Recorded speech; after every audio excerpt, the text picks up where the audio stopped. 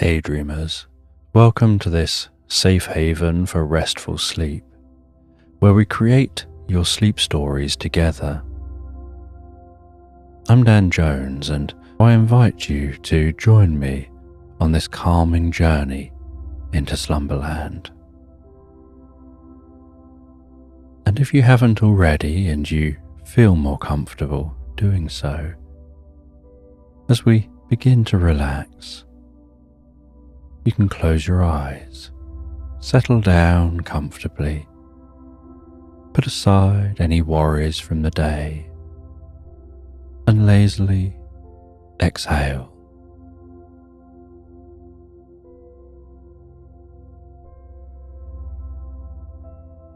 And have a sense of gazing at the evening sky, perhaps 40 minutes after the sunset. Noticing the landscape around you bathed in shadows, the glint of golden light peeking from a point just over the horizon, the shades of blue darkening in the sky, and perhaps for a moment you can notice a rare sight. When the light from behind the horizon refracts in the atmosphere to create a moment of indigo.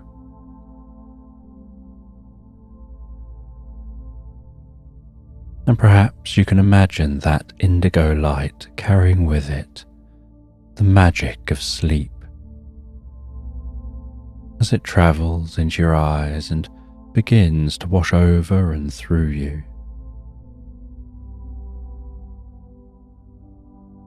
Bringing peace and calm to your body and mind with each breath that you take.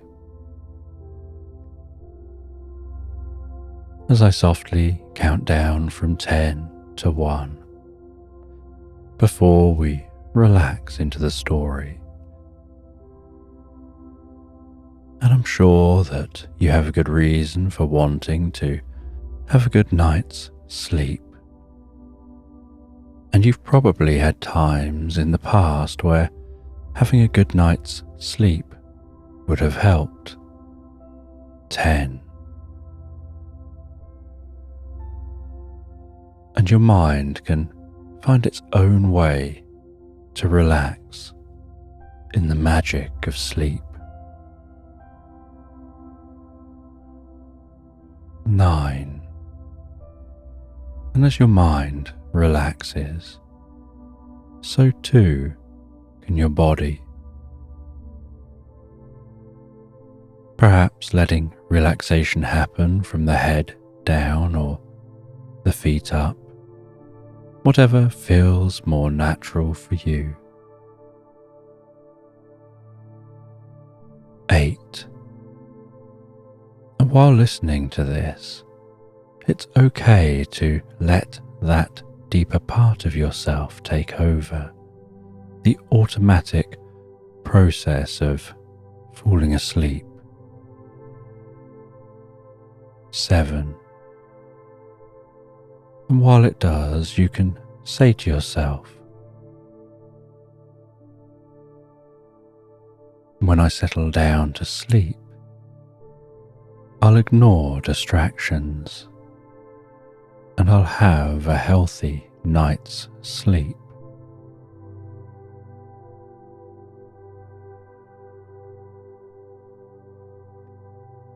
6.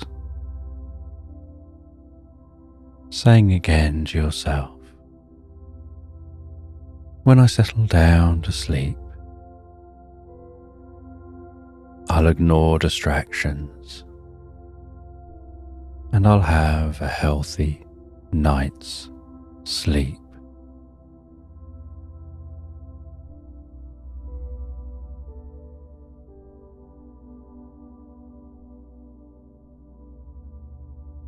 5 deeper and deeper relaxed asleep. And when listening to this story, You don't have to do anything. You can listen along for a while or just drift straight to sleep. Whatever's most comfortable for you.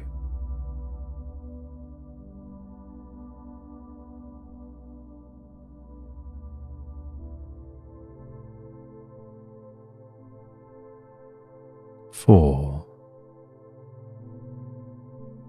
And as the process of sleep is an unconscious one, you can't consciously make yourself sleep. It's something you have to just let go of and allow to happen all by itself.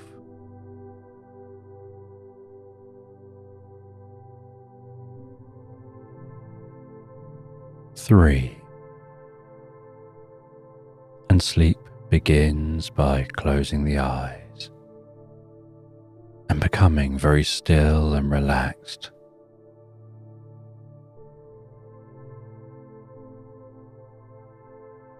Two. And gradually you can experience a gentle shift in consciousness as your brain slows down and you start to instinctively and automatically fall deeper and deeper asleep, just like toppling the first domino, and the rest takes care of itself. One. Now, as this bedtime story begins, over the next few minutes you can listen to as much or as little of the story as you like, as you drift asleep whenever feels right for you.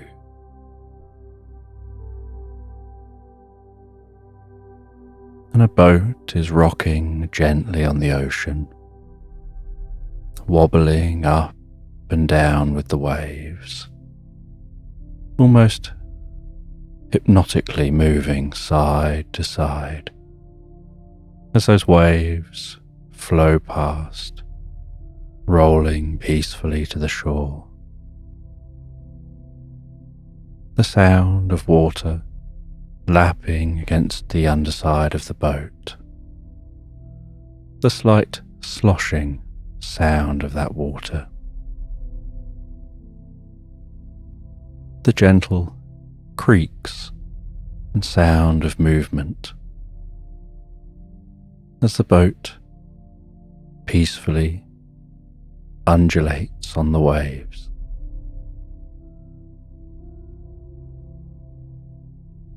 And on this boat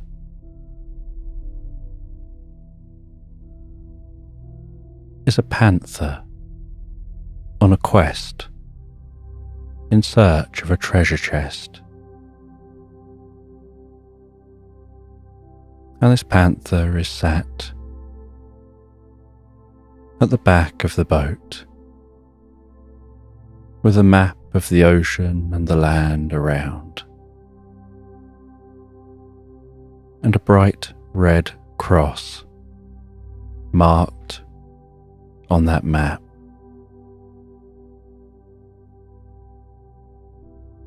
And the panther looks around and squints, looking off into the distance, looking for any signs of landmass on the horizon.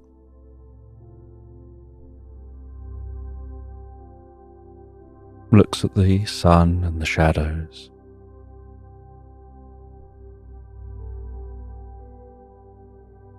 and tries to work out exactly where they are and how close to that X they are. And while resting on this boat, looking at this map,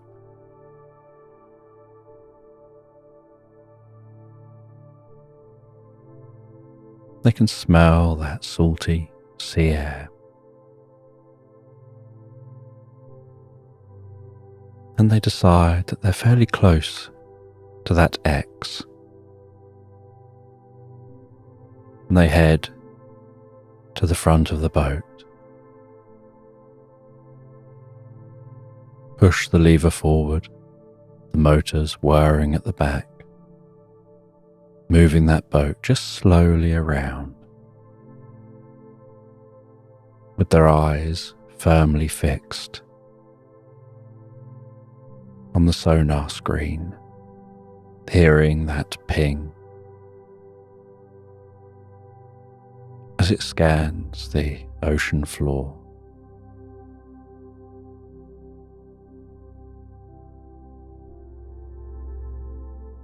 And just moving slowly through the water.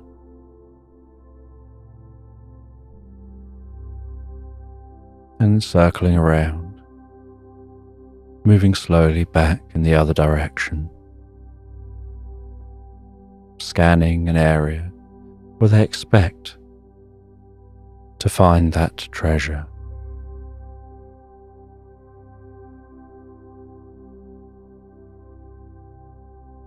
And then scanning back the other way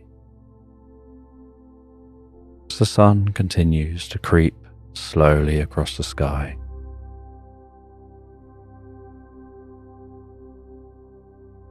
Just plodding across that sky.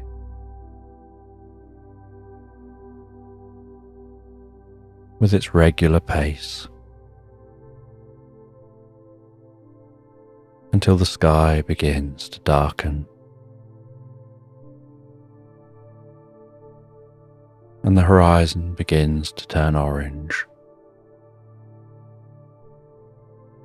and the air begins to cool.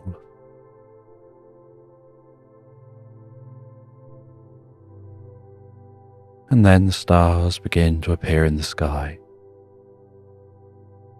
and the glint of the silvery moon starts to rise over the ocean.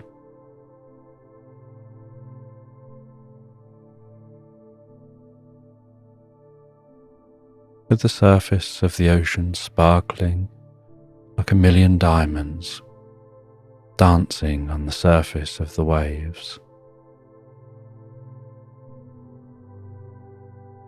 And the panther continues to scan the ocean floor until eventually they get a ping back that there's something there.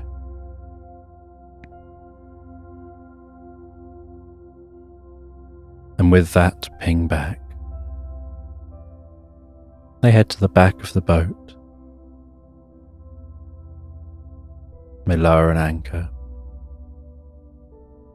its chain unfurling as the weight of the anchor drags it down to the ocean floor.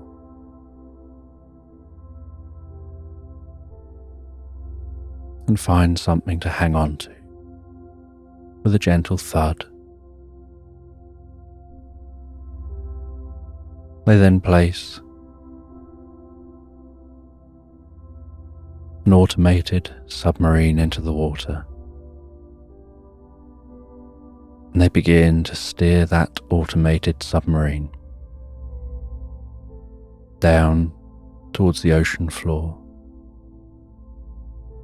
And as it lowers, so they turn on the lights, and they can see on a screen as they navigate it, almost like navigating on a computer game. They can see the murky water, seaweed drifting past the screen as they lower that all the way down until it reaches the ocean floor.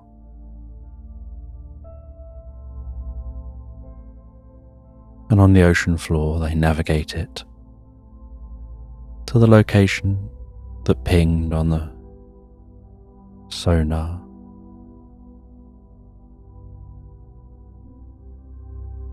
And they can see in that location what looks like the ruins of an old ship. And they carefully navigate into those ruins, watching small fish darting in and out of the ruined ship. An eel weaving its way out of the way and out through a window.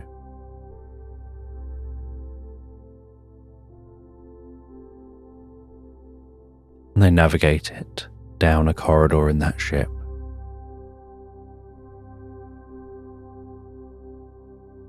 This ship, reclaimed largely by nature on the ocean floor,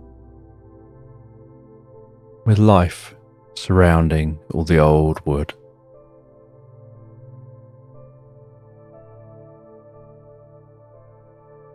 Then finding a damaged trapdoor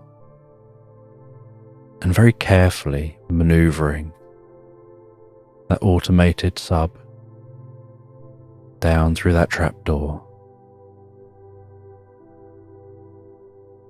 looking around, the lights glinting off metal plates and other bits and pieces left lying around down here as the propellers of the submarine churn up gentle waves of silt and sand, and they have to wait for a moment with the propellers off for all that to settle before making the next move. And it's a very slow and delicate job.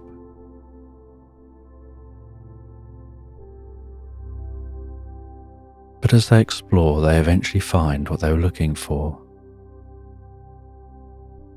In the corner of a room,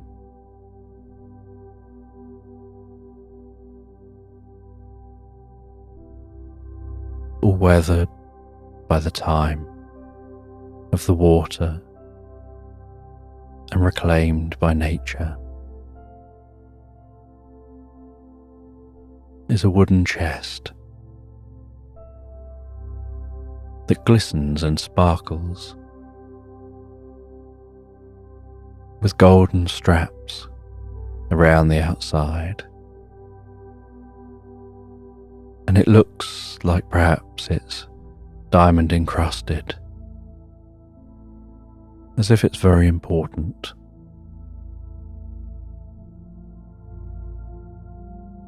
And the panther carefully maneuvers that sub back out the way they came, very carefully back out of that trapdoor.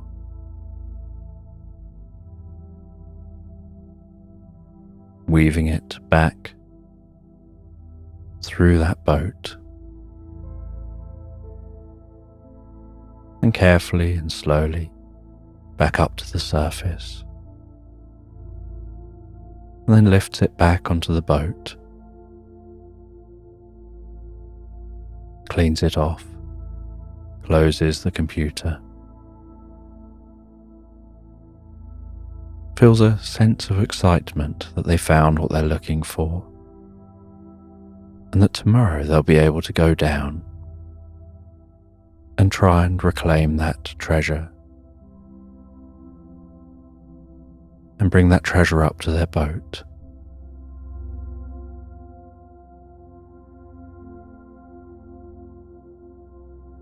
And with that, they head to bed on the boat. They rest down, and almost being gently rocked to sleep by the waves rolling by.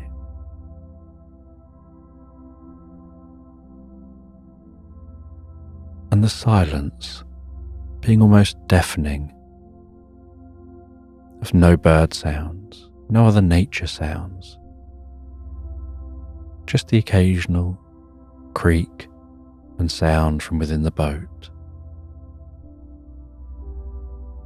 and the sounds of the water churning and bubbling against the underside of the boat, and that gentle rocking feeling. They drift and float, peacefully and comfortably asleep. And as they drift and float asleep, so they dream of being an explorer, of finding treasure, of changing lives with their discovery.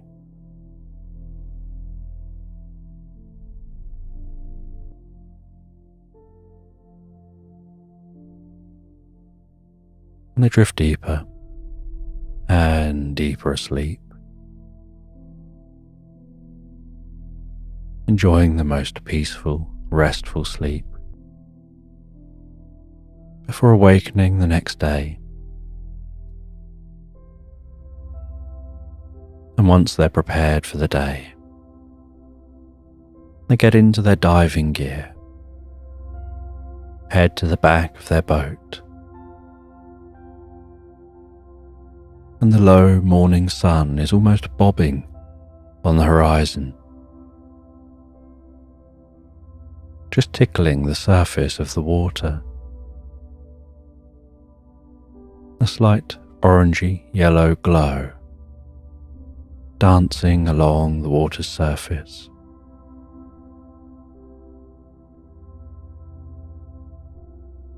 They drop off the back of the boat, begin to lower themselves under the water, taking with them a hook on the end of a chain that's gradually unfurling as they dive. And they can hear the low sound of that chain unfurling and gradually passing into the water as they drag it deeper and deeper. And as they go deeper and deeper, so they turn on lights on their diving suit. And with their flippers, they push further down, their breathing bubbling upside them.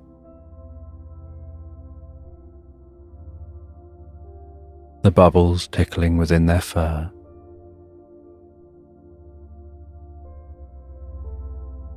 The slightly cool water moving around within the suit.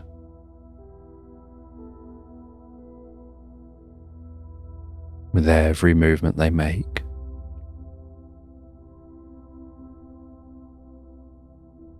And they head down to the ocean bottom, along the bottom of the ocean.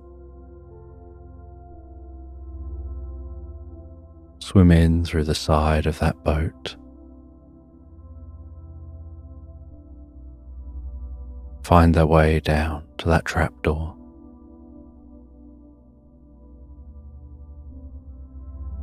And then they swim down into the trapdoor, over to that chest.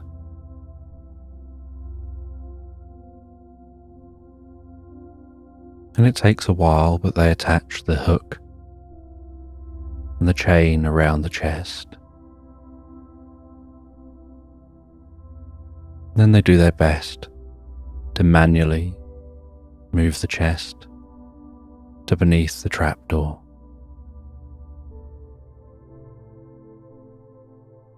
And then get beneath the chest and lift and push it up through the trapdoor. As it thuds down with a creak onto the wooden surface within the boat.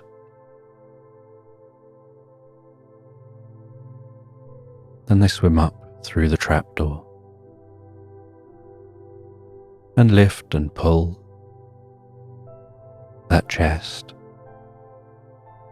through the boat, just trying to get that chest out into the open, out onto the open ocean floor.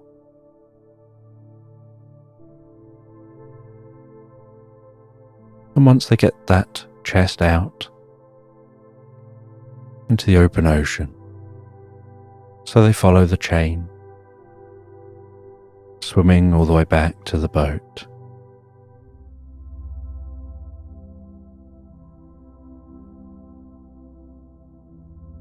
Coming up next to the back of the boat, the sun catching their face with its warmth,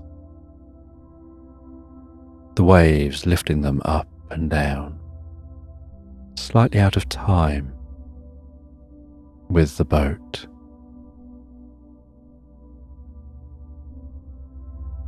And they go right over to the back of the boat and climb themselves out. They go and change out of the wetsuit and their diving gear. They have a rest for a moment and have a drink of tea before then going and starting to reel in that chain, just slowly and carefully. And as they reel in that chain, they can notice the weight of that chest on the chain. They pull that chest all the way to the boat. And once at the boat, they help the chain, hoiking it out of the water, carefully lowering it onto the floor on the back of the boat.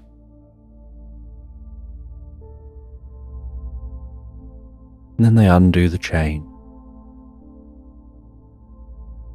They let the last of the water flow off of that chest. You take some photographs of the chest. They have a look at how they might be able to get into it.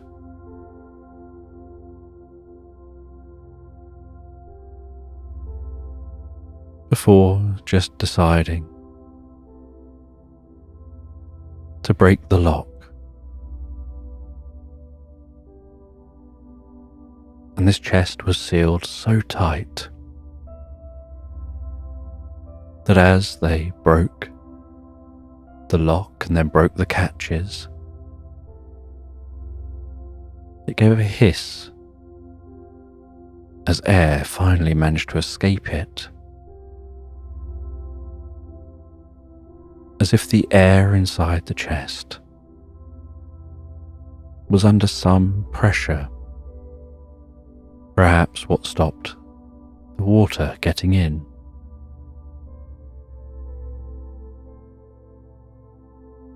And as they opened the chest, they saw that inside it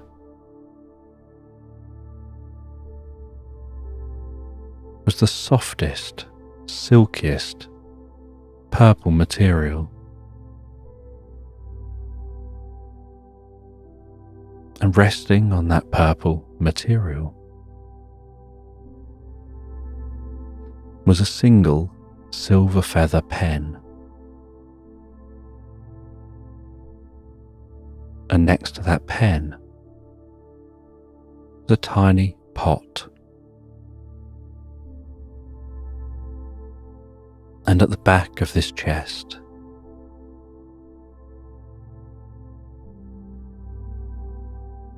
were some sheets of parchment, most of them unused.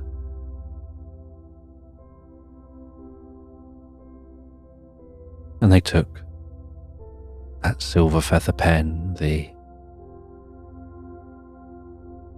little container and the parchment through to the main part of their boat, placed them on a table, and started to take a look at them before going back, just re-examining the chest to see if there was anything else there. They checked under the material and found this was all that was in the chest. And they were led to believe that this was a treasure chest that people have sought for hundreds of years.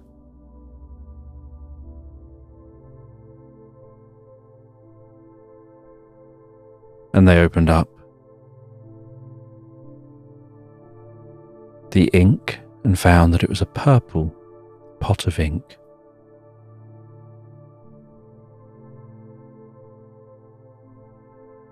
And it had a slight fruity smell to it, a very pleasant scent. And they took the parchment, and they could feel that parchment in their fingers, the slight coarseness to it.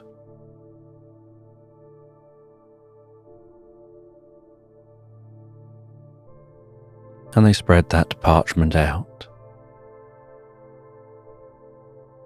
and they saw that one of the bits of parchment had some scribbling on it, and perhaps some writing, and the other parchment was clear. And they carefully dunked the tip of the silver feather pen into the ink, and it was almost as if the pen drank some of that ink, sucking it up, the nib of that pen turning slightly purple. They dabbed it onto the parchment and then made their first stroke, and then another and another. And as it scratched across the parchment, they felt themselves almost drifting into a reverie, as if their hand was just mapping something out on that parchment, almost as if they were possessed or in some kind of altered state, just one with the pen. Their mind almost seeming to go blank.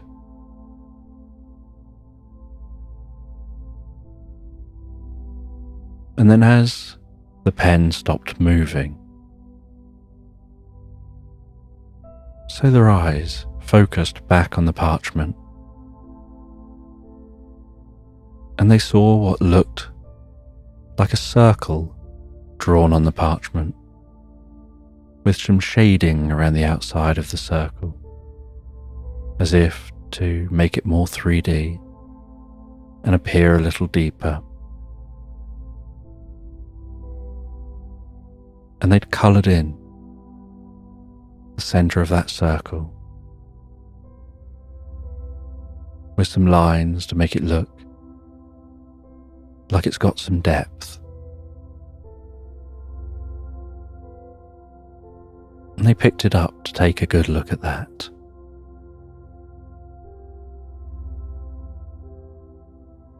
And they couldn't understand what they'd drawn. They put it to one side. They put the pen down, the ink down. They moved it all out the way and sat just drinking a glass of water and feeling dejected. They'd put many years into tracking down this treasure, and all they found is an old silver feather pen and some paper. They wondered whether there was anything else down there on that boat. But this was well stored in a very secure treasure chest. And it seems unlikely that there would be another treasure chest down there. And they never saw any evidence for one. And as the day continued on and the sun plodded across the sky, so they continued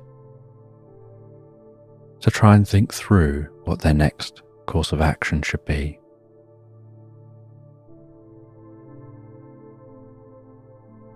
And the sun began to set, and the moon crept up in the sky, and silvery light of the moon shone low through the windows of the boat,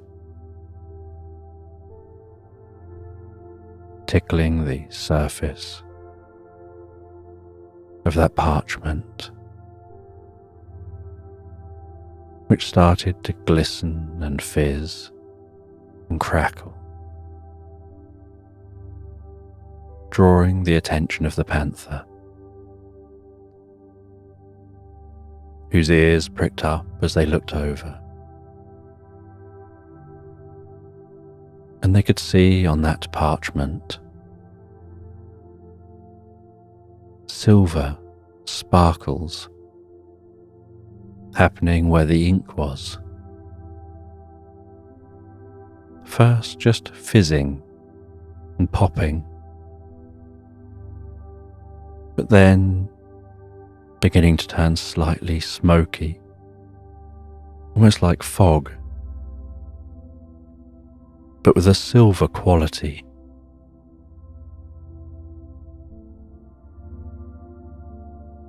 And then the centre of the circle began to darken. And as it darkened, so it looked like it was beginning to spin. And as it began to spin,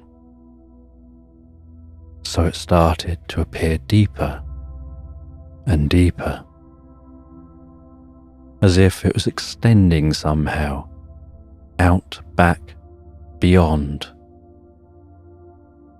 the parchment.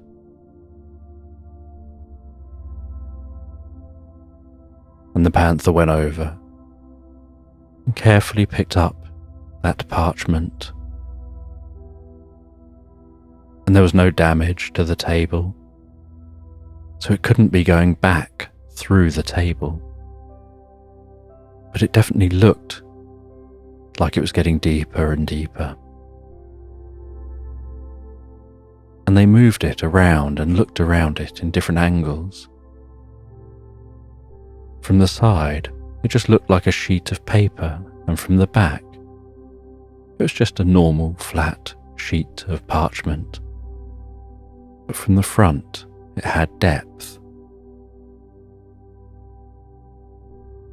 And they placed it on a chair and sat down opposite it, gazing into it, trying to really work out what's going on, thinking they can almost make out subtle shapes within that slightly twirling vortex that's appearing on the page.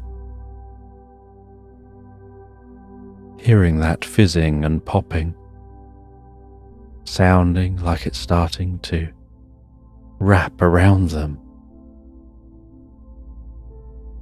as if it's coming off the page. And as they lean forward to look even harder, so they start to feel almost like pins and needles around their nose and their cheeks, around their forehead. tips of their whiskers tingling, the fur on the back of their neck vibrating,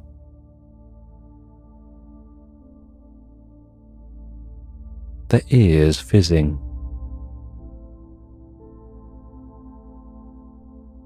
and they had a sense that with their eyes they could see their nose elongating, and found themselves drawn into this picture, somehow sucked into that vortex, with everything turning a silvery colour, and then white, and then out of the white turning black, and out of the black finding themselves in a meadow at night, with a silvery light behind them, what looks like that parchment still fizzing and popping, and seeing in the parchment the faintest hint of looking back at the inside of the boat. And they turn and they look around them, and they can smell the different scents of the flowers in this meadow. And being curious, they begin to investigate. They make a note of where this location is and start to explore the meadow. And as they walk around this meadow, so they can hear the sounds of night animals. They can see a different moon to the one they're used to, and a very small second moon, but they can't tell whether it orbits the moon in this sky, or it's just two moons visible from this planet. And the night sky stars look very different to the stars they're used to.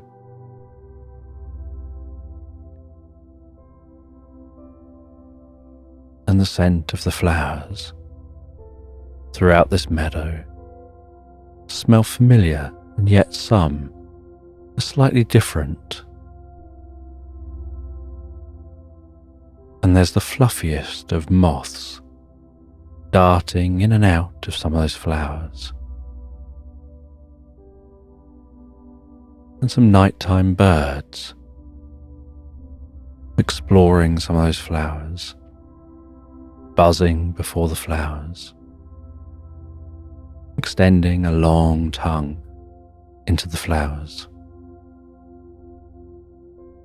backing themselves out, and then flying to another flower.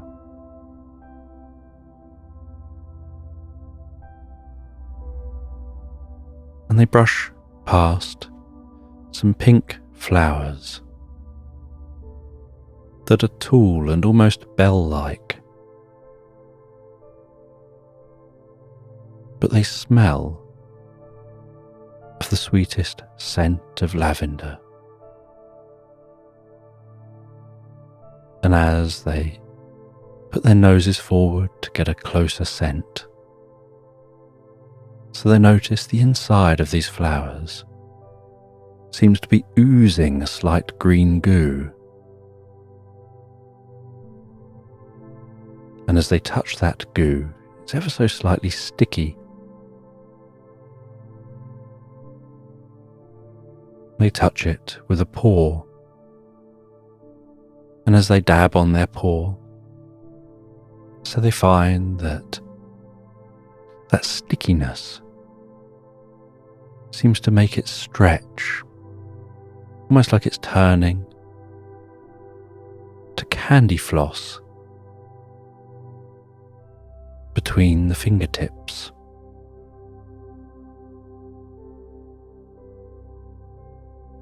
And then a bird comes over, hovers before the flower, extends its tongue, and seems to drink out and suck out that green goo.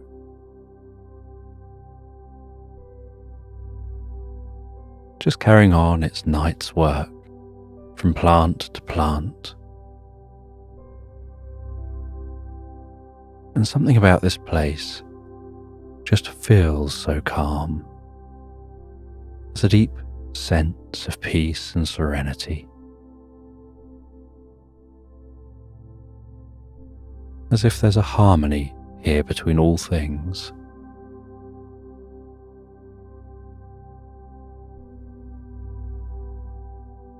And they continue on through the meadow to a distant sound of flowing water. And the water is just bubbling along somewhere beyond the undulating hills of the meadow. And they push on through the meadow, rustling through the grass, the way the moonlight seems to dance along the surface of the grass, which moves like waves on the surface of the ocean as the wind blows the softest breeze. And while walking, they spy a large shadow, and they can hear the chewing noise of some large animal.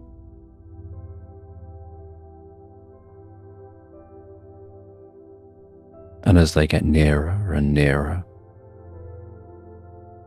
so they start to think it's like a wildebeest or some other big mammal. It seems to be eating the grass the way a cow or some other similar kind of animal would eat. But when they get nearer and they can start to see it,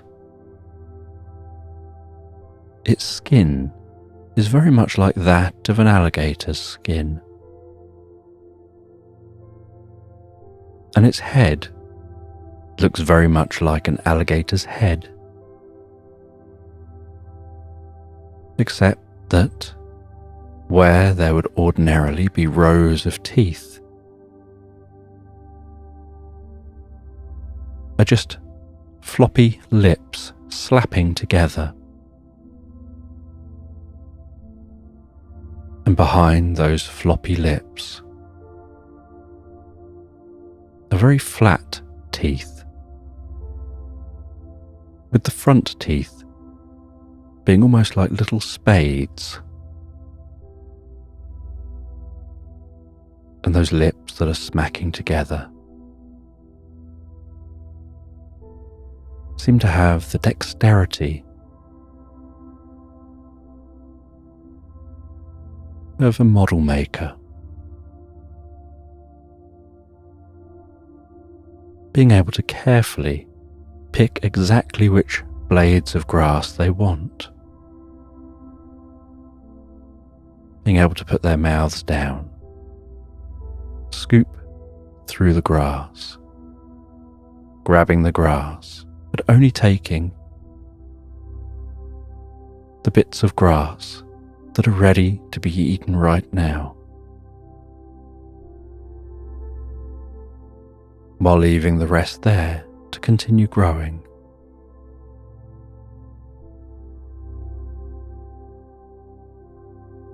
And they pretty much ignore the panther, just very slowly working their way through that grass.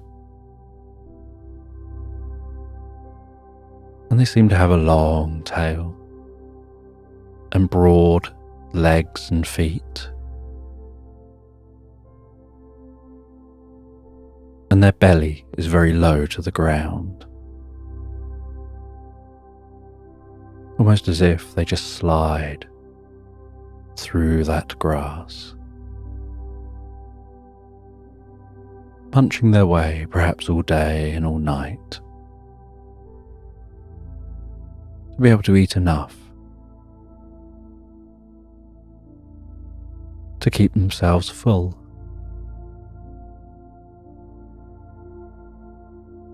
And the panther continues on, heading towards that sound of water.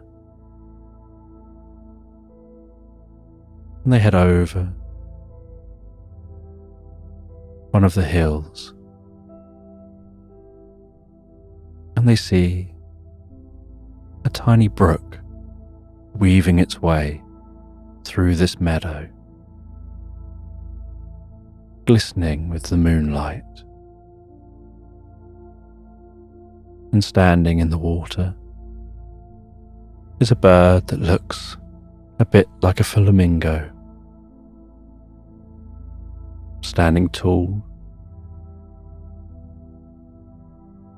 and occasionally tilting itself over, scooping its head through the water,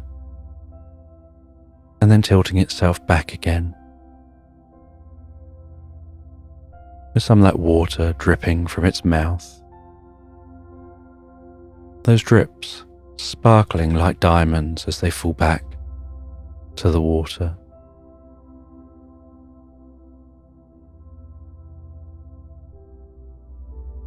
And then repeating the same again and again.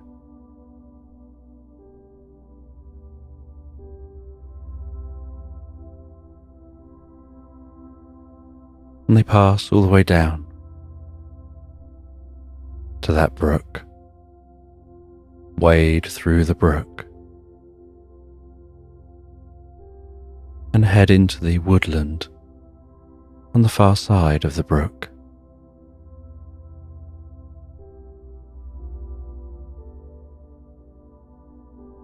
And they hear what sounds like the end of a whip as it cracks when it breaks the sound barrier.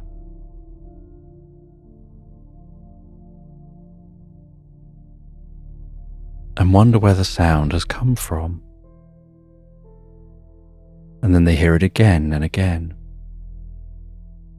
all coming from behind them, from the direction they've just been. But they continue on, walking into this woodland.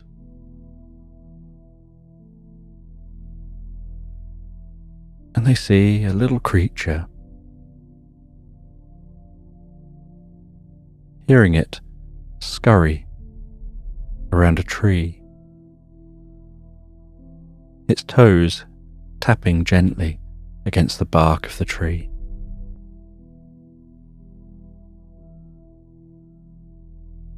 And they watch as it climbs up to a branch and stops and turns and looks at them.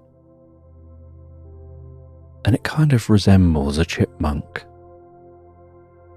And they head over in the direction of that little creature.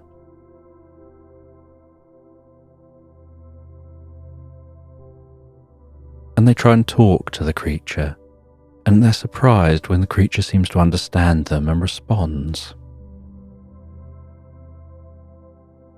They explain that it may sound absurd, but they stepped through a bit of paper and found themselves here, and they don't know where here is.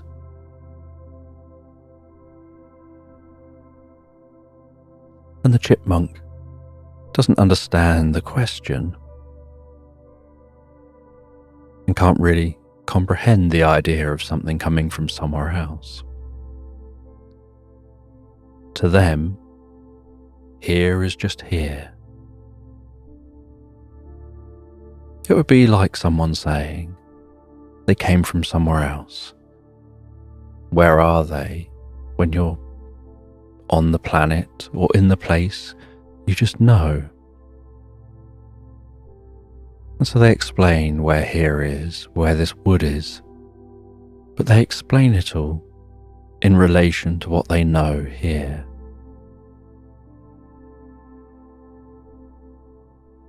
and they say that their name is Gonk.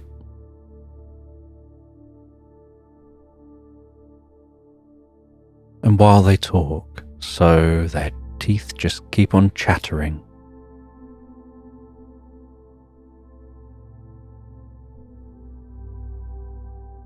And their teeth chatter between every single word that they say.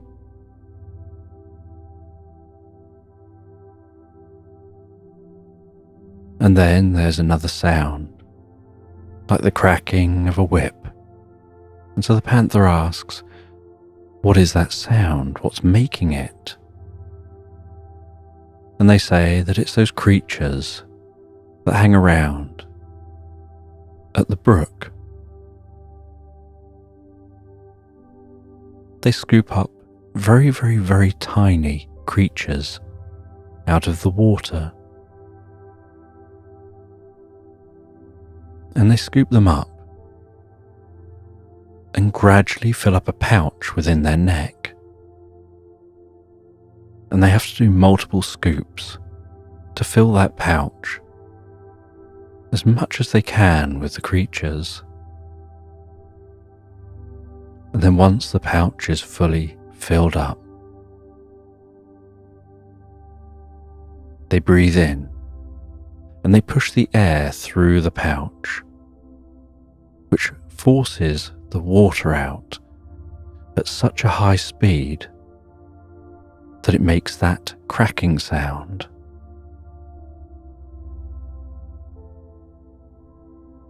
And all they have left within the pouch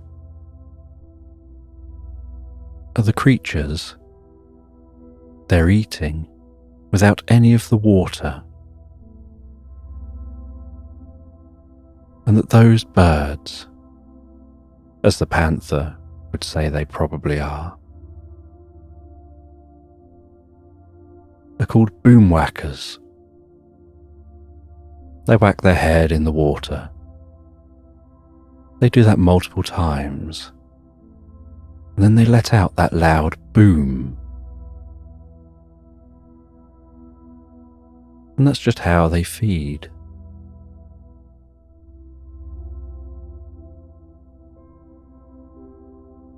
And the chipmunk explains that if you'd like to know where here is, and perhaps why you're here, you should go and talk to the wise one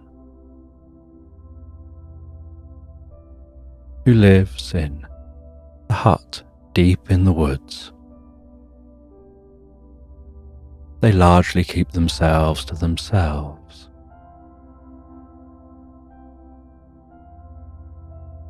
And they give the panther directions. And so the panther thanks the chipmunk and sets off, walking their way through this woodland, the finest of mists, gently wisping around their feet and parting with each step. And the moonlight dancing through the trees overhead, the streams of light intertwining as the wind blows a breeze.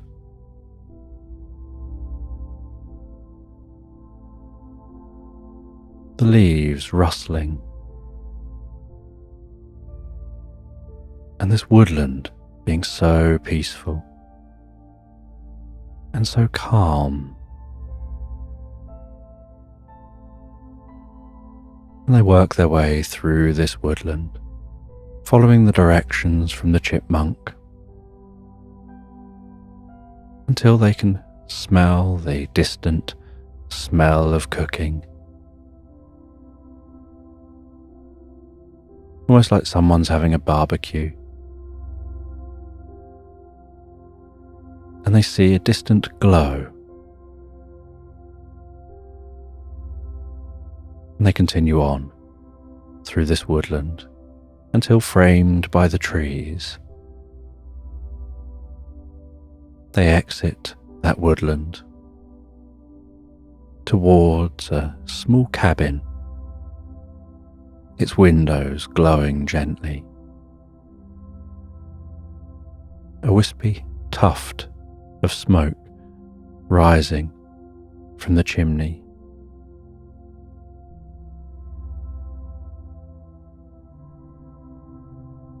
A small seating area outside the front of this cabin, and someone sat there near a campfire, crackling away, the flames dancing gently in the breeze.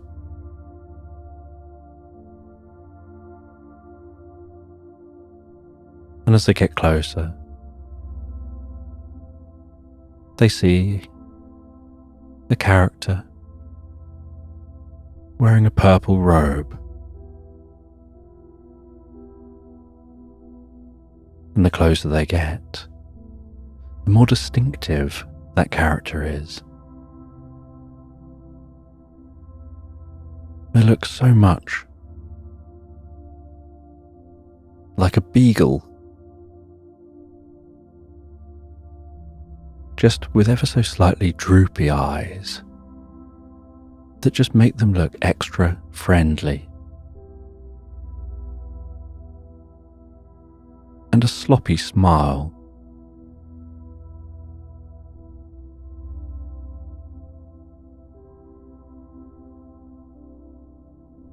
And the first thing they do on seeing the panther is offer the panther a drink.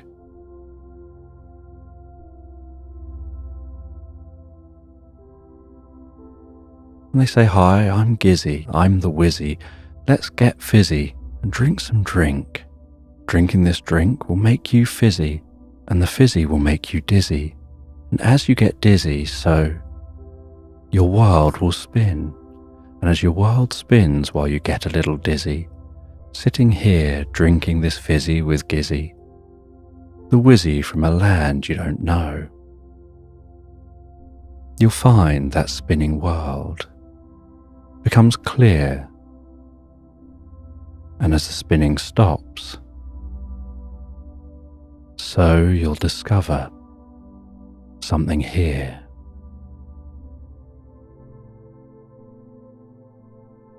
And the panther sits down on a log, the side of their face and their fur gently massaged by the warmth from the fire,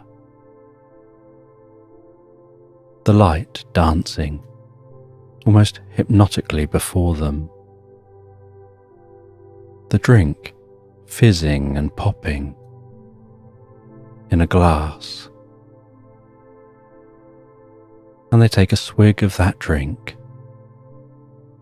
and their mind starts to spin, and their consciousness begins to fizz, and they feel that tingling sensation like they did when they passed through the portal. Only this time, the tingling is all over and seems to be connected with this reality. And they fizz, and they can feel that tingling from the top of their head to the tips of their toes, down their spine, like getting the finest massage. And they feel a deep wave of relaxation pass through them.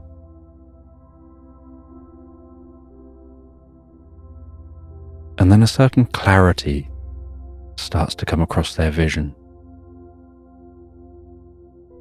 As they look around, it's as if the world is singing, as if they can hear the hum of every atom in this world, as if they can see the vibration of every particle, and the way that every single atom, when they look closely, is just a fuzzy blob, and that each fuzzy blob is just gently tickling every other fuzzy blob, and the edges of all the fuzzy blobs merge and weave and interact, and that there's no distinction between any of the fuzzy blobs. There's no space between them and a tree.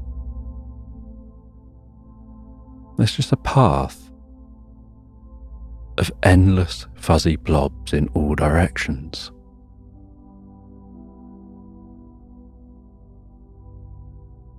And then their senses begin to adapt slowly, carefully, to this new perception of reality.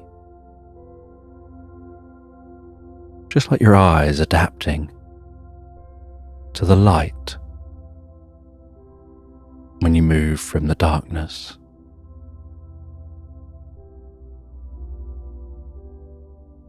And as they adapt, so everything comes into sharp focus, they can see clearly.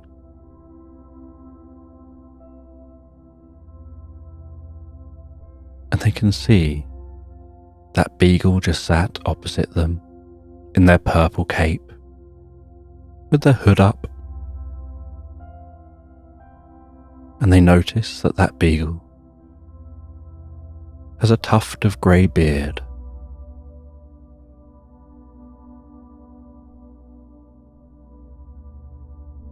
and the friendliest brown eyes.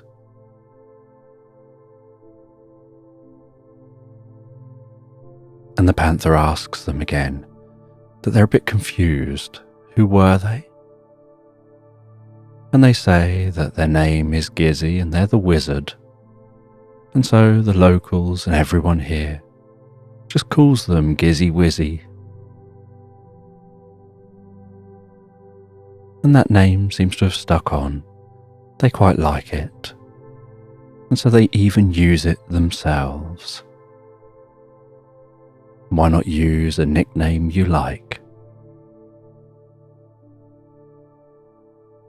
And they discuss this land.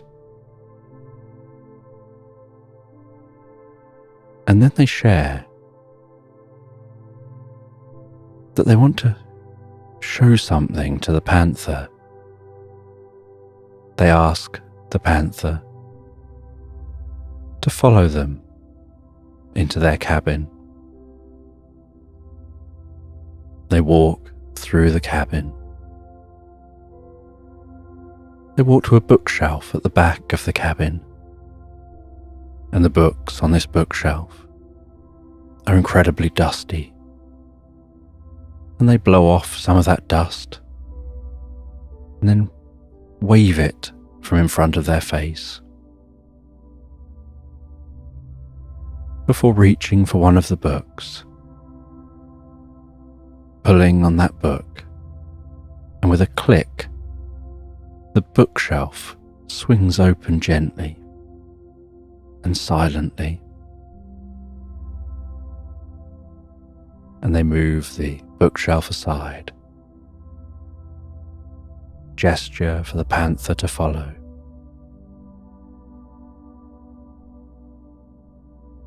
They descend a spiral staircase deep down under the cabin, lights turning on as they go.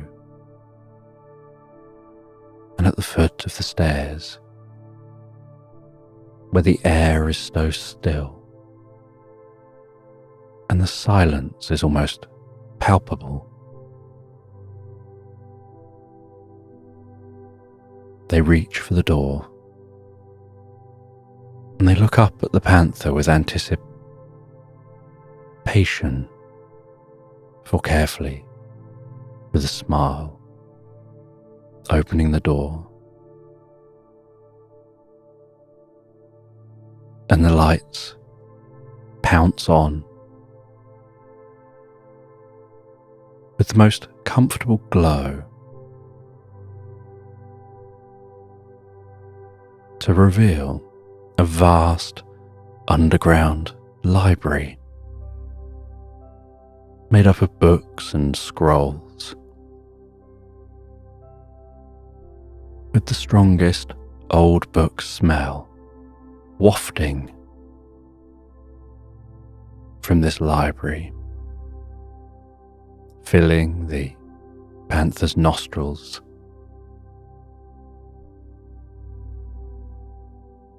As they pad across the floor, gazing up at all the shelves,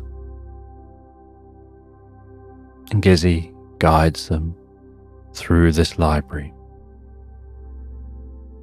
to the back of the library. And at the back of this library, they show them a small table, and on that table is a writing set and some parchment,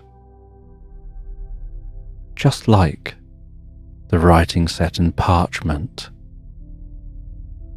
that they'd found on the ship, with a silver feather pen and that purple ink. And they realised the material of the purple cloak that Gizzy's wearing is the same as the material that was in that treasure chest.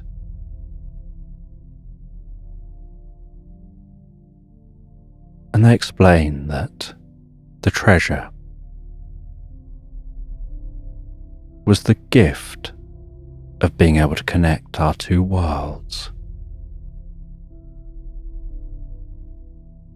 That with the magic of here, with this drink that allows you to see the deeper nature of reality, it allows you to be able to know how to manipulate the nature of reality, because you realize there isn't a separation between reality and you. You are reality. And once you realize that,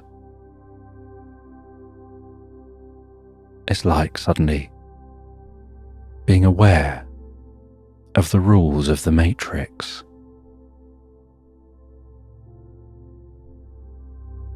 And so they had travelled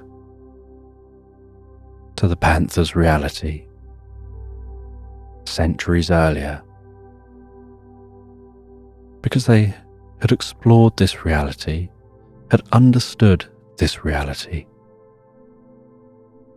and wanted to get to understand other realities, and wanted to find someone to partner with in the other reality, who they could share their wisdom with, and then they can learn about the other reality, and those in the other reality can learn about their reality.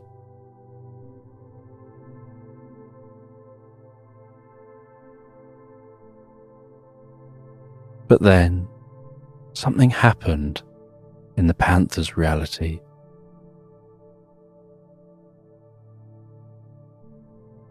And people stopped travelling from one place to another until now. And Gizzy explained how you create a portal,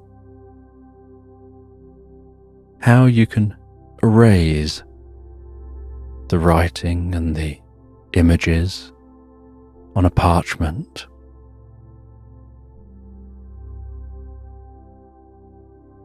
so that you can reuse that parchment again, and explain that it should have said on a piece of parchment with the set the instructions for making the ink. And the panther says there were some markings and some scribbles, but they couldn't understand them. And Gizzy explains they will now. The way to make the ink is a way that could be made in any reality. And once you know how to make the ink, as long as you write with the correct pen, using that silver feather pen, and you write on the correct parchment, using that supplied parchment, then you can create these portals back and forth. And there's a lot more you can do as you learn and discover. And they write down the instructions for being able to make that drink.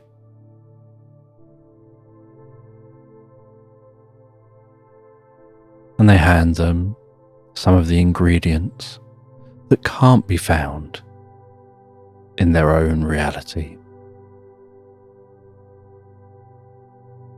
And Gizzy asks if the panther would like to spend the night, as it's getting late. And they can talk and they can discuss this reality. They can even explore the library for a while and then get some sleep before heading back to their reality in the morning.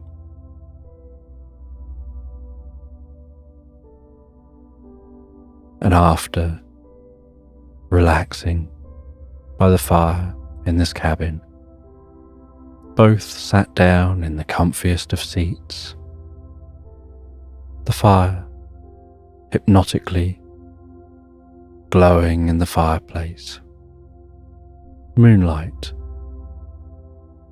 tickling the window panes.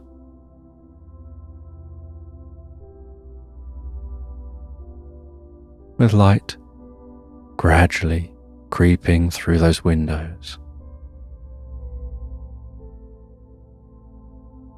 and dust dancing in the beams, and the gentle smell of the fire as it burns down to embers. While they both sit and drink a warm cup of tea before they head to bed, and the next day the panther awakens clear-headed, feeling like they've had the best night's sleep. They say goodbye to Gizzy. They find their way back through the woods, past Gonk,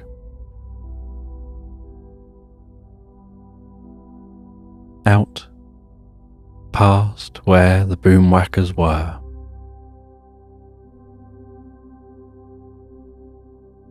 They can still see those creatures munching their way through the grass. And in daytime it looks almost like they've been hoovering the grass up.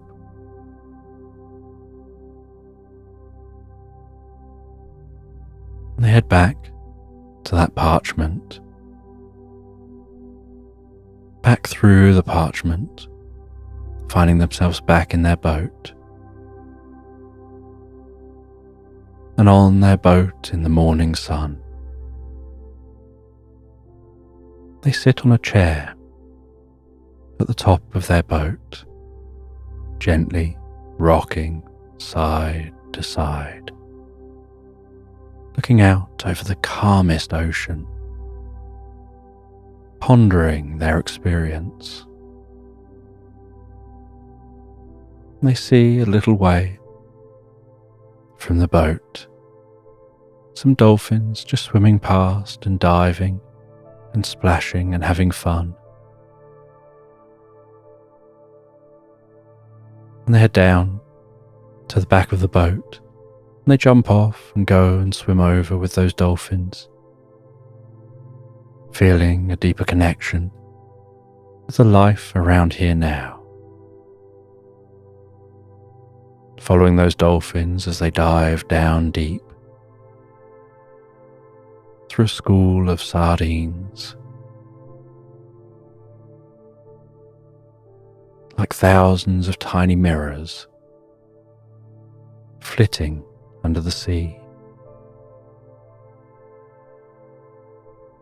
resting on their back on the surface of the water, gently being lifted up and down as each wave rolled so gently past, spreading their body out to feel that deep connection with the surface of the ocean, the tension of the water, a connection with what was below and what's above and everything around them.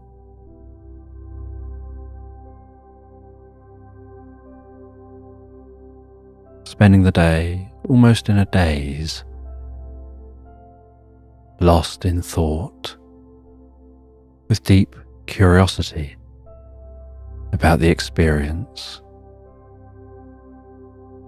and how things will be different from here.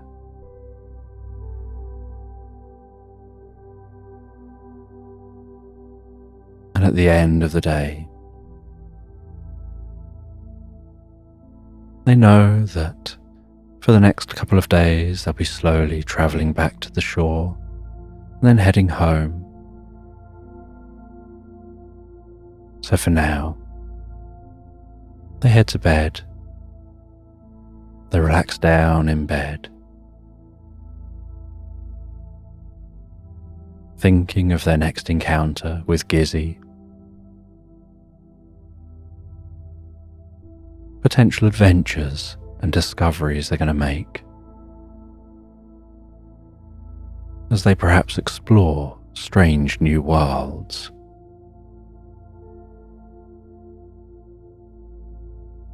Finding themselves drifting and floating so peacefully, so comfortably relaxed asleep into Slumberland. An elderly lady is sat at home with her red slippers on in the most comfortable chair in front of the fireplace. And beside her she has a warm cup of tea. And she picks up a postcard which has arrived that morning. And she dunks a biscuit in the tea. Has a bite of that biscuit. Picks up that postcard. Dunks the second half of the biscuit in the tea. Finishes off that biscuit. And then gently sits back into the chair,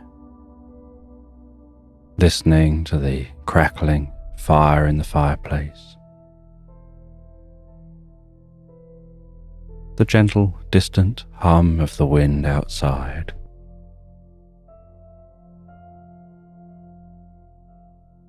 and the silence of the room while she starts to read.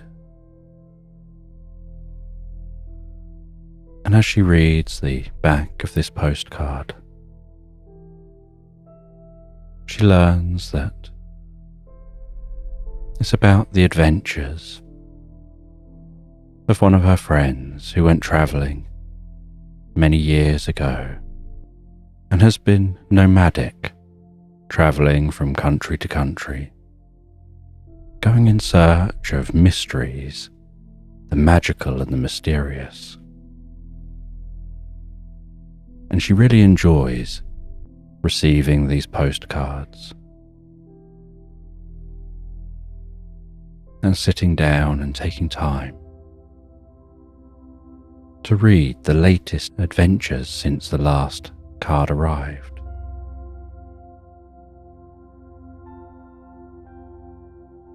And on the front of the card is just a smiling hippopotamus in a river. And that smiling hippopotamus on the card has some googly eyes stuck onto it, and some balloons, as if the balloons are trying to lift the hippopotamus from the water.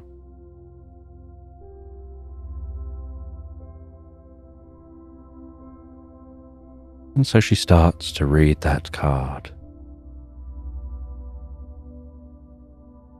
And as she reads, she almost finds herself drifting into her mind, like the story on the postcard plays out in her mind, as if she's actually there, following the adventures of her friend.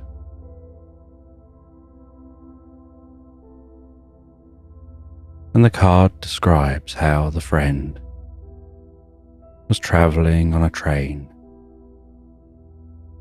across an unknown country,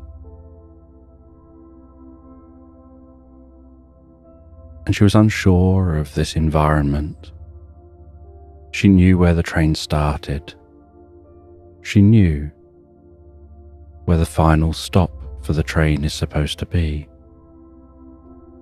But the train had passed through a tunnel in a vast mountain. And as it passed through that tunnel, everything went dark. And all the passengers were aware of was the clickety-clack of the train on the track, the sound of the wind thundering past the windows,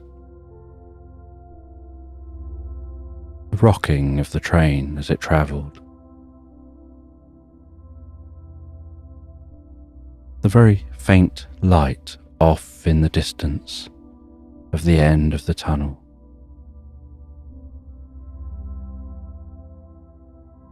But when it came out the other side,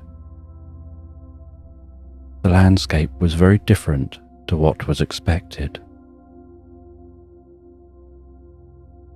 The train driver even announced that something strange seems to have happened. But the track is still there, so they continue travelling, with the idea that they'll stop at the next station. And at the next station, they pull in, and it was a quaint station. The platform was just wooden beams on the ground. The sun was shining overhead so comfortably and warm.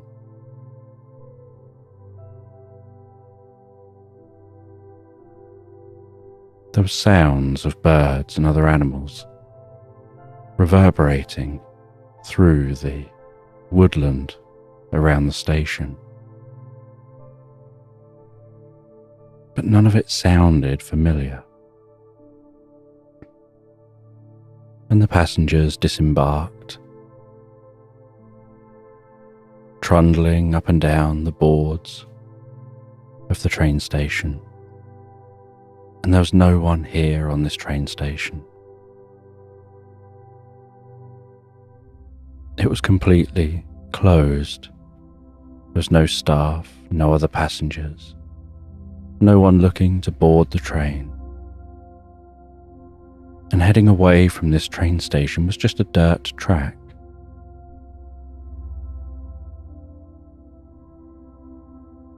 And one of the passengers had got out their mobile phone.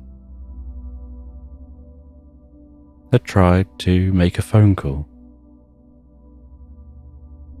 Then they tried to hold the phone up in the air even standing on tiptoes and stretching their arm up as high as they could, as if that would make a difference.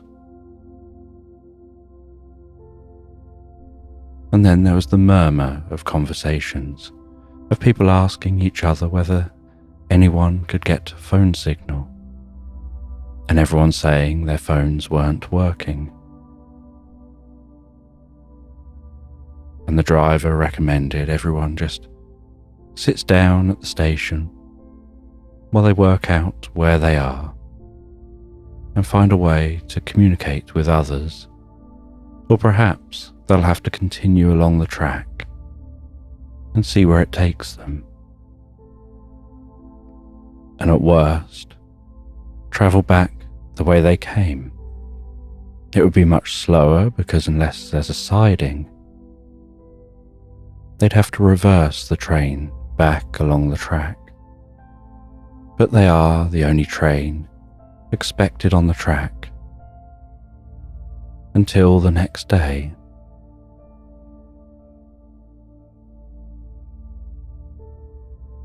And so this woman decided to go for a little walk.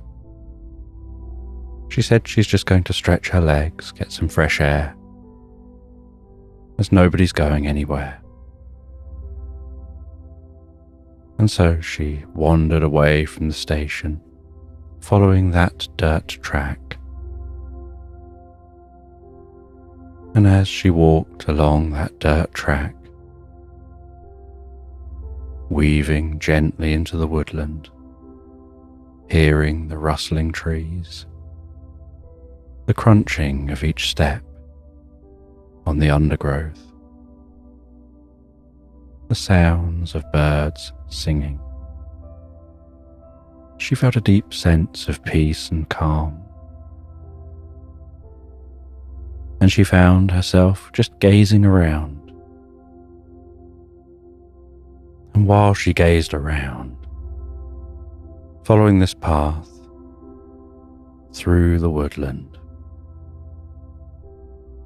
she thought she caught the sight of some colour in the distance.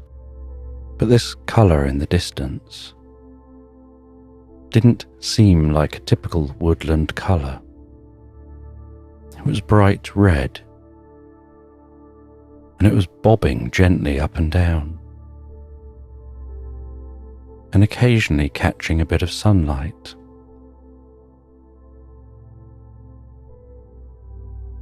And as she continued towards that bobbing up and down colour, she recognised that it was a balloon, and then getting closer, saw that it was a massive collection of balloons being held with red string.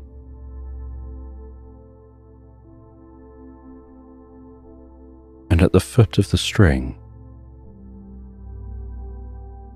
was a small porcupine,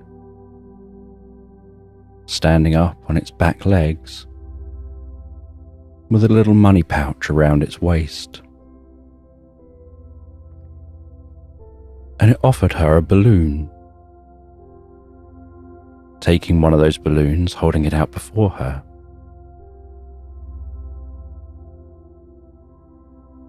and it was talking in an unusual, posh British accent, which took her by surprise. But it had the friendliest of smiles, and it was very charming. And the string between the balloon and the porcupine was very long, giving plenty of distance to make sure none of the balloons came too close.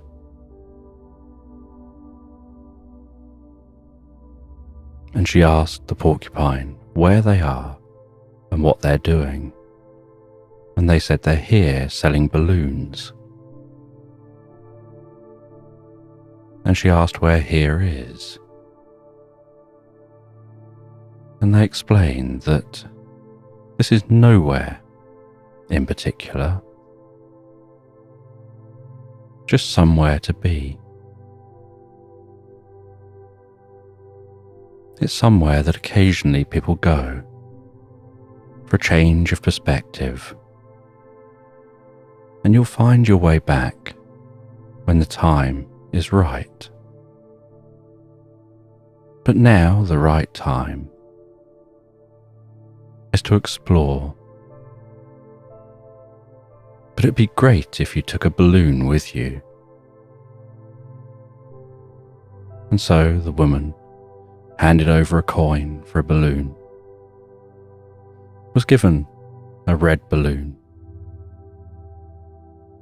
and continued walking that path deeper into the woodland.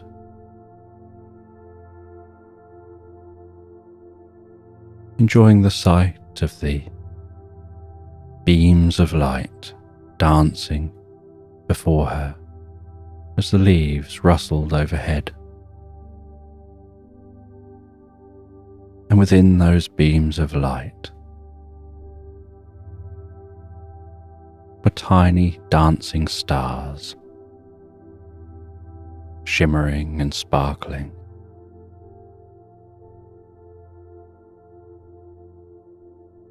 And she wound that balloon down a little bit closer to her hand to stop it catching on any trees as she passed.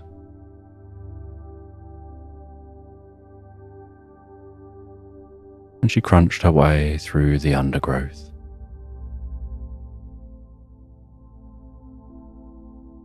Until in the distance, she saw a small cabin, and with curiosity felt perhaps someone will be there. Maybe they'll have a telephone. Maybe they can be more help than the porcupine. And so she walked towards that cabin.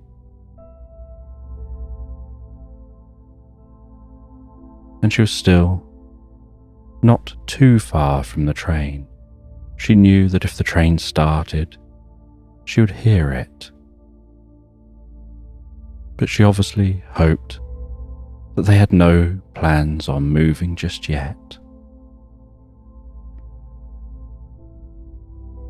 And she went to that cabin, knocked gently on the door of the cabin. A bolt clicked and the door opened slowly. And she put her biggest smile on and said that her and a number of other passengers and the crew of a train have stopped at the nearby station. But they don't know where here is. They don't know where they're going from here, and whether the only way back is to reverse the train the way they came.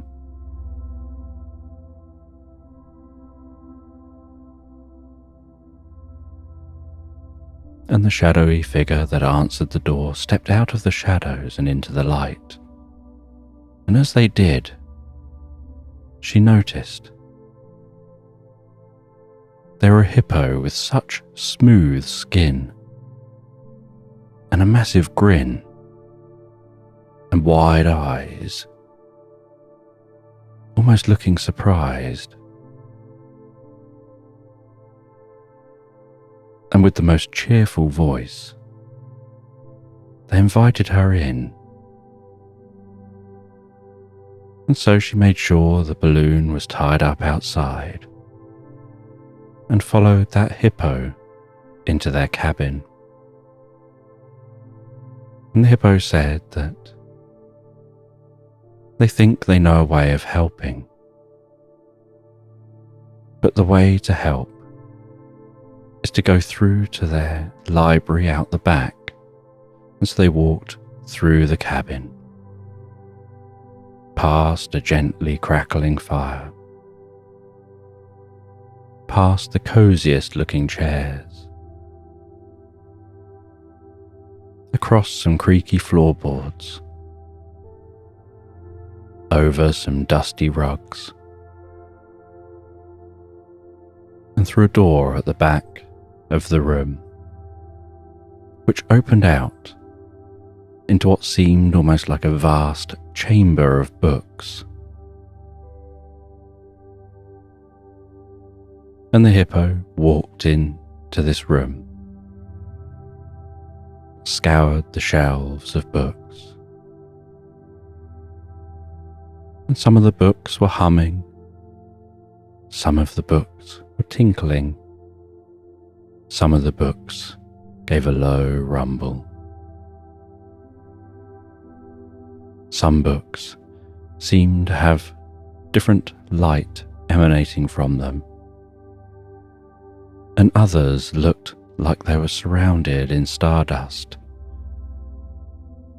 twinkling and fizzing around the spine of the book. And he went over to one of the books with stardust sparkling around it. He took it from the shelf,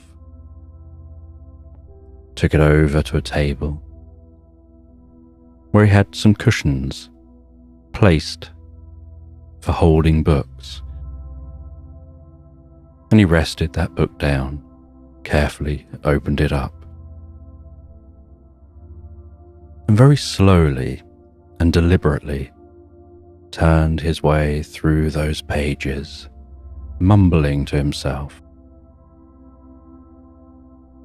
as if reading the unreadable font on those pages.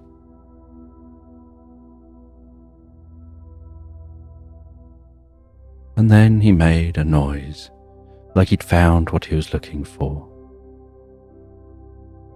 turned over a number of pages at once to get to a specific page, and tucked within that page was a map, and he took that map and put it aside. And then he read that page in a language the woman couldn't understand. And then turned to the woman and said that the way to get back is to go forward. You'll need to travel deeper through the woods, on to the river, and then beyond. And as you travel, so you'll encounter some characters on the way who can help. But that's the way to find your way back out of here.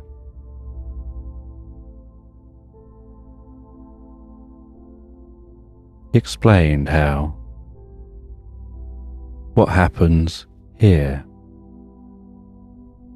is that around the mountains is a giant zone which crosses dimensions. And so sometimes the dimensions merge as they very slowly rotate. But the whole time they're rotating, nothing happens, because they can only be in one position or another. They can't be between positions. And so they rotate and there's no change. And then suddenly they align. And then they rotate again and there's no change. But you can make them align so that you'll be back on the right track. But you need to go on this journey to do that. You need to go on a journey to the glass mountain.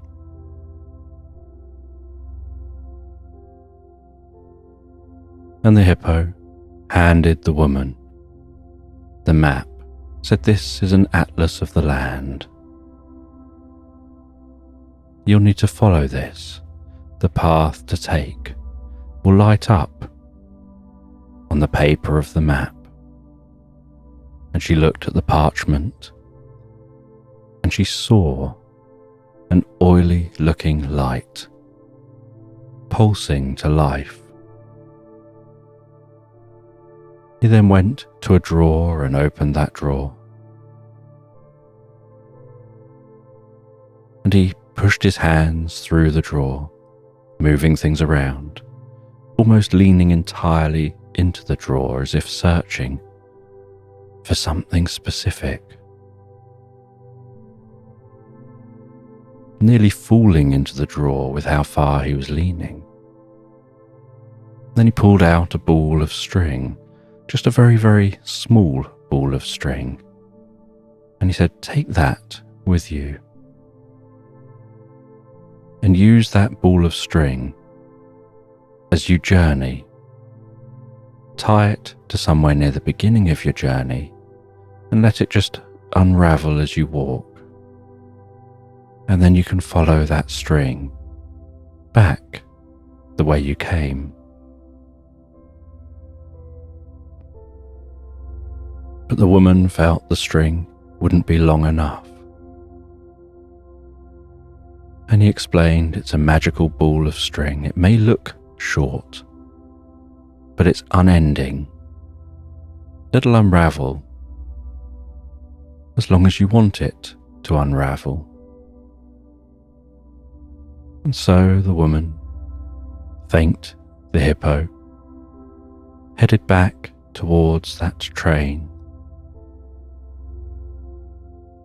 shared her learning with those back by the train, and some were skeptical, but there was enough consensus with the idea of her going searching for a solution to get home. And so she tied the string to one of the train carriages and began to walk. And she opened out that parchment.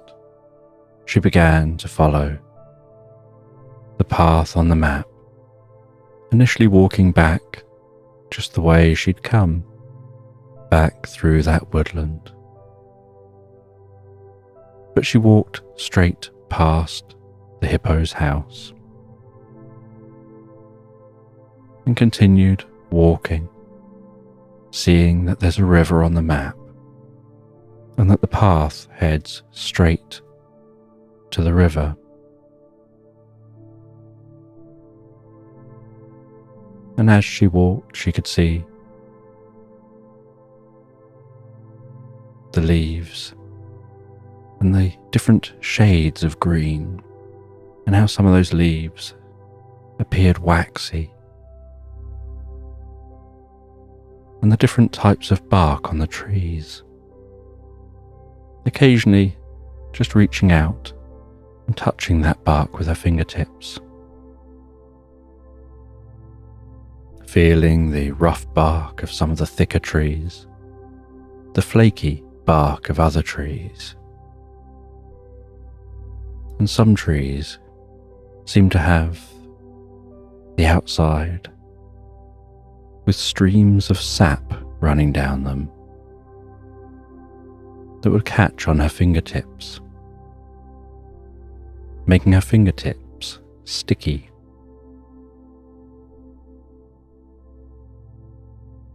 And the more she rubbed her fingertips together, the stickier and stickier they became.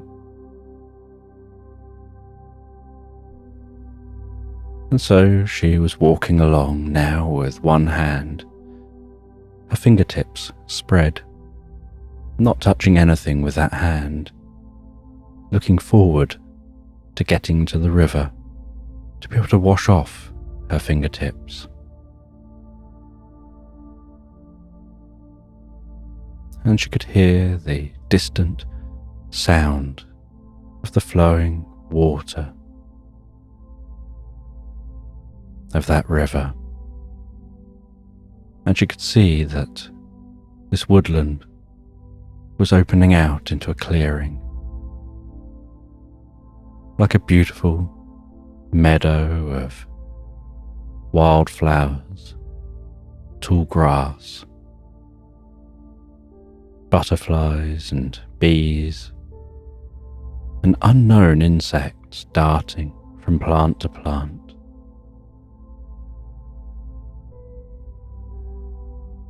Almost like the perfect picture for a postcard.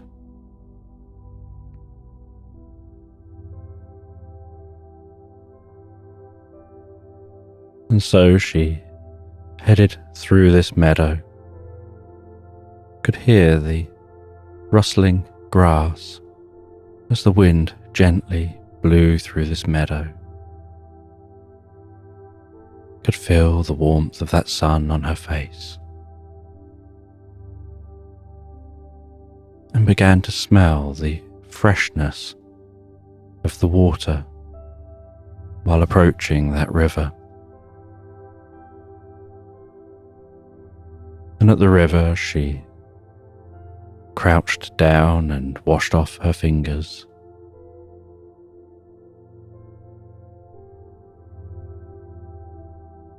And after washing off her fingers and looking back at the map, she was aware that she had to follow this river for a little way and there'd be a bridge to cross to the other side.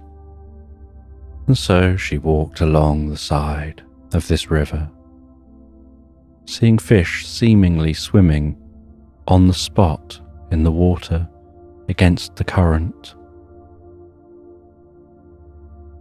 The bubbling of some of the water around occasional rocks jutting out of that water. The fresh smell of this water, the occasional slight bit of spray managing to tickle her cheeks.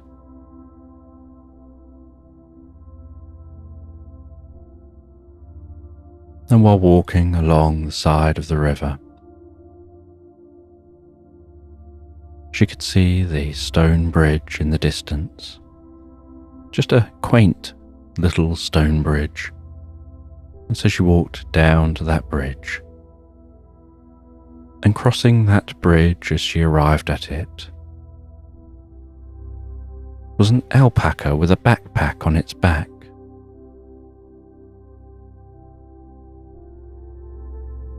And it greeted her, "Afternoon," and just carried on its journey,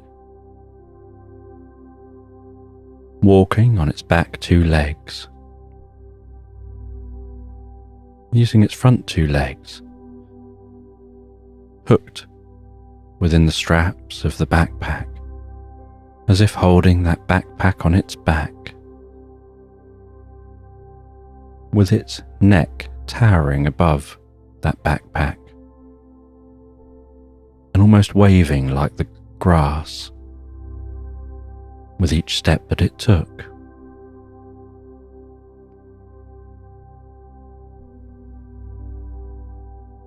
And she found, while walking up onto the bridge, her eyes continued to follow that alpaca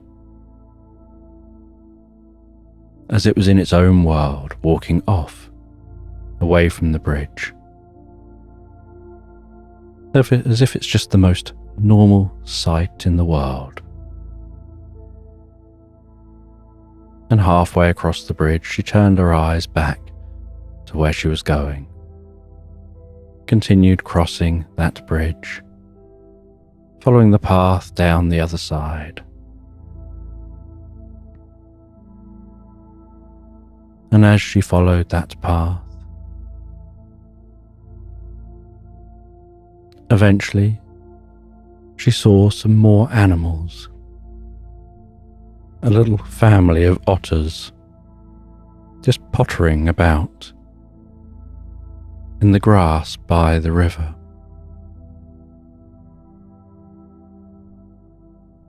and one of the otters jumps into the water, swimming on its back, twisting itself in the water and diving down, popping back up again to the surface, splashing around, and with something it had caught, heading back to the shore.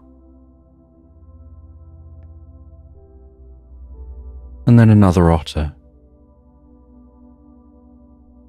seemed to be waving its limbs around, and as it was, so a ball of light seemed to be forming between its limbs, fizzing, popping, condensing, crackling, and sparkling. And then what looked almost like lightning or electricity pulsing from that ball of light, and then stretching its limbs out, so that ball of light turned into a stream of light and cooked whatever had just been caught. And then they sat down and were eating that food. And then one of the otters asked for something, and that same otter gave a gesture and seemed to almost make something levitate and move over to them.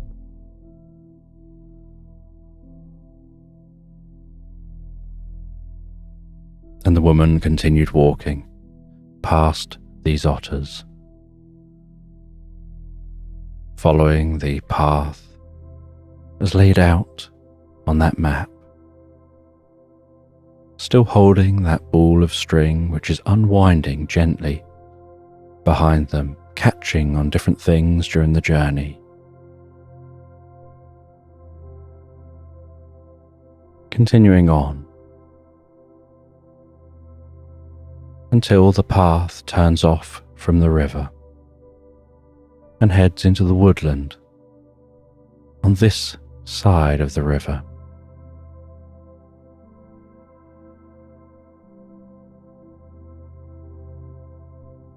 And she walks deeper and deeper into the woodland on this side of the river.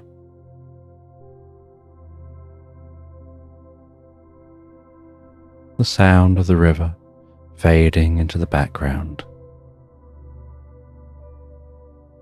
continuing to follow that path on the map.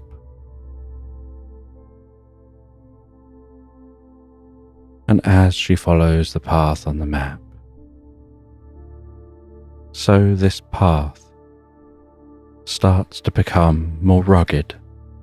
She finds she's having to step over things and work around things and realize that this is the ruins of perhaps an old town that she's now passing through, that's been overgrown by the woodland.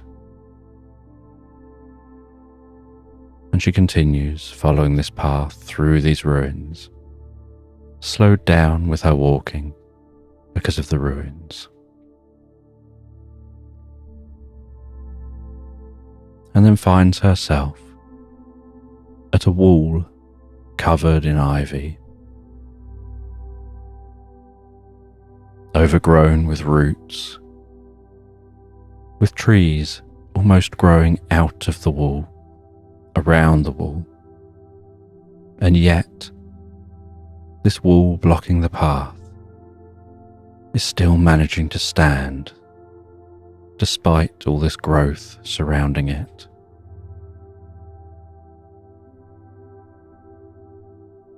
And she puts her hand on the ivy and pushes around on that ivy to see if the wall is solid all the way along in front of her, as there is a path going right to this point, and it shows the path continuing here. and she notices there's a slight indentation in front of her. It seems the ivy has grown over a doorway. And so she rips that ivy away from in front of her, revealing a sturdy wooden door that seems to have not rotted. And she pushes on that door, and surprisingly the door opens, and she was expecting the other side would probably be as covered in ivy and entwined as this side, and she was expecting to have to push hard. But as she pushed, it just opened reasonably easily. But as she saw what was the other side of the door, she was surprised to see it wasn't woodland. It was a vast, open landscape of undulating hills, of dense meadows, wildflowers, large birds flying in the sky, and an orange dinosaur wearing ruby red slippers and a glittery scarf, munching on the grass, which looked up in surprise at the sight of this woman suddenly appearing there through the door. And a parrot wearing a bow tie, dressed in a penguin suit, and the smartest of shoes, landed beside her and asked her who she was and where she came from, and she explained her predicament. And they said that she had startled them by suddenly appearing here. They haven't seen anyone come through that door for a very, very long time. They're always watching out for people, seeing if anyone will appear, but it's been generations since that door has been used. And she explained about her map, and that the path leads right through here to something called the Glass Mountains. And they said she's definitely on the right track. But perhaps to get there, she could do with a change of clothes.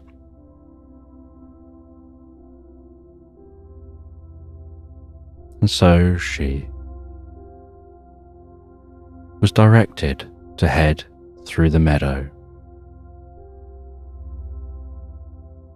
And she saw that through the meadow, over the undulating hills, they end at a cliff. And she was told that at the end, where the cliff is the ocean, and she should head to that ocean. And at the ocean, she'll find her way to be able to get a change of clothes to help her on her journey. And so she heads away from that parrot and the dinosaur, which is back munching the grass again. And as she walks away, so the earth vibrates with the steps of the dinosaur. And that string continues to follow her as she pulls it across the meadow heads over those hills and weaves her way down to the ocean. And down at the ocean, she can see there's a drop from the cliff to the sea. And she looks around for a way down. And she wonders about the strength of that ball of string. And near the edge of the cliff is a large tree. It looks like it's been there almost for an eternity. And this tree seems unusual. The leaves seem to be vibrating and pulsing with colour, pulsing out beams of white light, illuminating the landscape and out to sea, almost as if nature has devised its own lighthouse. And she wraps that thread around the tree. She loops it around itself and then trusts that magical string and heads to the edge. And she pulls a number of times on the string to test its strength. She then weaves that string around herself, between her legs, and round to her hands. And then slowly, with one hand in front of her, holding the string carefully, and the other hand holding the bundle of string behind her, she lowers herself back over the edge of the cliff, her legs braced, knees slightly bent, keeping that pose while she lets the string lower bit by bit until she's side on to the cliff, and then carefully releases the string as she walks down the side of the cliff. The sound of the ocean below increasing in volume the closer she gets.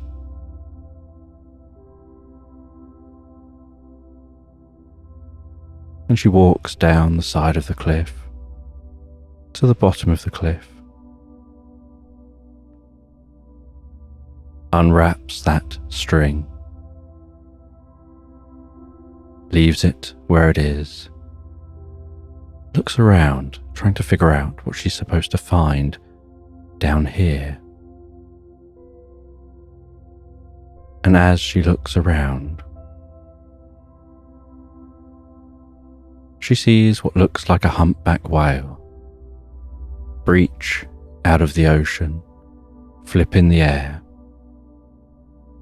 and splash down into the water in a cloud of spray, rainbows forming in the sunlight as the water disperses. And then it swims over nearer to the shore. And near the shore, it pokes its head out the water, and it begins to talk to the woman, and she explains why she's here and what she's doing,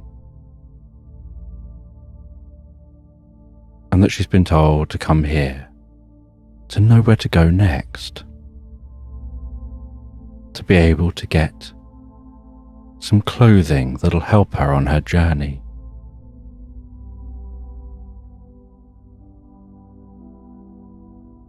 And the sperm whale flicks out what look like playing cards to the woman. They land on the shore.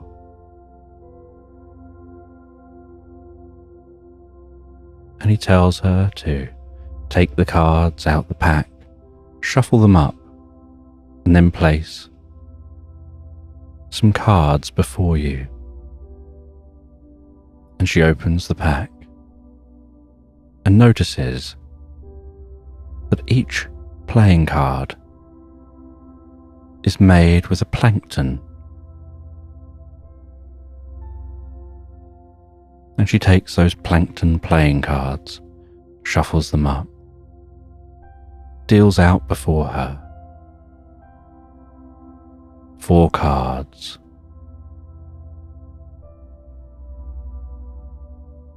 And she turns those cards over one by one. And each card has an image on it. The first card has a woman in sparkling white, surrounded by jagged mountains, crafting a sculpture of a dolphin leaping from the sea.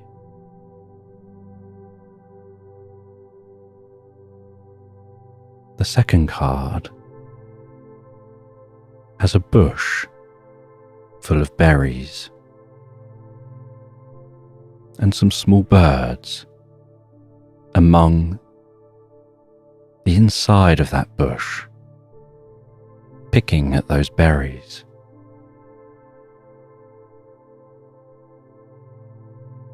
The third card is a moose carrying a flag.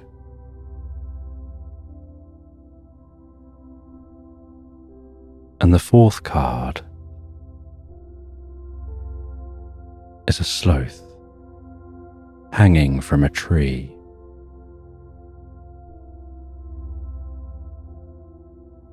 And she looks back up at the whale, saying she doesn't understand.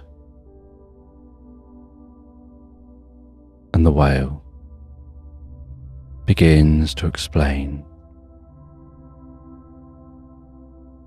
that the cards make a journey of their own for you to find what you're looking for. You need to find someone who's able to craft something.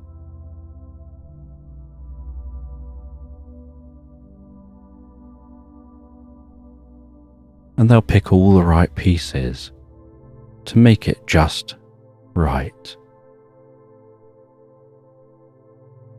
And you'll be able to hold that up and look at it and know that it's the item for you. And then you'll drift into a dream that'll help you to unlock something deeper than you're aware of.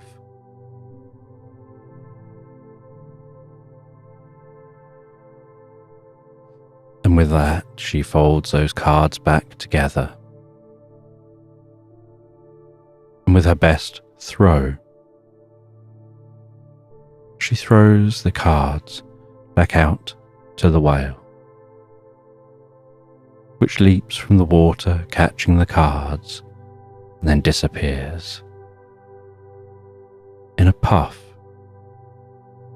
of spray.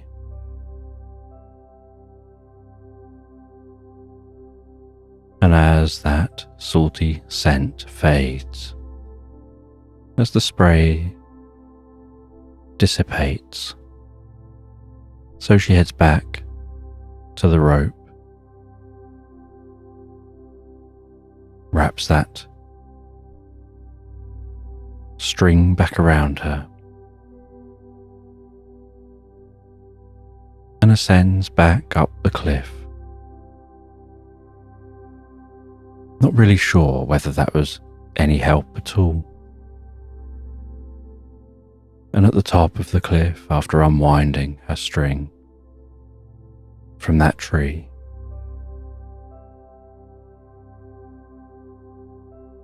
she notices something glinting in the distance.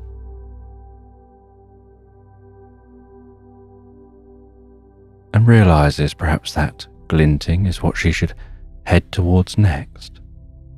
It's on her path, and so she heads back onto her path. And as she heads towards that glinting, so she realizes it's the spire of what looks like a church in the middle of a town. And she gets nearer and nearer to that town and can hear the mumbling of voices.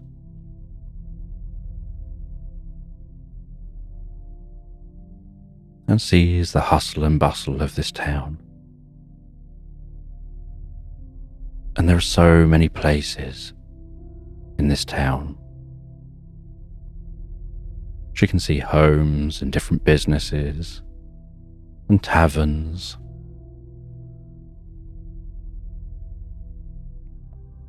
But everyone walking around are all just mice. As if this whole town is just a town of mice. Each mouse wearing a waistcoat, carrying a pocket watch, and each mouse wearing a unique hat.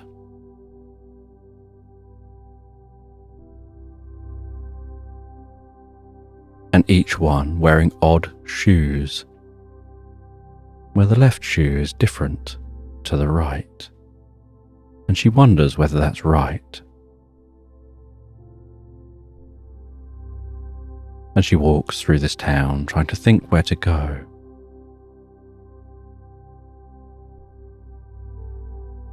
And then she notices what was catching that glinting light.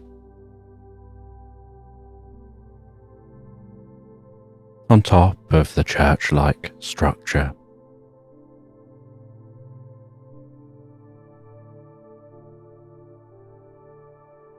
is some kind of a sculpture of a dolphin leaping from water.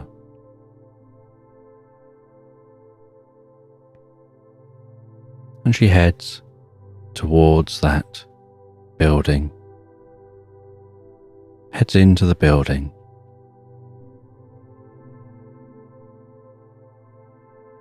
And inside this building, she encounters a cardinal dressed in purple, in the most incredible purple robes that were flowing and moving. And with every step he took, it would wave and open and just drape down behind him, as if every movement gave that cape the most incredible flourish.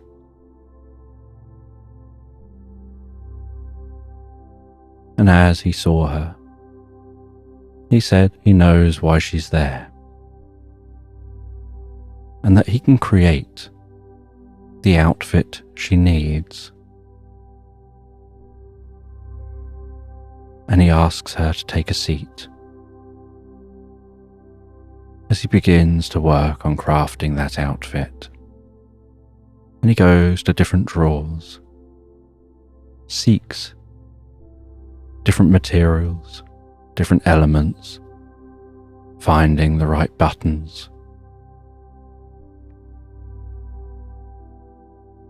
finding the right ribbons. And while piecing together an outfit, occasionally looks back at her as if to size her up. At no point does he seem to feel the need to measure. He just knows from glancing.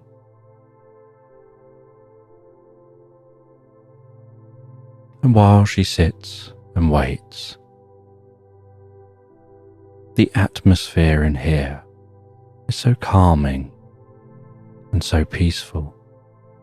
The way the light streams in delicately through the stained glass windows, almost hypnotically, making her want to drift and dream and float inside her mind. And as the sun continues passing across the sky and the light through the stained glass windows passes across her face, so she feels like it's the delicate touch of moonlight tickling her cheeks, her forehead, her eyelids, almost like the moonlight is dancing gently on the tips of her eyelids, making them want to close as she listens to the rhythmic sound of that cardinal crafting that item of clothing in the background, and her eyes begin to close, and she relaxes deeper and deeper into her mind, almost like she's wrapped in the most comfortable, heavy blanket of peace and calm, listening to the gentle drone of that cardinal working on that item of clothing. And her mind wanders, and she finds as her mind wanders that the voice in her mind quietens down, and while it quietens down, she feels herself lifting so gently out of her body, and then her awareness spreading out as if touching and connecting with everything in this land, aware of the creatures in this town, of all the animals beyond, rising up all the way to the attic in this church, connecting even with the bats in the attic and their deep slumber, before she hears a slight movement and instinctively knows it's time to pass back to her body. And she opens her eyes and sees the cardinal standing smiling, holding that item of clothing. And he explains this clothing is incredibly warm when it wants to be. It detects the heat outside and modulates the temperature on the inside, and so if it gets hot outside, it cools down. If it gets cold outside, it warms up. And so it can change its temperature to keep you comfortable on your journey for when you climb the glass mountains. And she places that item of clothing on, ties it up gently round her waist. She says goodbye here and sets off, continuing to follow that path. And she feels like she's travelling for so long, often finding her mind wandering while she goes.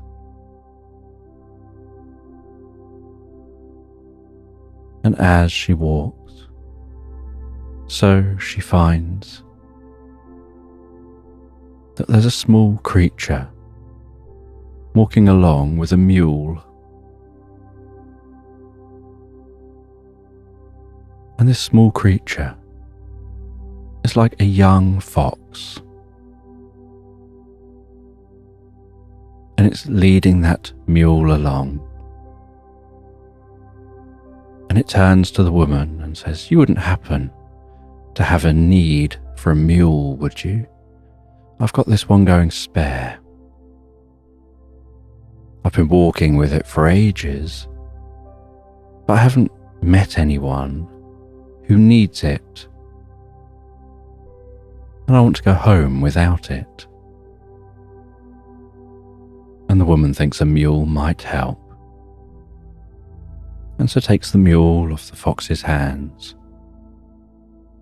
and finds the journey easier riding on the mule, and then sees the most incredible sight before her. The moonlight and the stars now overhead, gently illuminating what look almost like see-through mountains. They have snow on them, but they're also see-through.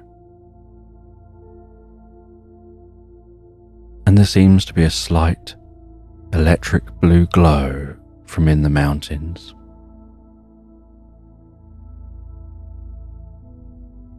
And as she approaches those mountains, so she knows she's approaching her destination to be able to hopefully make it so that they can all get home on their train journey, or at least go on to the next proper destination. And at the foot of the mountain, she climbs on her own,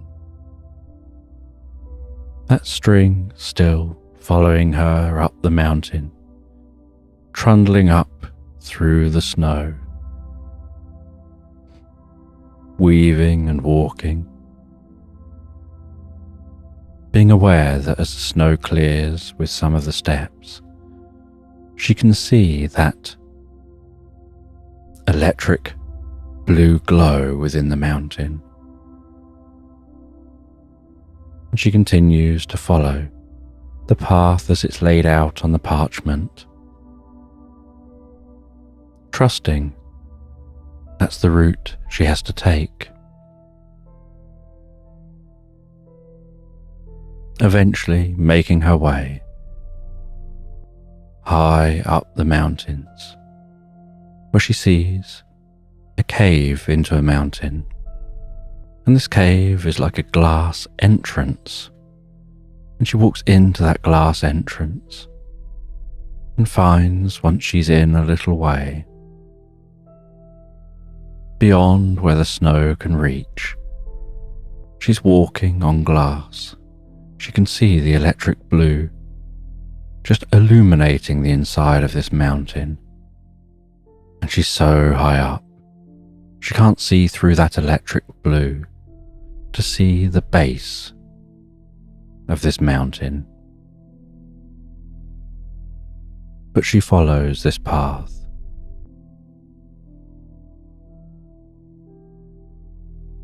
And weaves around the different tunnels deeper and deeper into the mountain. The wind sound that was there to start with as she entered now begins to fade away once she's rounded a number of corners.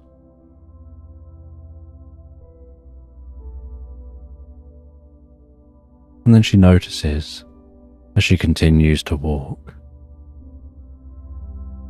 that there's a stronger light blue glowing ahead, and she heads round to that glowing. And as she finds her way to that glowing, It opens out into a chamber, and in the centre of this chamber is an electric blue, sparkling fairy. And this delicate fairy, with the most delicate looking, almost glass-like wings, is hovering before her.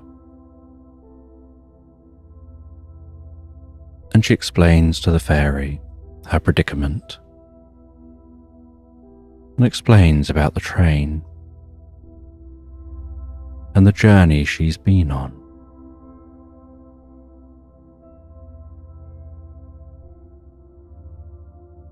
And the fairy says that the way to set the realms back in line so that your realm is the one you find when you get back there,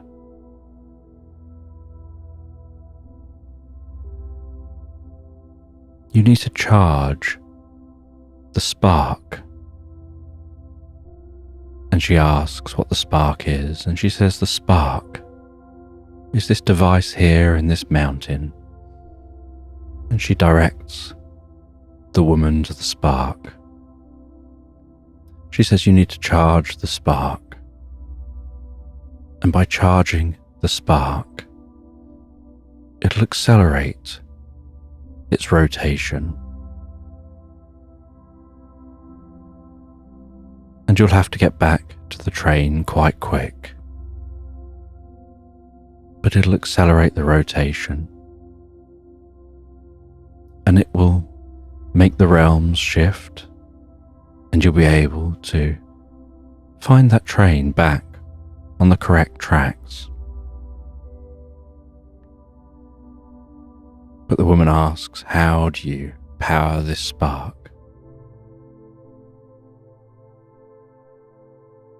And the fairy says that it's about the parchment she's been carrying all this time.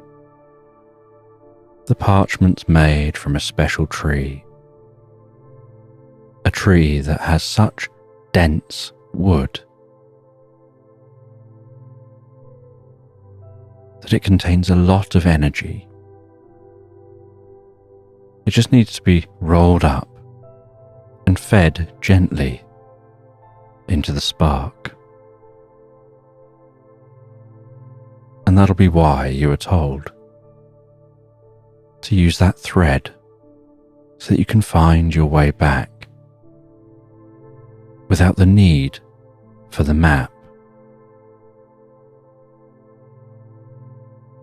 And she gets told that on your way back, you can skip a chunk of the journey if you just follow the yellow brick road. And she asks what the yellow brick road is. And the fairy says the yellow brick road goes deep down under the mountain,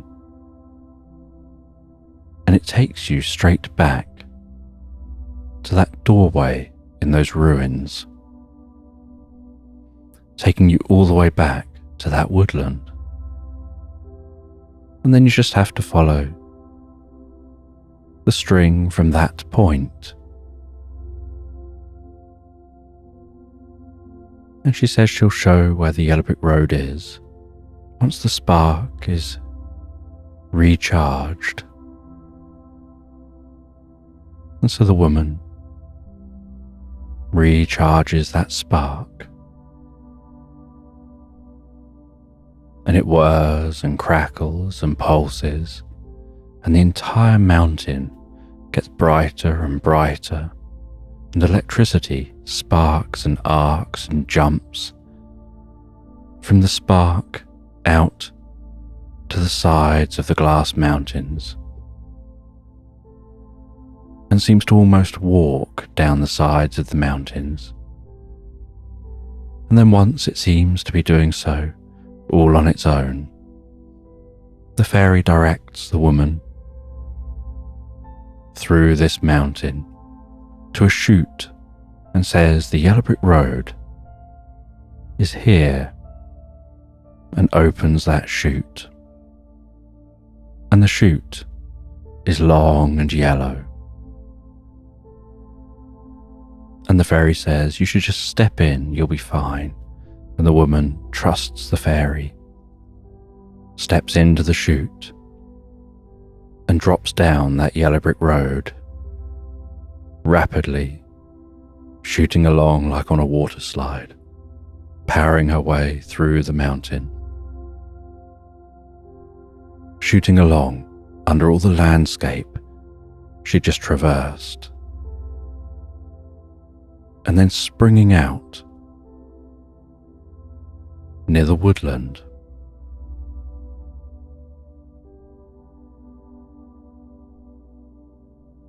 And she notices that the exit from here is near the entrance through to where she just came from.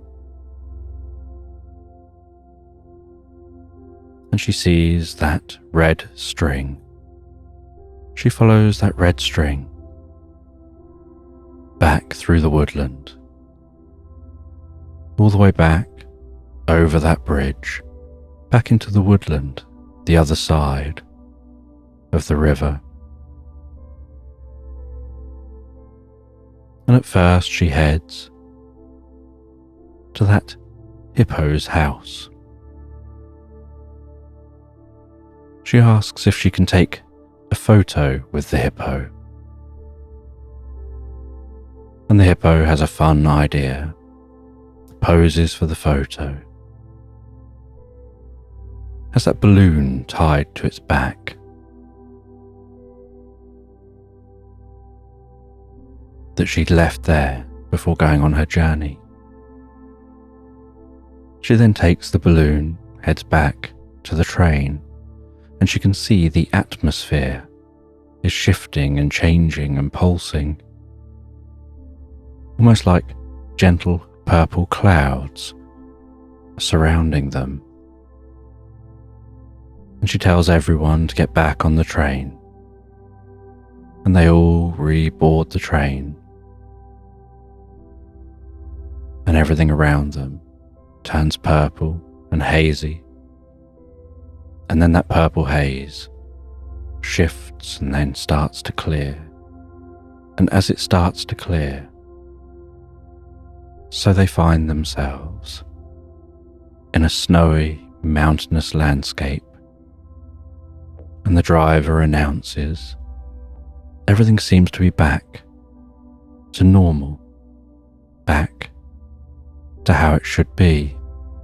And just in case something else happens, they're going to set off now. And so they set off, continuing their journey. And the woman sitting on the train, clickety-clack of the train on the tracks, writing on the photo that printed from her camera, telling the adventure she's been on, knowing she'll post this at the next stop.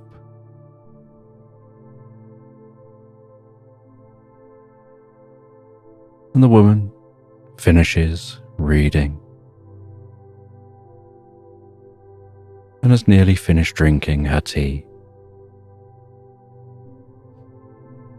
Then goes over and gazes out the window, staring up at the sky, imagining the days when she used to have adventures like this. The days when she used to go to mythical places, magical places. Her times seeing ancient mythological beings. And she smiles and draws the curtains before heading to bed and settling down in bed, and still finding her mind going over the stories in the postcards she receives of those adventures, and looking forward to what'll come in the future, and drifting and floating so peacefully, so comfortably, asleep into Slumberland. And as you comfortably fall asleep, I'm just going to tell a bedtime story about a hermit crab. This hermit crab is crawling calmly and quietly along the sandy seabed.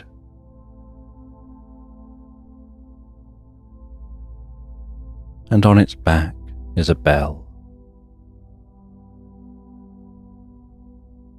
And it's more of a shell of a bell. It's not able to ring with the crab inside. And it's waddling along the seafloor. Waves passing overhead. And as those waves pass overhead, so the water pulses past. And while that water pulses,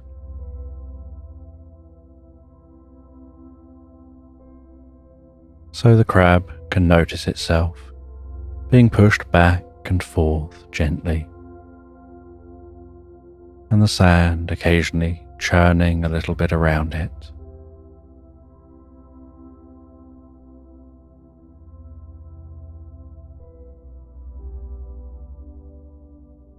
And it continues along this sandy seafloor, dancing strips of light,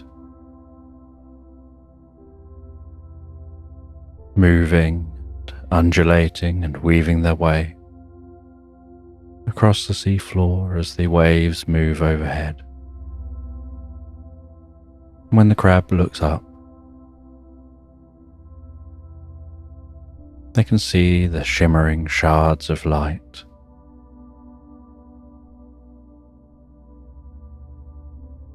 dancing in the water.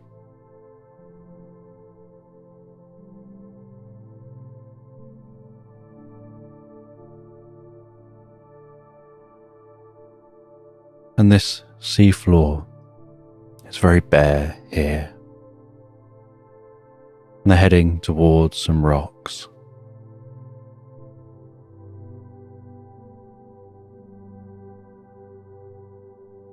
And as they get nearer to the rocks, so the water is getting shallower and shallower.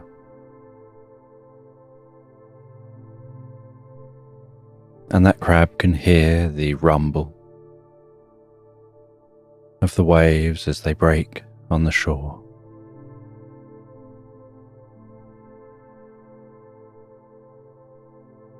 And the gurgle as they pull back out to sea. And as they near the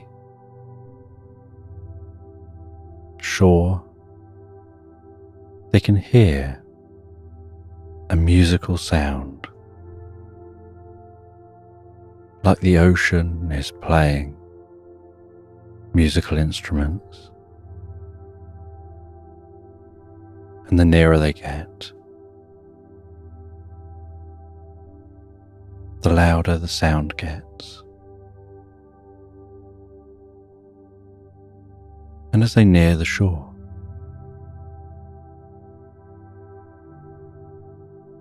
they see a row of frogs. And that row of frogs is jumping into the water swimming down in the water with rocks and bouncing rocks off the top of drum-like plants under the water.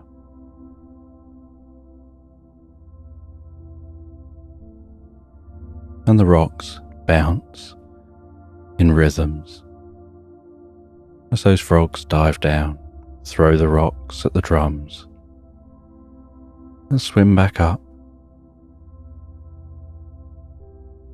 all taking it in turns to beat out the rhythm on those drums.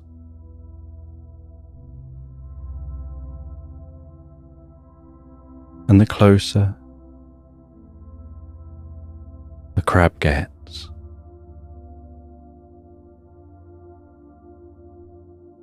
the faster and faster those frogs play the drums.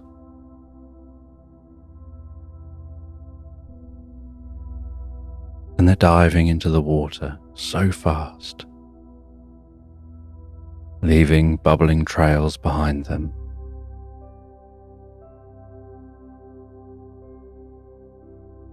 That the bubbles barely have time to disperse by the time they're diving in next, creating a cloud of bubbles above those drums.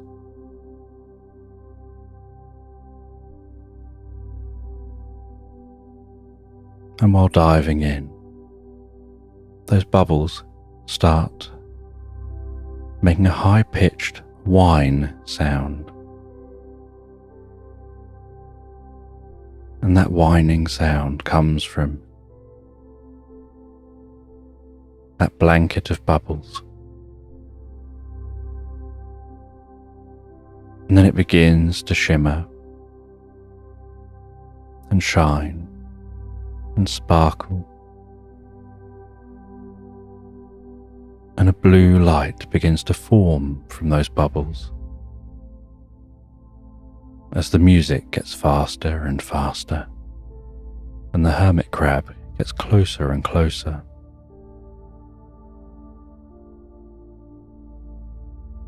And as the hermit crab gets right up to those frogs, so its shell, that bell, seems to almost get sucked off of its back into the bubbles, and then it finds itself pulled into those bubbles, and it tries to cling on to the seafloor a little bit, but then just feels this overwhelming urge to let go and go with the flow.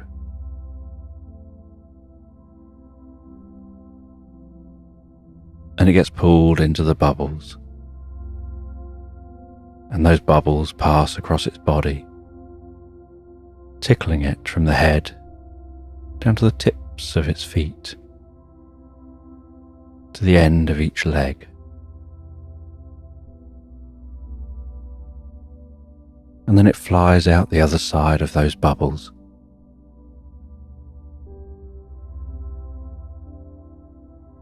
and it's spinning and flying through the air, aware that wherever it looks very strange, not a world it's ever seen before. And it manages to somehow get balance, but it finds that it gets balance by putting out some legs, only when it looks to its left and right, it no longer has legs. It has two graceful wings, and it's covered in feathers, and realizes it's an eagle flying through the air.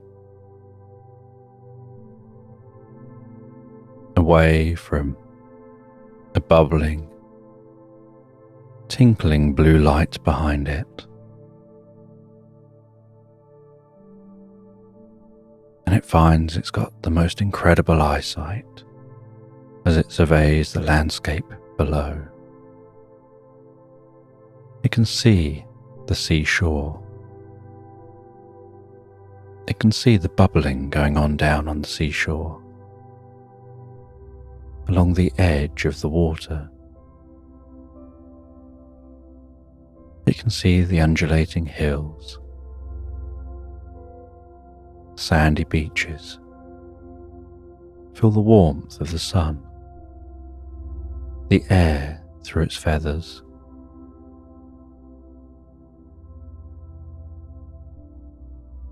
And it can see across the distant forest and the wispy white clouds overhead.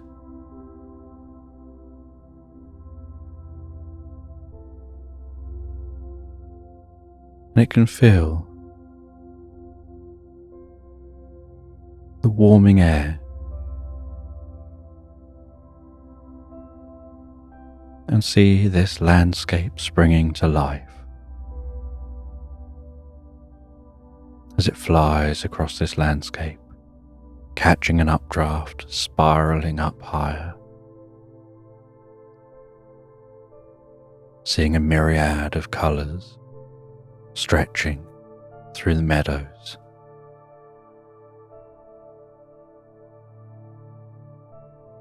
The waves of grass moving below.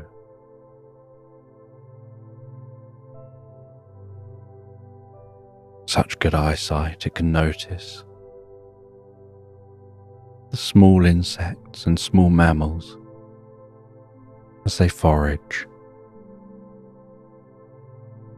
The bees dancing from flower to flower.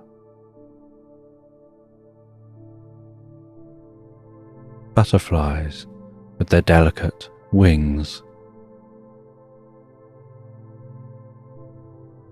flying from plant to plant.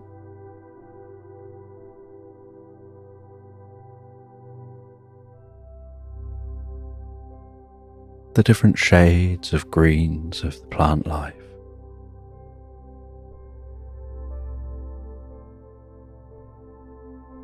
A family of deer in a field, one gazing up at the eagle overhead. Some newborn deer taking their first steps.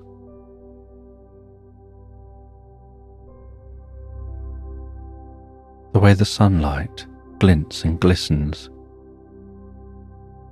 on rivers and streams.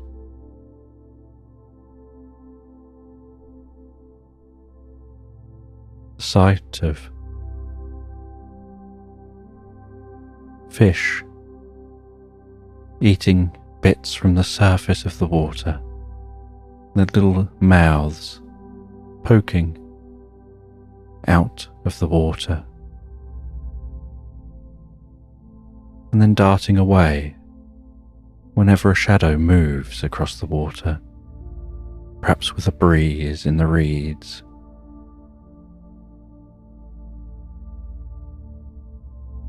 And as they glide and fly, so they see a family of otters, and they swoop and swerve and fly lower to take a closer look.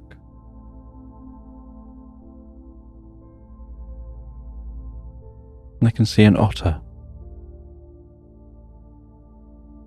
singing a lullaby to its baby, helping to settle that baby down.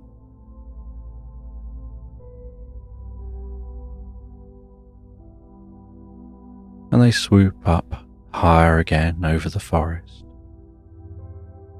hearing the sounds of the other birds within the forest, and noticing a shimmering light way off in the distance,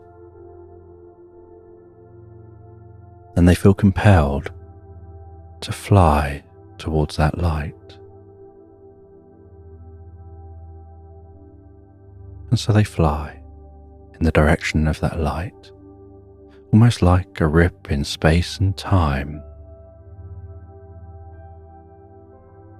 And yet something about it seems so inviting. And as they get nearer, so it opens up and wraps around them like a comfortable time blanket.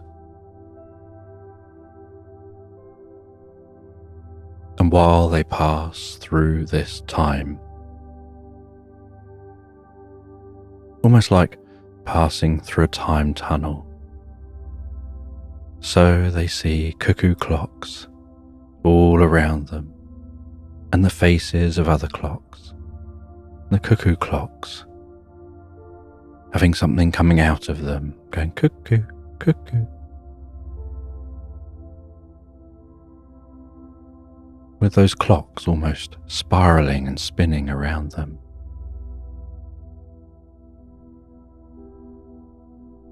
And as they exit the other side, they can feel the warmth of this environment.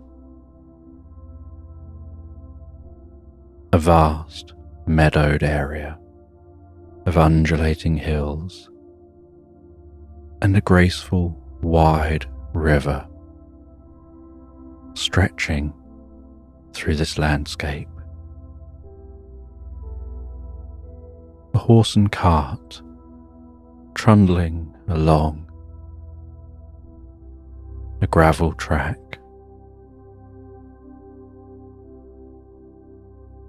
And then turning down onto a dirt lane, heading down towards a small town. An abundance of greenery and life.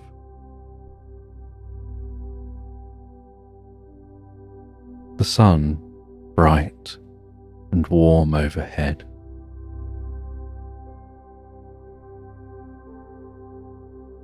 A child sat on the edge of the river, enjoying a slice of watermelon, plunging its face into that slice, getting the watermelon up its cheeks, round its mouth, up under its nose, on its chin.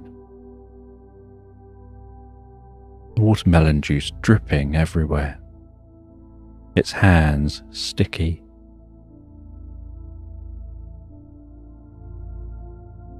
But the child seeming to enjoy it so much. The eagle picking up on the intense, warm feelings from that child, and the warmth from other animals enjoying this weather, and the abundance of food and resources.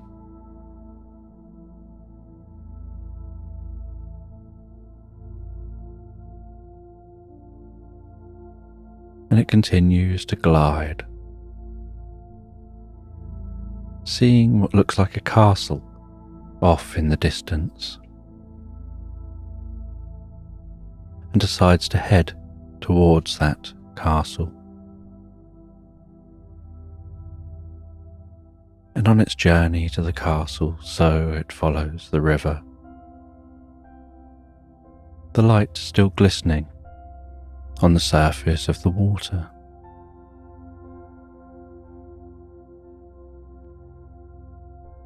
And it swoops down low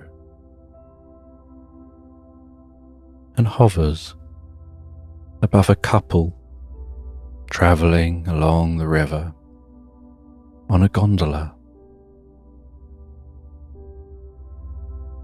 laughing at each other as they struggle to make it move with any kind of speed, and having to try and keep balance. And the eagle is curious how that couple will get on, as it can see some rapids up ahead. and it doesn't think they're necessarily prepared for those rapids. But they're only gentle rapids, but enough to make their journey interesting in a short while. They're obviously looking around and looking at each other, but not really paying attention to their surroundings.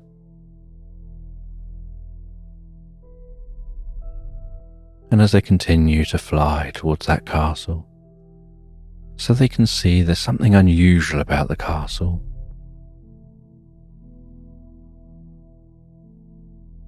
It's not the colour they necessarily expect. It seems paler, almost a pinky white. And it's not reflecting the light as they would expect. And as they get nearer, so they see a slight haze between them and the castle. And they fly into that haze. And as they do, they feel themselves being encouraged to land, as if the atmosphere is gradually getting heavier and heavier.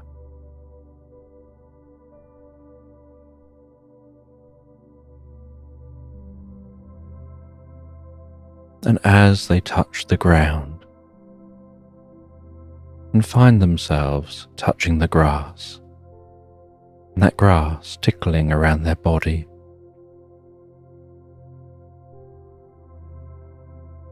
so they notice that something's happening to them.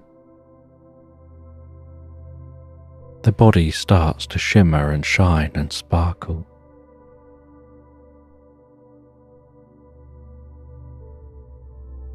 And they notice, as their body changes, that they're losing their wings. And they land among the grass as a tiny little mouse.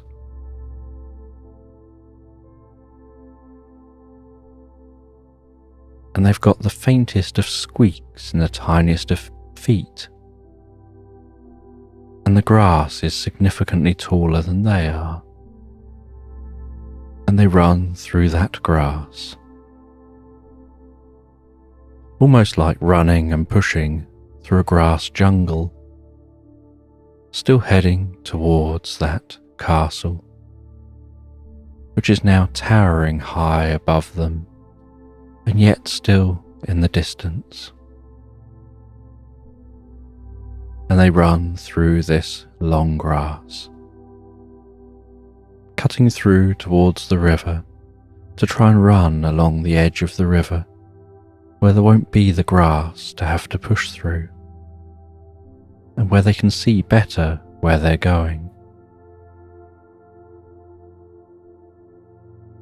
And as they come out on the riverbank, so they see in the water a row of ferrets looking like they're about to have races in different boats they've built. Some of them are in long boats, stretching the length of their body. Others are in more upright positions, in different shaped boats. And the boats all look rustic and metal, and like they've just been hammered together. And they seem to have different materials attached to them. One of them has some leather straps wrapped around the top of the boat and wrapped over their front shoulders to hold them in place, and small, dark goggles over their eyes, and a little leather racing hat holding its ears in and back. and small leather gloves with the fingers sticking through, and they're holding a lever in their hand. And on the shore is a caterpillar counting them down and holding a flag. And then it waves that flag, and those ferrets set off, their boats powering down the river. Some with electric arcing from point to point, powering an electric boat. Others having steam-powered boats, almost turning the water into jets, sucking in the water at the front, boiling that water and pushing the steam out the back through the water.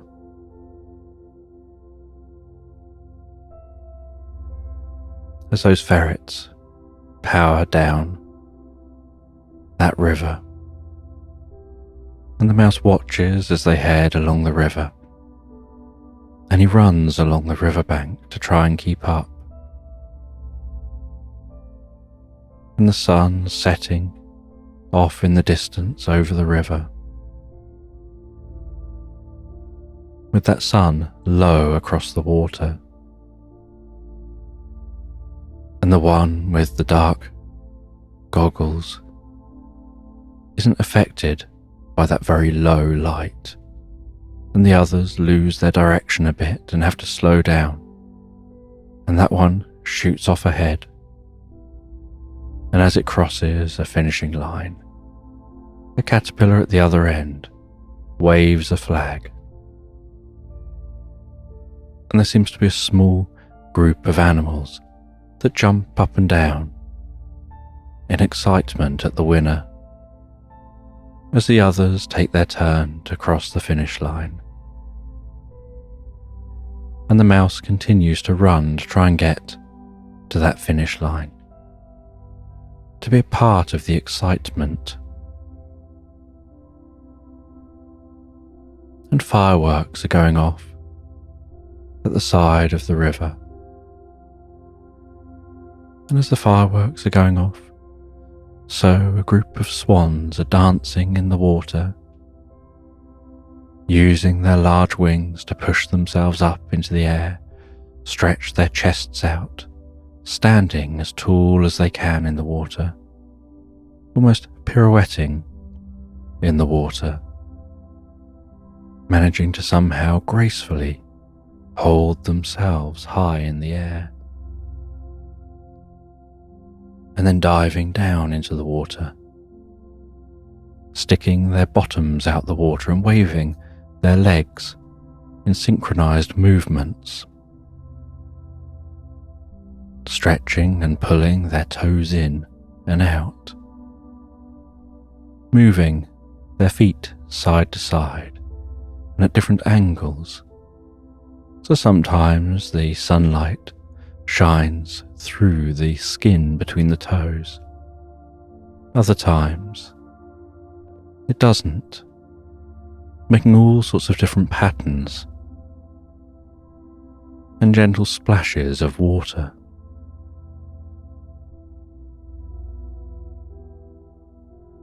And as the dancing comes to an end, so the ferrets head over to the shore, disembark their boats,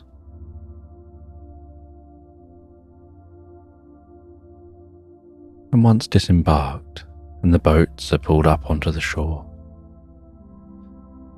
the first, second and third place ferrets head over to a podium, and they stand on the relevant stand at the podium.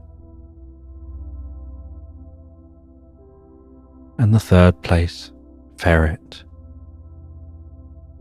is given a mince pie for coming in third.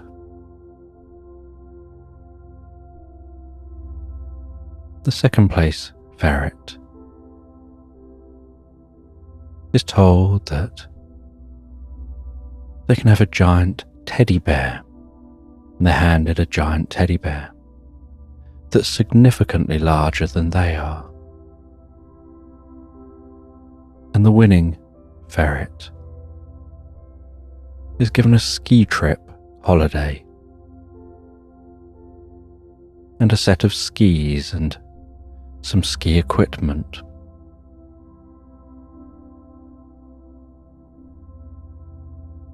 And the mouse arrives at the little gathering of animals, all jumping and cheering.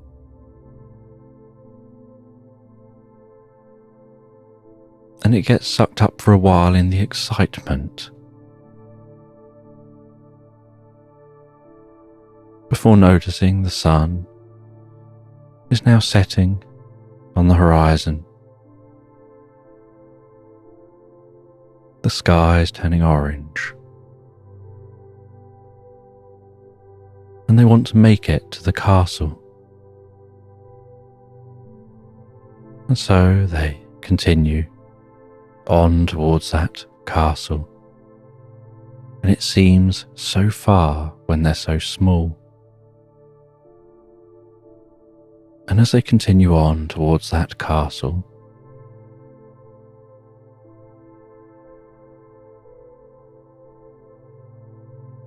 they encounter a pigeon who offers to give them a lift. And the pigeon introduces themselves as Jim from the jungle, often known as Jungle Jim. They're used to giving smaller animals a lift or just carrying messages. Anything they can pick up, they're happy to carry. And so they take hold of the little mouse. They flap their wings and fly up and carry that mouse towards the castle. And as the mouse approaches the castle, so they can smell the sweetest of scents. And they see this castle doesn't seem to be an ordinary castle as they'd suspected. It looks soft and squidgy. And the pigeon drops them off at the entrance to the castle, and they can really smell that marshmallowy smell of this castle. As they walk up towards the entrance, walking along a licorice floor that they think doesn't smell as nice as the marshmallow castle itself.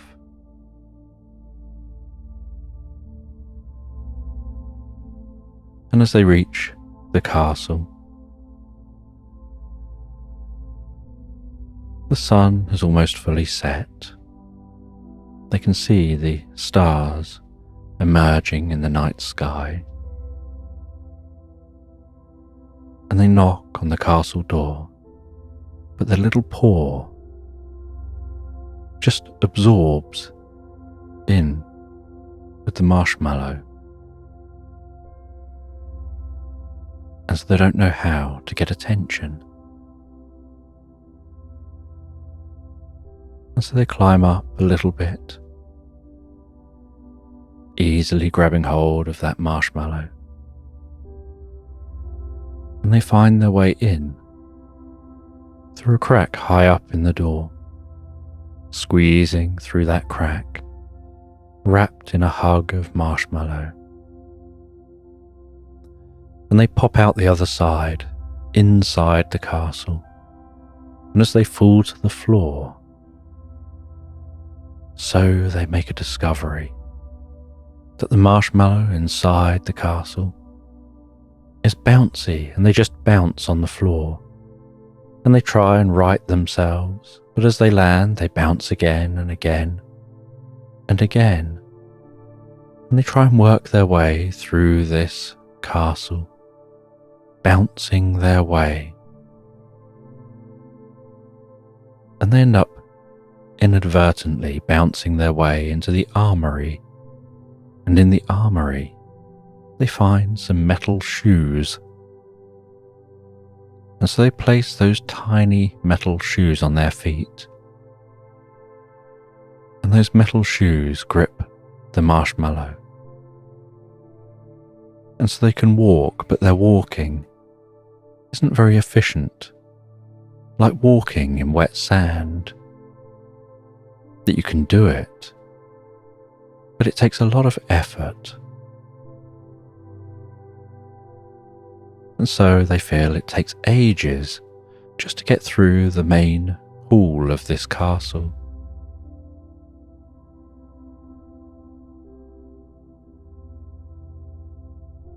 And while walking through the castle,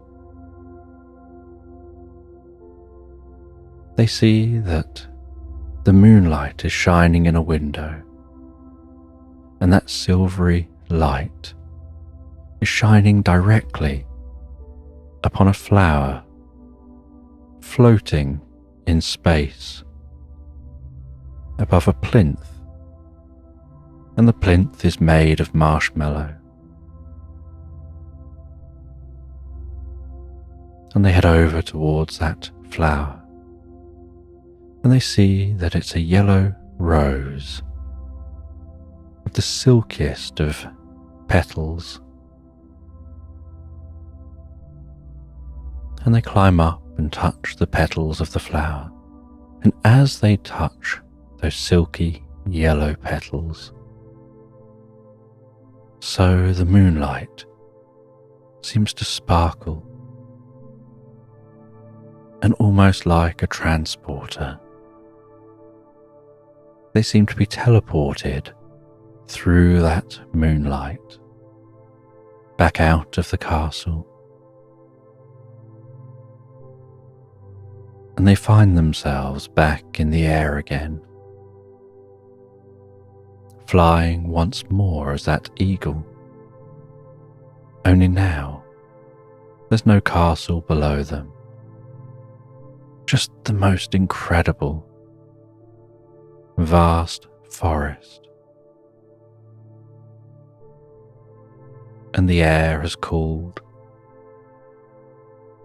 and this forest is full of different browns and golds and bronzes. The most incredible autumn sight. The trees all softly rustling as the dry leaves rub together.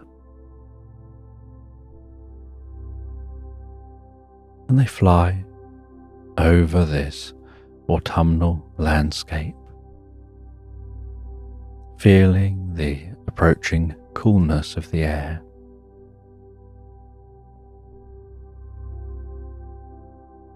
Seeing clouds softly rolling in, softening the light.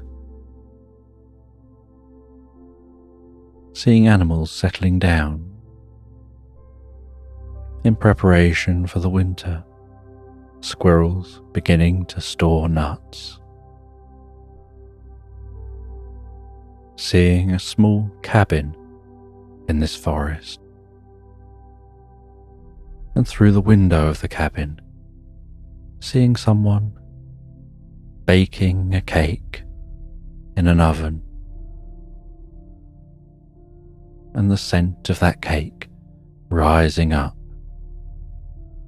tickling the nostrils of the eagle.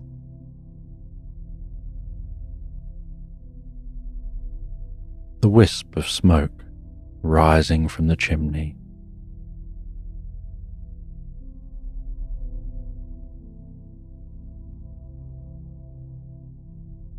Enjoying how peaceful this time of year is.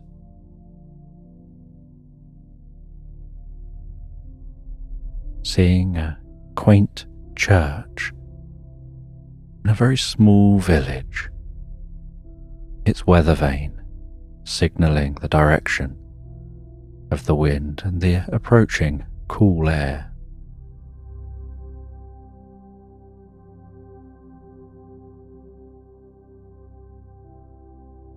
And flying above that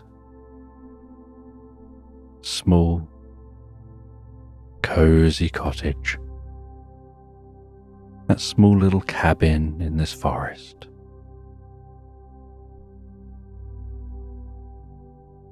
Catching the very slight updraft from the warmth rising from its chimney.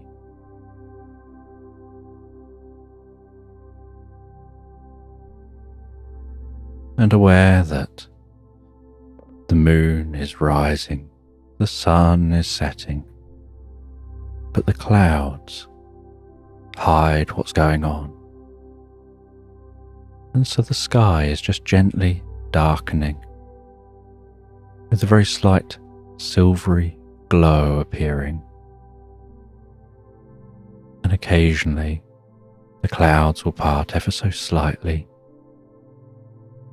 and the silver, shimmering light beams down to the earth and moves across the earth.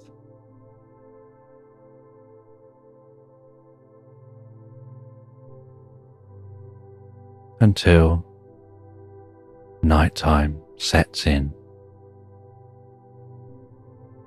Everything goes dark, apart from looking back in the direction of that cabin, seeing the glow at the windows. And in the darkness,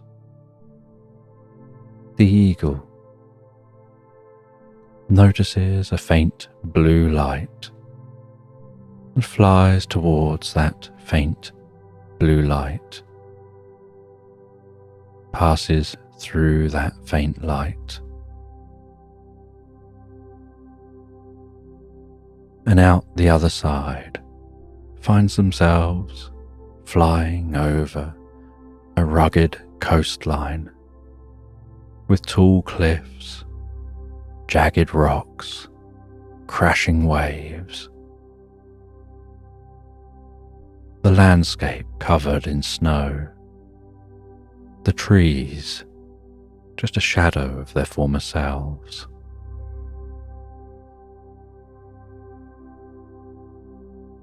Just white, gaunt sentinels, standing, shuddering at the tops of the cliffs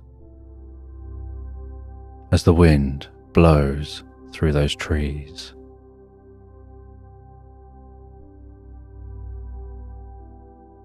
And seeing a person sitting by a campfire, very close, keeping their hands warm, and next to them on a structure they've built, using some of the wood from the trees. Seeing what almost looks like a spider's web, but it's actually a dream catcher. And as they are resting there next to that fire, it crackling softly, the wind flickering those flames, the dream catcher begins to glow, as if granting a dream. And this landscape seems so quiet. There's far less life around here, like everything has gone to sleep.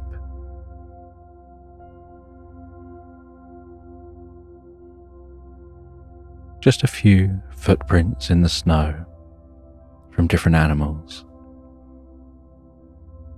a white fox trudging back towards the forest.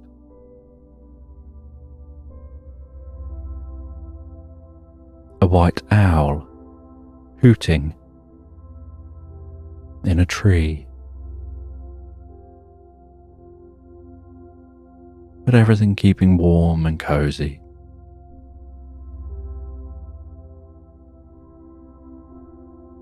And that person just resting there by that fire. And the eagle flies down to take a closer look, circles that fire, sees the person sat there with their eyes closed, speaking in a language they don't know, somehow imbuing that dream catcher with some kind of magic.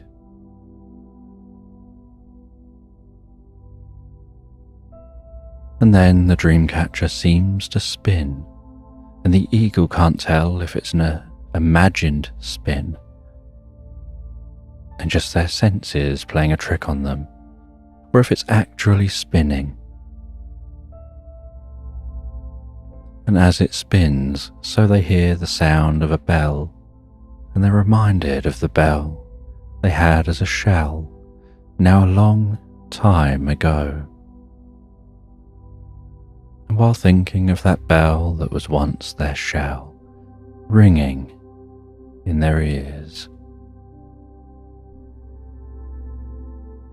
so they found themselves drawn towards the dream catcher, drawn from this cold place.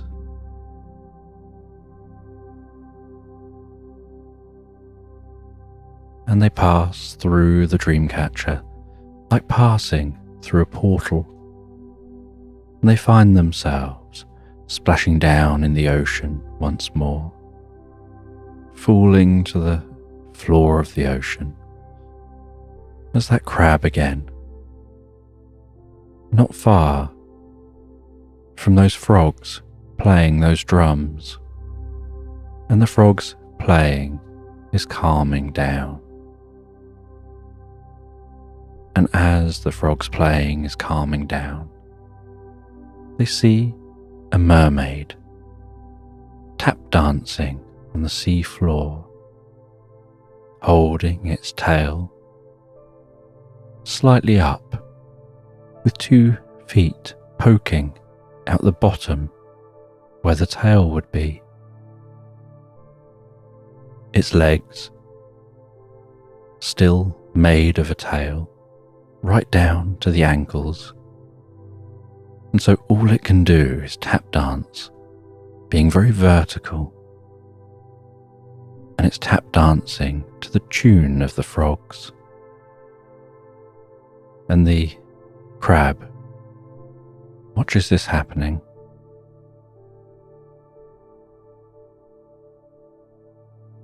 And while watching, a catfish swims over, introduces themselves as Katniss, and says that they're a witch of the ocean,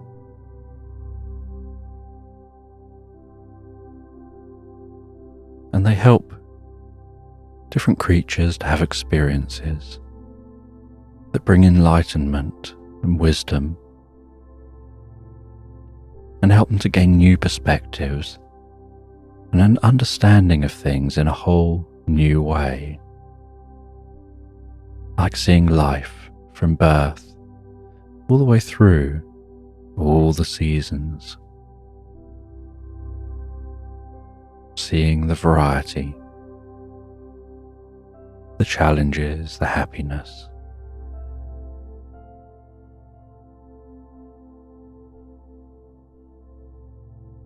And they explain how they gave this crab that experience.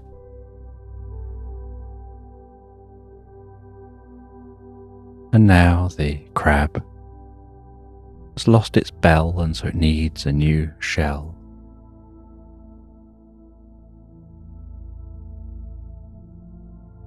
And the catfish says that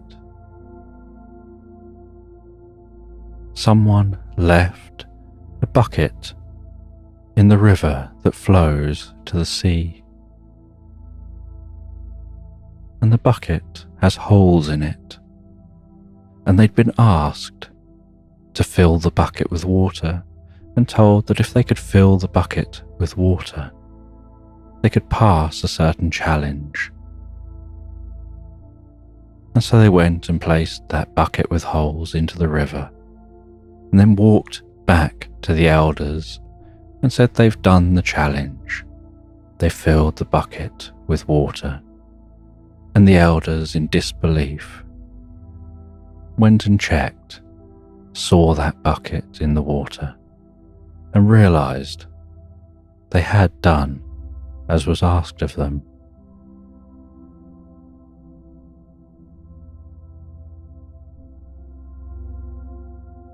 And now this bucket can make a very good shell. There's room in the bucket to grow. And the holes can always be plugged with different creatures that can grow on the outside of this new shell. And then you can give them a lift and an experience of new worlds and new places. Perhaps they can grow out of those holes, and maybe when you're done with the bucket, you can leave it behind, and they can stretch from the holes down into the ground and start their own new home there. When you know it's time that you've outgrown that home, it's time to go on an adventure to find a new home. And Katniss hands over the bucket.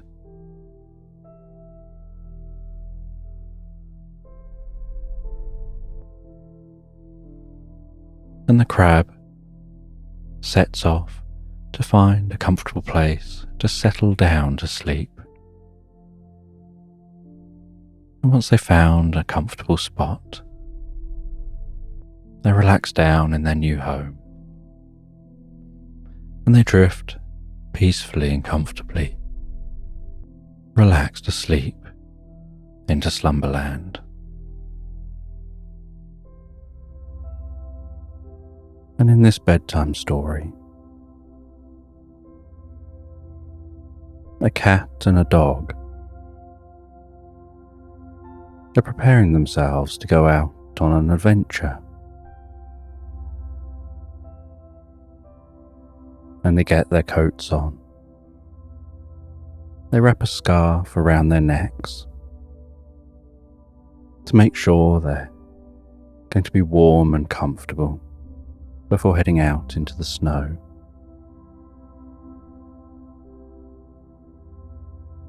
And once ready, the cat and the dog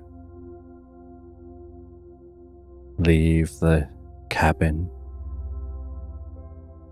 which is situated in a meadow on a snowy island. And at this time of the year, as they leave that cabin, they trudge through the snow. The dog bounds and likes to jump and roll on his side, tumbling through the snow, almost creating a second coat, a snow coat around him. Whereas the cat gingerly walks almost on tiptoes, as if trying to avoid the snow, trying to stand tall above the snow.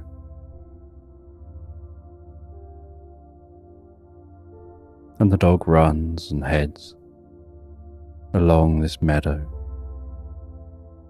heading to where the hill begins to slant downwards and slides down that hill, and then twists sideways to continue the journey down the hill, rolling, tumbling with his tongue out, flapping around, before landing in a pile of snowdrift at the foot of this hill.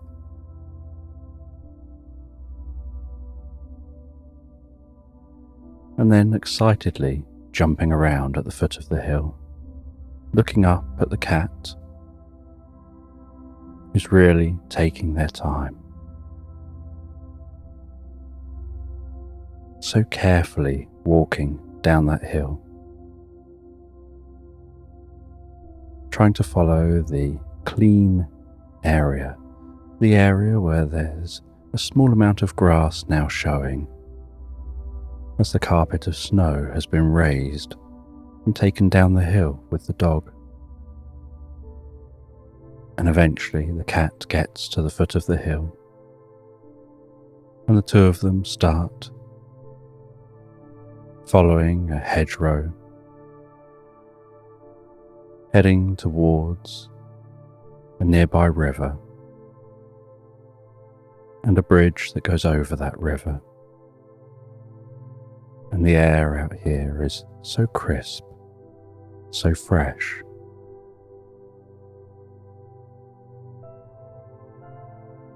And the stars overhead twinkle and shine in the sky. The occasional wispy cloud passing overhead.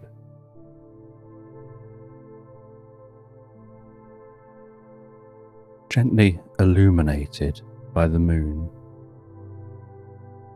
and at certain times, as the clouds pass in front of the moon, what looks almost like a circular reverse rainbow.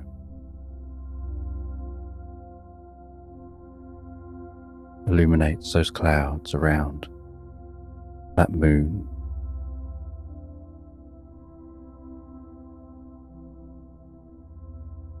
And as they come to the end of the hedgerow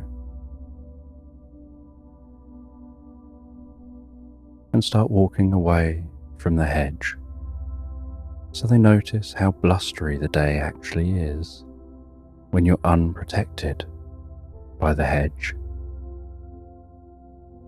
with a strong crosswind.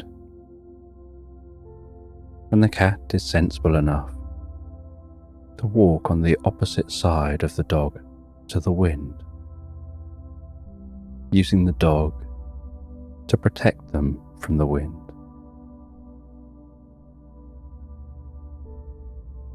And in their mind they're dreaming of better weather, of remembering what this area is like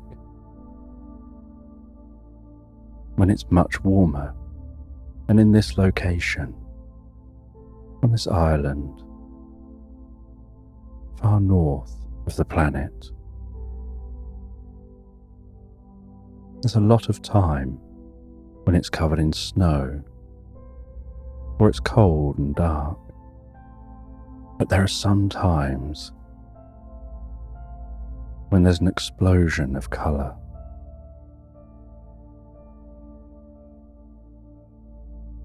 When the ground is vividly green.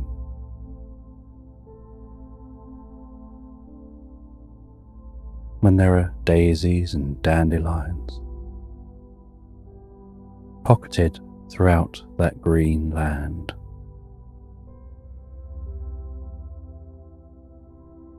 When there are bluebells and honeysuckles. And there are all sorts of different trees and plants.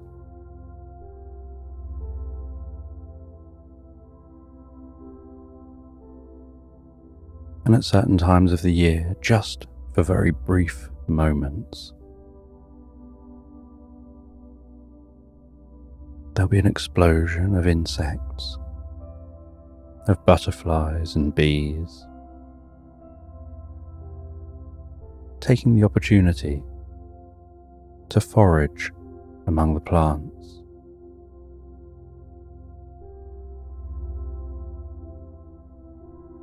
And then the island reverts back to its black and white state, where everything seems to just be shades of grey from the white snow, to often having a grey sky.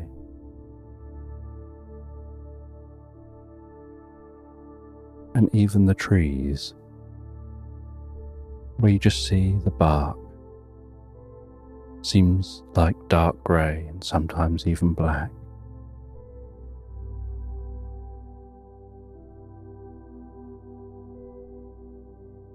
And so they continue pushing on through the wind, heading to the bridge over the river. The dog's fur flapping around, its ears waggling around in the wind, its tongue waving and flapping.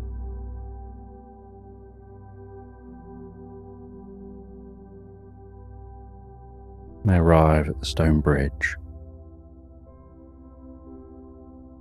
carefully cross that stone bridge and start following a small path down the far side of the river.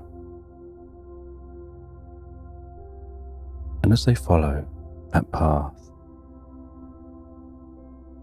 so they see something unusual in the water, and most of the water is frozen on both sides, with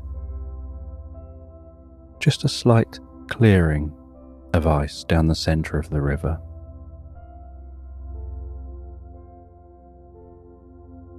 And there's something bobbing up and down gently in the centre of that river, something unusual.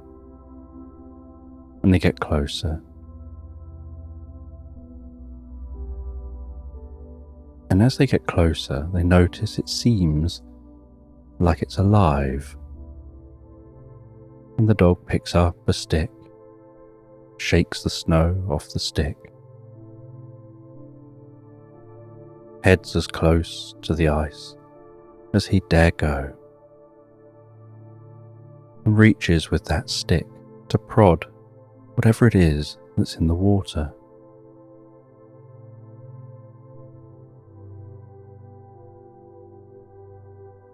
And as he prods away, so he suddenly hears an excitable voice erupt from that thing he's prodding, as it rises itself slightly out of the water, almost like it was swimming on its front and now it's on its back.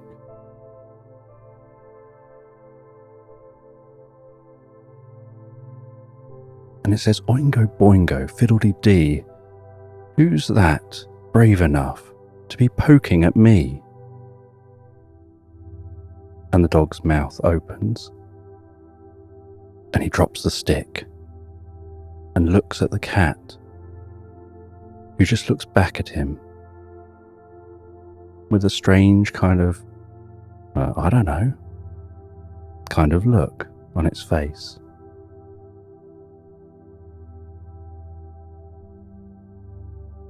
And the dog asks who this is. And they say that their name is Mimosassa. They're a jellyfish made of jelly. They used to just be jelly. But then a wizard got annoyed with their attitude, found that they were too overbearing, too loud and bubbly, and said you just seemed to be bouncing off the walls everywhere. and turned them into a jellyfish and threw them into the river. And they've been living in this river as this jellyfish ever since. And they actually quite like it, swimming around every day. They can relax, and as they rest, they smush out and are barely noticed against the water, just bobbing gently up and down on the surface.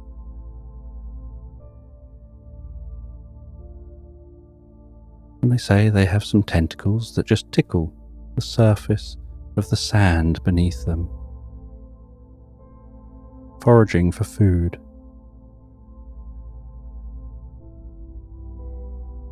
And they enjoy just swimming up and down lazily, normally going where the water takes them, rarely putting in much effort, listening to conversations. They can loiter near someone fishing, and that person, happily fishing away, may catch things that they can then catch themselves and eat, because they're very intelligent.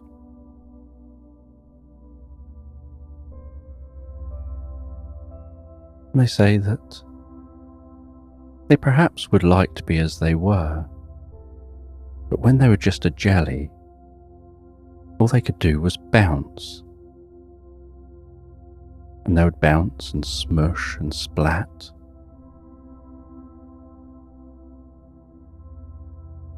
And sometimes people would plunge their hands into them and squidge them, just for the sensation of squeezing jelly between their fingertips.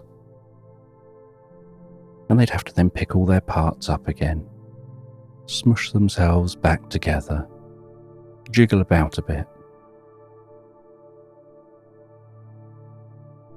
But it's also fun to sometimes surprise people who come along the edge of the river, not expecting that anything else is there. But they'd like to have the choice to take the form that they'd like to take. And they ask the names of the cat and the dog. And the dog says, "I'm Penny." And this is Pickles, the cat.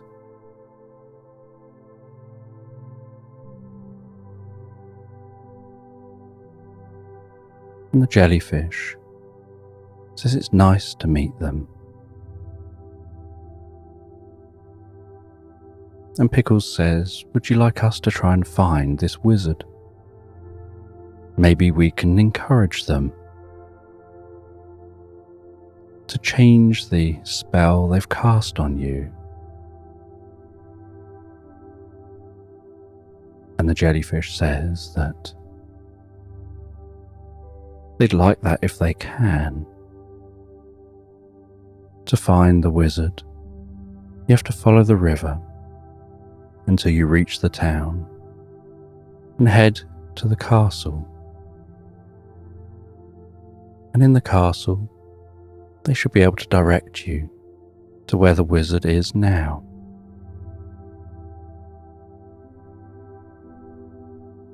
And says you'll be able to find me back here when you're done. And so the two animals set off, continuing along the edge of the river. And as they walk, so they pass a duck sitting calmly on an egg, wrapped up with a little jacket and a hat, with the side of the hat pulled down over the side of its head and done up in a little bow under its chin.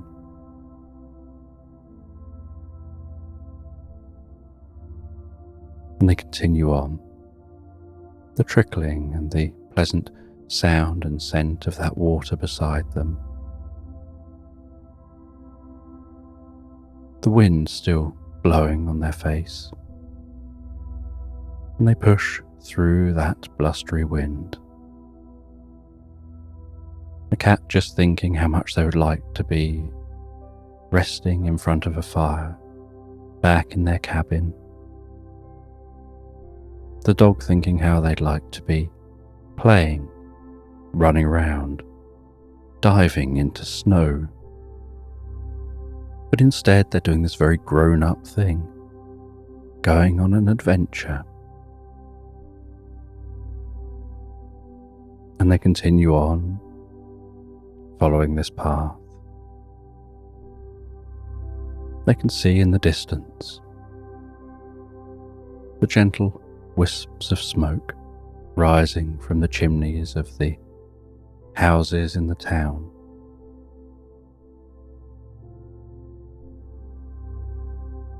They cut through the orchard on their way to that town.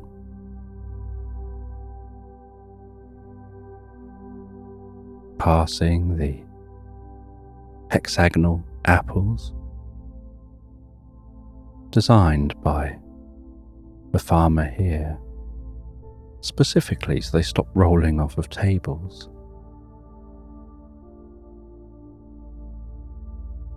They pass out the other side of the orchard, down a small, narrow country path.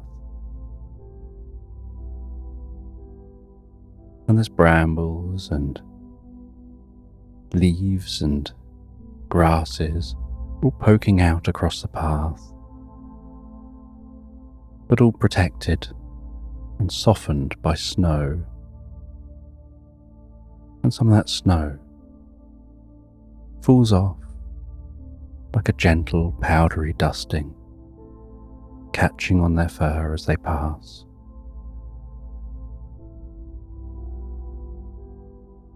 And there's barely a hint of breeze down this narrow path. And at the end of the path is a sty for them to cross. And the dog jumps up and over, and the cat squeezes gently through. As they now walk across a path barely visible, cutting through a field.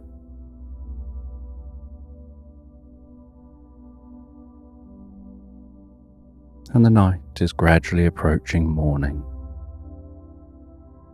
as they get nearer and nearer to that town. And as they near the town and then cross the boundary into the town, they walk along cobbled streets covered in snow. They can see market traders setting up, and they cut into the arcade here in the town. And even though the arcade is open at the front and the back to the elements, there's still a slight warmth here compared to out on the street.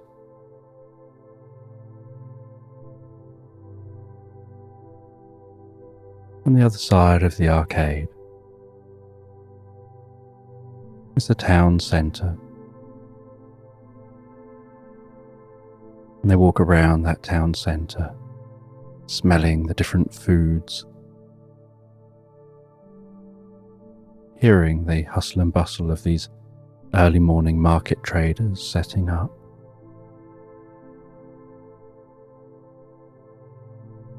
And they find their way round. And the cat wants to stop and eat. And the dog is also thinking of their stomach. But they know they should push on. So they continue to walk, heading out the other side of the town. And the castle isn't far beyond the other side of the town, because this town was built back when towns would be built within the grounds of a castle, where a castle would be built up high. And then from that castle, the town would be formed and a wall would be formed around the town. And from the castle, they could see over the town, beyond the wall, and have the best chance of protecting the town if needed.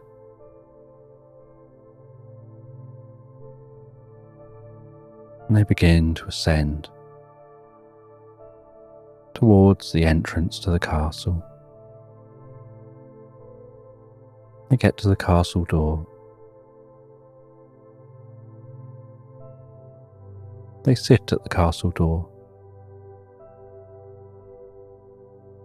and the dog begins to bark to get attention, and the cat tries to meow.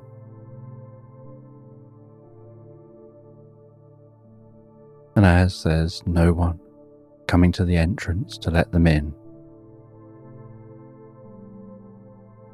the dog stands up, leaning on the door. The cat runs and jumps and climbs up on the dog, balances on the dog's forehead, and uses her claws to stretch herself up the door as high as she can, until her claws can just about reach the door knocker. And then a slight leap manages to grab that knocker, push off the door, and then let go as the knocker bangs on the door, and the sound of that bang reverberates through the castle. And a short while later,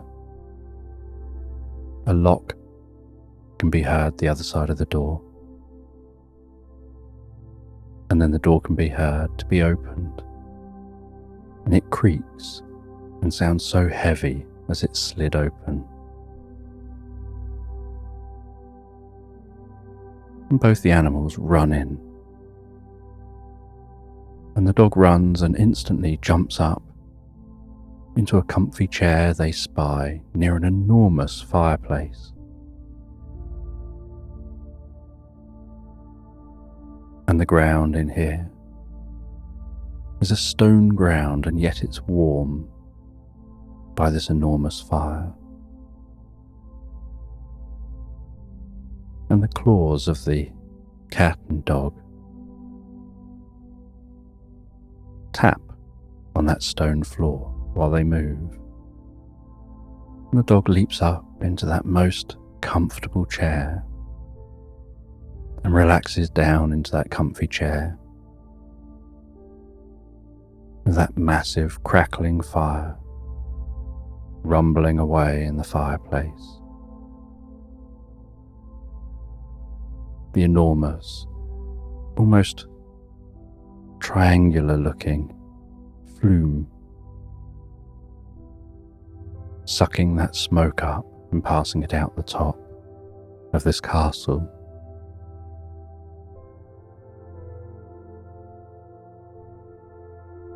And the cat looks around, trying to find who they're supposed to talk to.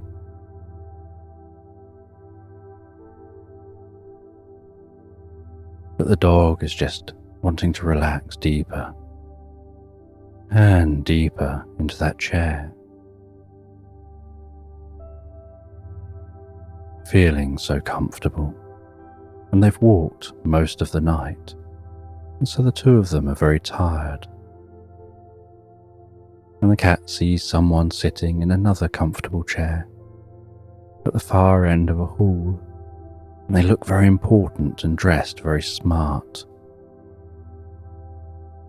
And so they walk down to that person. And as they reach that person, so the person looks up at them and smiles so friendly. And the cat says that their name is Pickles and this is Penny.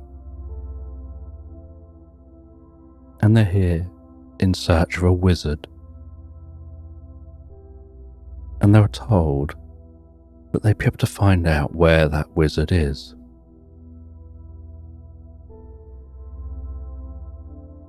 And they're told that the wizard likes to lead a very isolated life. They seek solitude. And so it's some trek from this town. You have to go way through the forest.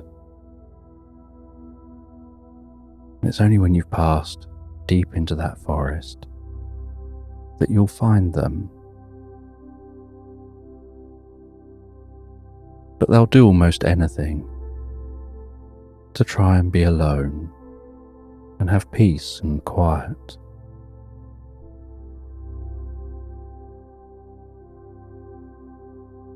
And Pickles is told that as you both look so tired, perhaps you want to spend the night.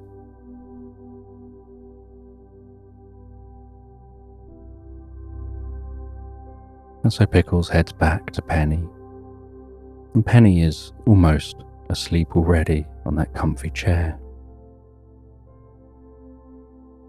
And tells Penny that they've got a room for the night. And so Penny struggles to wake themselves up enough to leave the chair. And very lazily plods along, almost as if it's too much effort to be trying to do this moving and walking.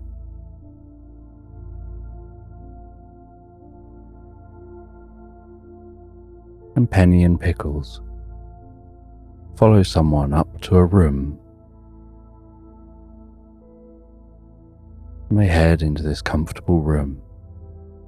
They settle down under the most inviting quilt. It's just the right weight and texture, and just the right temperature. As they fall asleep deeply and comfortably. And the next morning, they awaken to incredibly pleasant smells of food wafting through this castle, creeping under the door and tickling their noses. And it doesn't take Penny long to be up and ready to leave the room. And Pickles grooms for a little bit longer. And then they head out of that room. They follow their noses down to a different room to the one they were in before. And as they head down to this room, they can hear someone mumbling and moaning.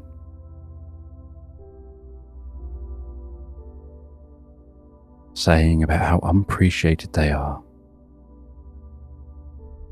That everything round here is just pandemonium. It's all chaos. Suddenly we have these new guests. Suddenly there's all these extra people to cook for and extra things to do.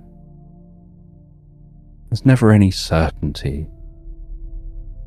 You plan for something, and then it just changes because someone decides it's going to be different. And they're having a good old rant to themselves. And they say that everyone just ignores them when they try and talk to people, as if they're not even there. Does everyone just think they're some kind of a robot maid or something? Just come here, do this, do that, help now. You need to do this, you need to do that. And Pickles finds it amusing, the rants that people will have when they think no one's listening, and the smile they put on their face as soon as there's someone there. And as they walk past, Pickles looks over, smiles, and says good morning. And the person smiles back and says good morning back in the friendliest of ways.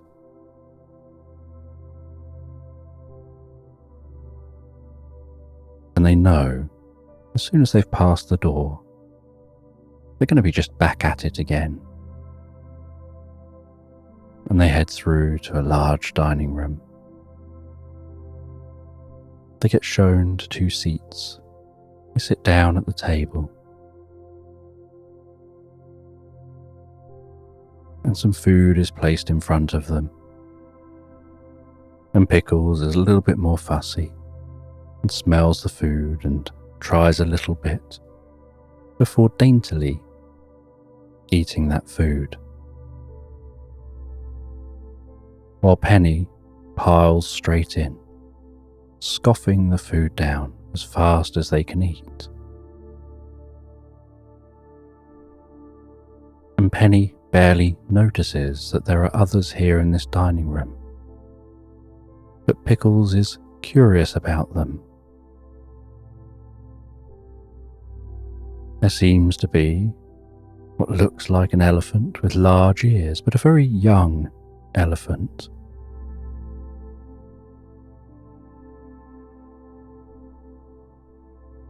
And there's a lion that has a strange mane that looks like the petals of a dandelion. And there's a camel, and every time it moves, its humps undulate, which catches Pickles' attention. And the baby elephant looks over, still chewing some food, and introduces themselves and says, "Hi, I'm Gumby. This is Pokey," gesturing to the lion. "And this here is Jasper," gesturing to the camel. And Pickles says, "This is Penny and I'm Pickles." And then the elephant continues to eat. And Pickles eats and Penny eats, and they all eat their food, and no one talks to each other while they eat. And as they all finish, so they all head away from the dining room. And Pickles asks why the others are here, and they say that they just needed a place to stay for the night. They'd arrived in the town and were told the best place to ask for somewhere to stay is up at the castle. They're always inviting and friendly. The elephant says they were just flying by. They got large ears that they can flap. But it's such a blustery day. They were going off course, and it was so hard and so much effort to keep on course that when they saw this town, they decided to stop here and see if they could find somewhere to stay until the weather improves.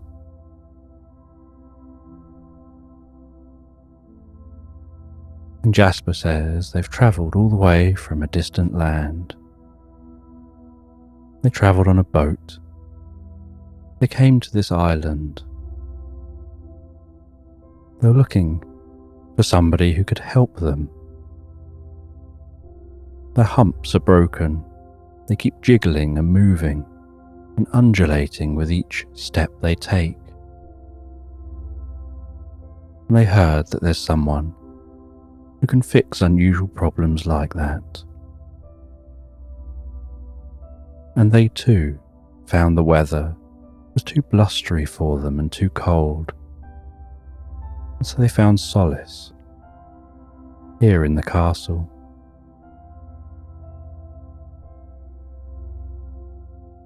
And the lion says that they'd interacted with someone in the forest. They're trying to be friendly, but all they got out of it was having their mane changed to being like a flower. And now they have this bizarre craving to sleep inside daffodils while they look like the head of a dandelion.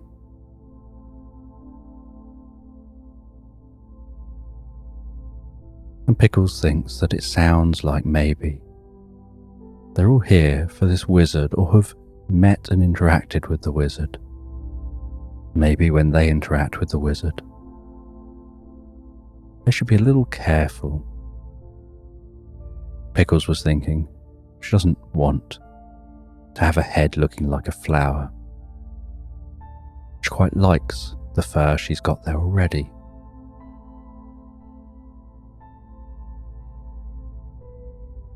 And after eating their food and resting for a little bit, and seeing the sun rise from the castle windows, Pickles and Penny leave the castle, and the day is much better than it was yesterday. The air is still. The sun's shining, yet the land is still white. They head down from the castle, walk around the castle to the back of the town. They leave the town and head towards the distant forest. And as they walk towards that distant forest, so they notice that the land is actually starting to shift and change. And they've never been anywhere near this far before, normally just staying near their own cabin. And heading down to the meadows and the land around there. And as they're heading towards that forest, so they notice the snow around a river flowing out from the forest. Possibly the same river that they passed the other side of the town. Seems to be more melted. There's a little bit more grass, and the closer to the forest they get, the warmer the environment seems.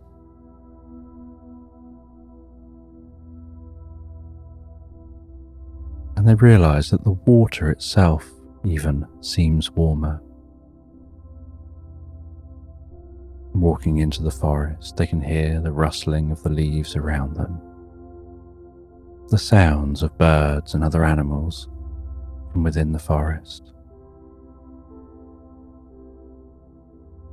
They can hear a distant rumble, almost like the sound of thunder.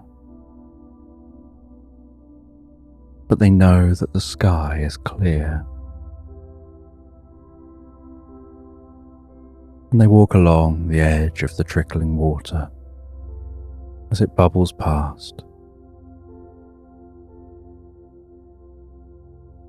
And they can feel, without even touching the water, that the water here is getting warmer and warmer, as the environment here is getting warmer and warmer.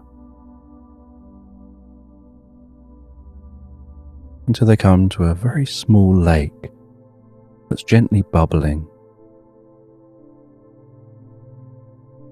And the land around this lake seems very different from the land outside the forest,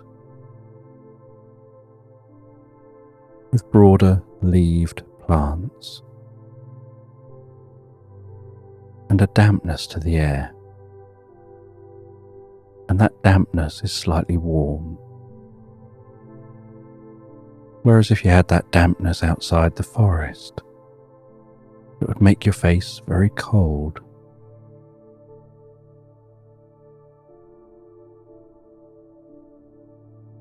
And they head through this forest from that small lake in search of that cabin. And then they see that there's something resembling a cabin poking through the trees, and so they head towards that. And as they get nearer,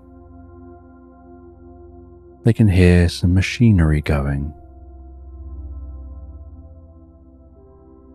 And they see a man with long white hair, tie-dye clothing, and electric blue sunglasses, twisting a handle and operating some kind of machinery. And they approach very slowly. And as they get nearer, eventually they get noticed, and that person stops what they're doing, turns to look at them, and gruffly asks what they want, who they are, why they're here. And they say who they are. They say why they're there.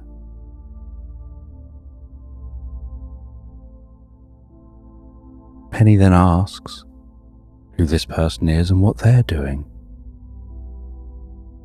And they say they're just printing their latest book. It's a book of spells.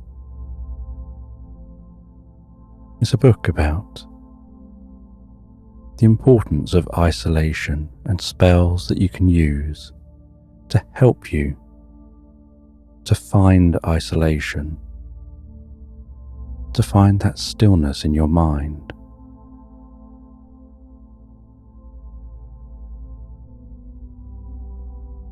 And Pickles says that they don't want to be a disturbance, but they do have people that they want to help. And this person says that they are the wizard that's being sought. But why would they want to help? Anything they've ever done has been to help them, to be alone, to get rid of distractions. They've never really thought of the others. They've always done what's in their best interests.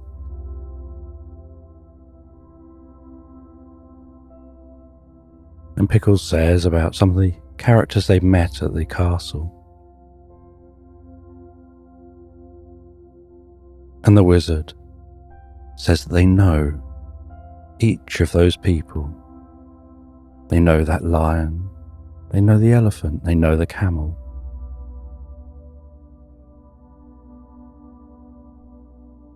But why would they be interested in helping? When helping means that they see them even more.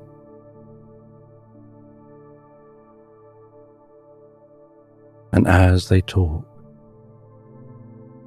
so the sun begins to set.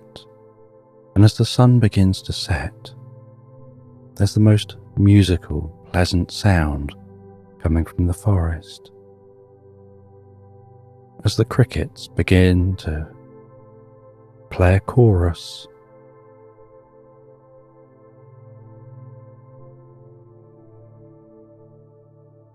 And Penny and Pickles don't give up. They continue to try to encourage this wizard to help. Penny goes off and makes a snow cone for the wizard, thinking anyone who dresses in tie-dye and sunglasses in the middle of a forest is probably fun at heart and has a sense of humour. They did turn jelly into a jellyfish after all. And they did make the lion's mane look like a dandelion. So they must have some sense of humour and some childish, fun qualities. But they don't accept the snow cone. They just want Pickles and Penny to go away. And so Penny tries running around and chasing his tail.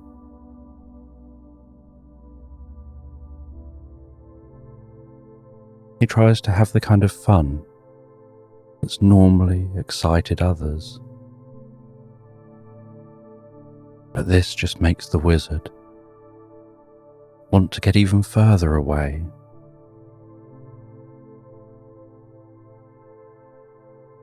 And so Penny says, well, if I can't excite you, if I can't get you to have fun, do you not at least have a fire and a comfortable place I can sleep? I like sleeping in comfortable chairs, listening to the crackling fire, relaxing, and just drifting deeper and deeper into my own mind, where my mind gets very still. And Pickles says I spend about 15 hours a day sleeping, dreaming, purring, normally relaxing on a rug in front of a fire.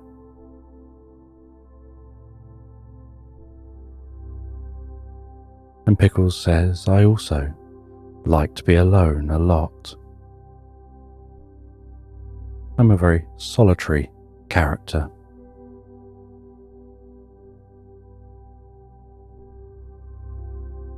I do my rounds every day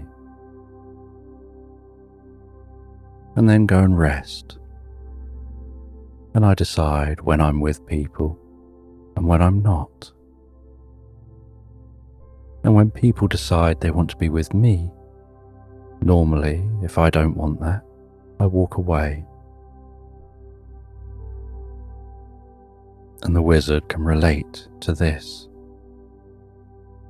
They can relate to that stillness, that desire for peace, for relaxing. But Penny says they also like having connection and encountering others and learning. And Pickles says they like watching others, normally from afar, and figuring out who does what and why. And likes working out what's going on inside the minds of others.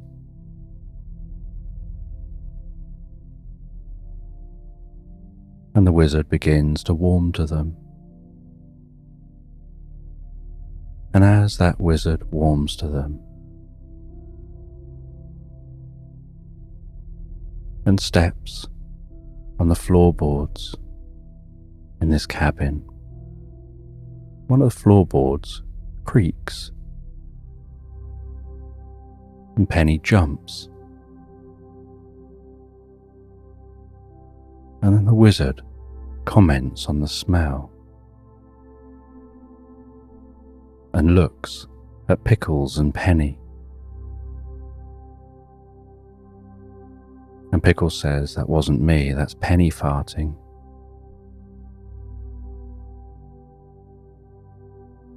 Whenever Penny gets nervous and jumps, it happens quite a lot,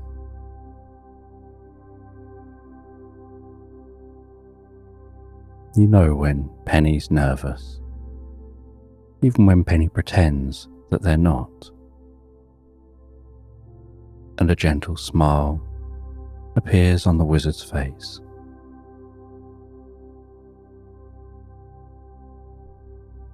And the wizard heads outside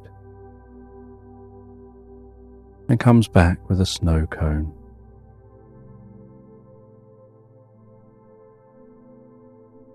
And then sprinkles some fairy dust on the top of that snow cone and says, "Take that back with you, but you'll have to be very quick."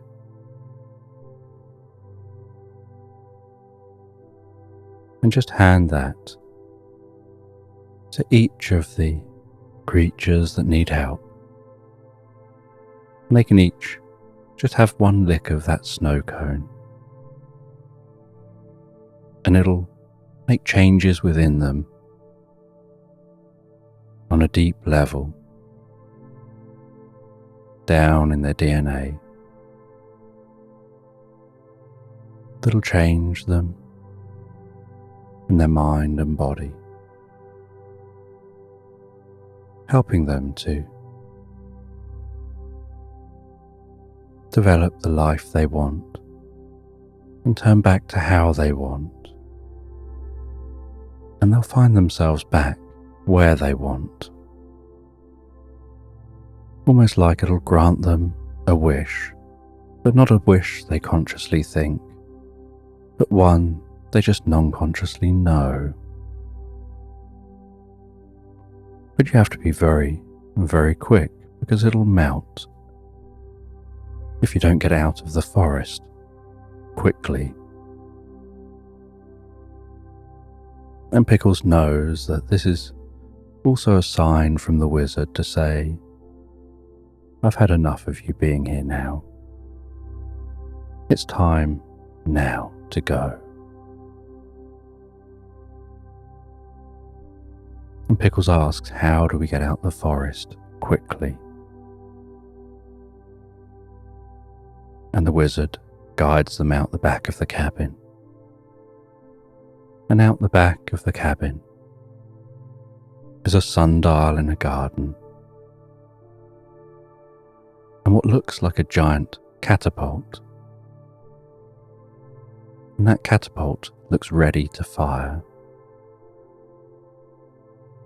And the wizard goes over to the sundial, twists that sundial, and while twisting the sundial, so the catapult twists and moves and directs itself elsewhere. And he lines it up with where he thinks it needs to go. He then tells the two of them to climb into the catapult. And then with a Bunsen burner, he sets fire to the string that's holding that catapult in place. And all three of them watch that string as it slowly burns through, until suddenly it gives way, and in an instant they feel themselves pushed back in that catapult and then fired out, and they can see a electric blue shining blob in the sky, and they seem to be aiming directly at it. And they close their eyes as if they think they're about to strike this blue shining blob in the sky. And then they open their eyes and realize they just passed straight through it. And they can now see below them that castle. And they continue flying through the sky, now lowering down towards that castle.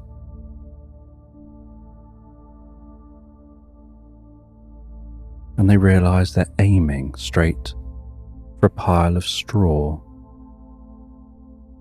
and they crash down and bounce on that straw and roll off the straw.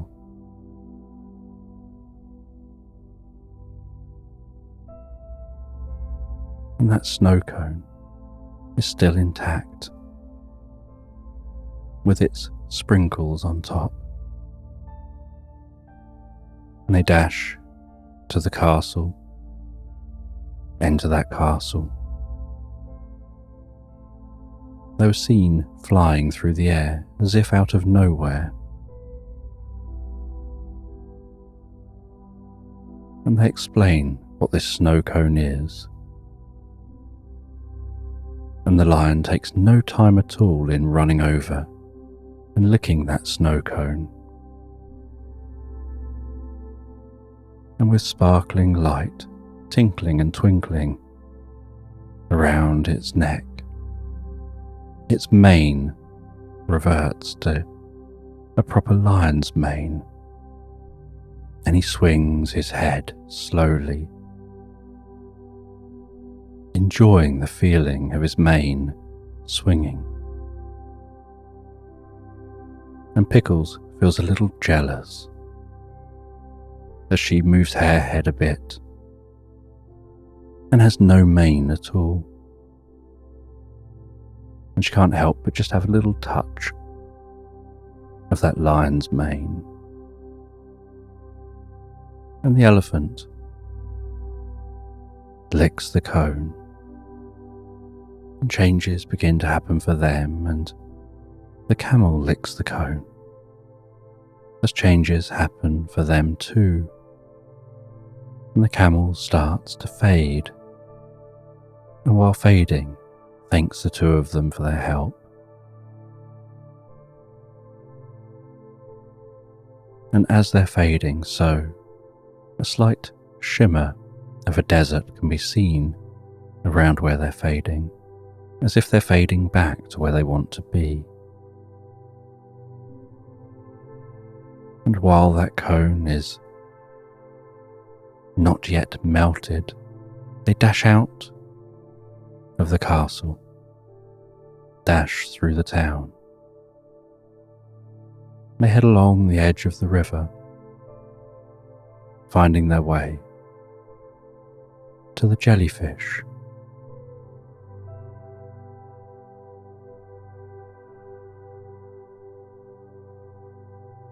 And Pickles is brave enough to jump onto Penny's back and gently dig her claws in just enough to make Penny leap from the side, crash through the ice and land in the water, while Pickles bravely holds that snow cone up above her, keeping it out of the water until they reach the jellyfish, and then lowers it down for the jellyfish, who absorbs that snow cone. And then the space around the jellyfish within the water begins to sparkle and shine. As Penny, a little annoyed with Pickles, swims back to the shore, Pickles jumps off. Penny braces himself and shakes violently, and then looks all puffed up and fluffy, but is at least a bit drier now.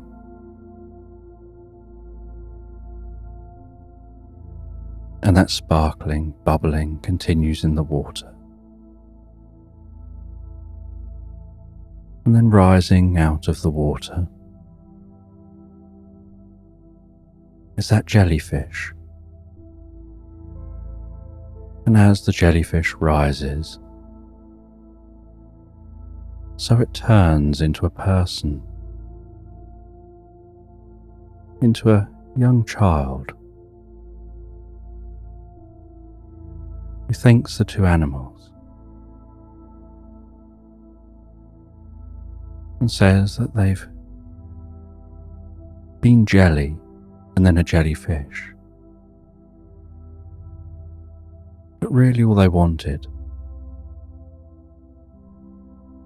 was to enjoy life as a child, and that they'll head to the castle where they know they'll be given a place to stay, and they can take their childlike mindset and let themselves grow up how they want to grow up and learn in a whole new way. And Pickles and Penny, having been on an adventure they never planned, head back to their own cabin.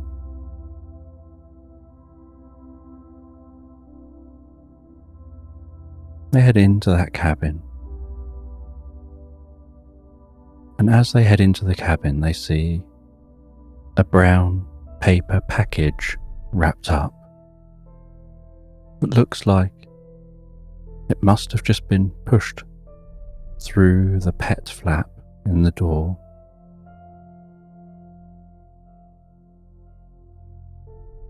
And together they carefully pull on the knot, remove the string from around the package, open that package, and inside they find 2 tie-dye knitted jumpers. One for Pickles and one for Penny.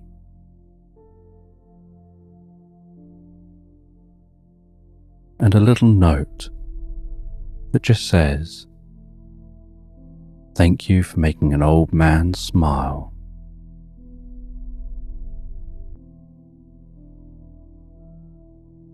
And they put their jumpers on. They settle down in the most cozy spaces, with Pickles resting in front of the fire, Penny in the most comfortable chair, and they drift and float so peacefully, so relaxed asleep into Slumberland. And this bedtime story follows the adventures of a guinea pig. And this guinea pig has been going on a journey through vast woodland in search of a lost scroll.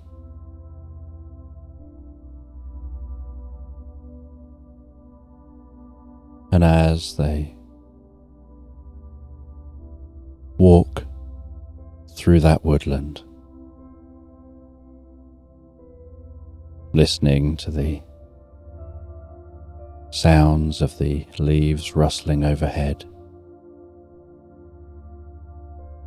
the sounds of the crunching leaves underfoot,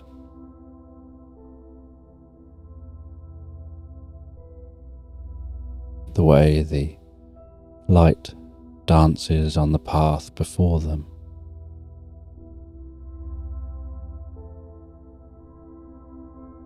From time to time they have to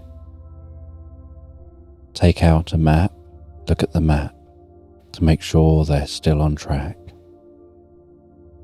And they have a small little compass that they check with.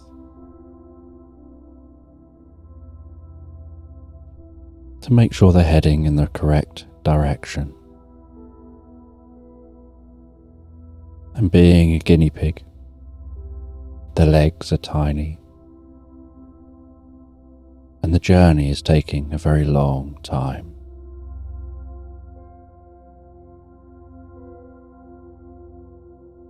And so they continue this journey through the woodland, taking in the sights and sounds of the woodland, breathing in the fresh woodland air.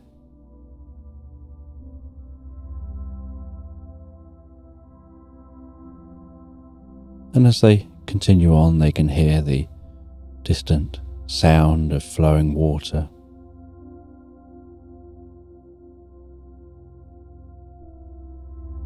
and they head along in the direction of that water with the plan to follow the stream through this woodland,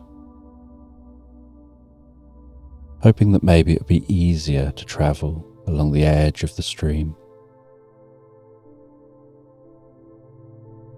And so they cut through the woodland in the direction of the sound of flowing water.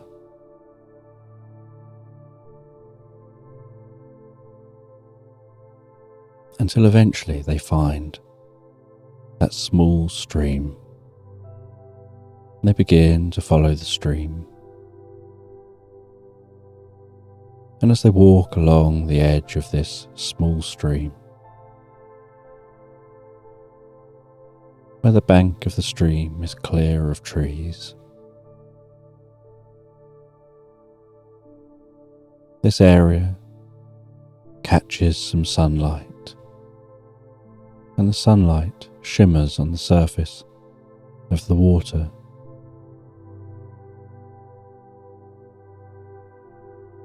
Like tiny sparkles, glistening and shining.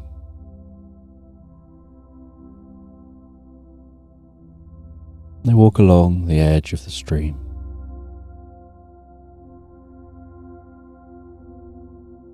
Until they see a row of ducks just sunbathing on the side of the stream up on the bank.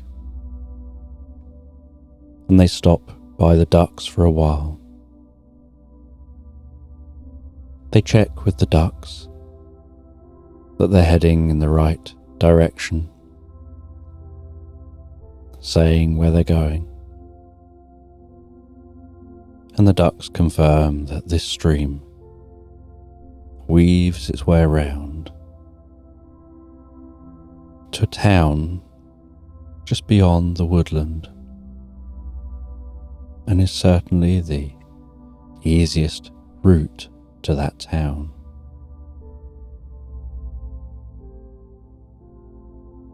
And those ducks continue to rest there in the sunlight, stretching their wings out, soaking up as much of the sun as they can.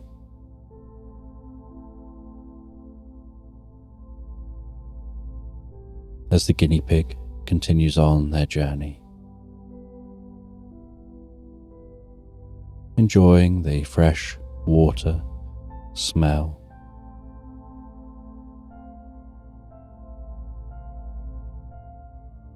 And while they continue on their journey,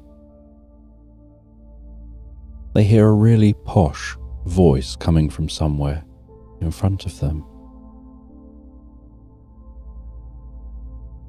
And they're approaching a turning in the stream, and at this turning, a tall reeds obstructing the view. And so they head round, and they trudge around the outside of those reeds, and the other side of the reeds, they see a posh turtle wearing a turtleneck jumper, holding a complete works of Shakespeare.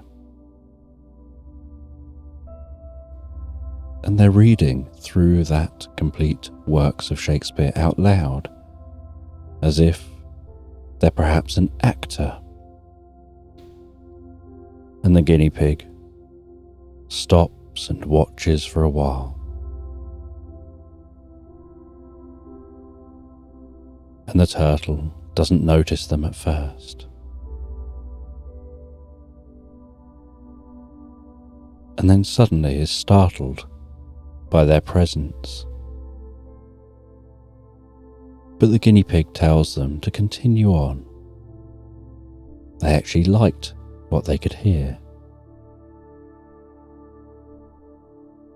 And so the turtle carries on reading that Shakespeare. And while they read the Shakespeare, gesticulating and talking in a very grand and overt way. The guinea pig finds themselves transfixed on the turtle's performance. And as the turtle comes to the end of their performance and gives a bow, the guinea pig claps and applauds that turtle's performance. And the turtle tells them they've heard of this legendary theatre they'd like to go and perform in, called the Globe, and they've been training for years. And so far, all of the audiences that they've had have just been totally unreasonable people. They've found so many people walk away before they've even finished a performance.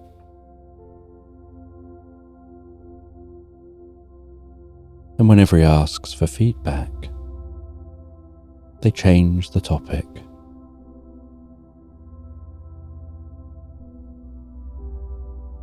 And the guinea pig shares that they actually liked it and thought it was impressive.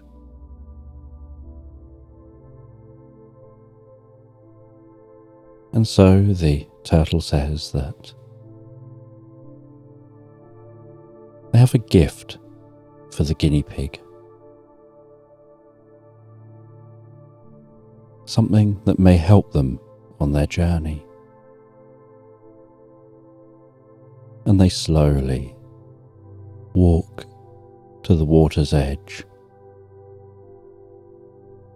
and they slowly reach into the water and pull out a water lily. And they do so incredibly carefully, and then slowly head back to the guinea pig.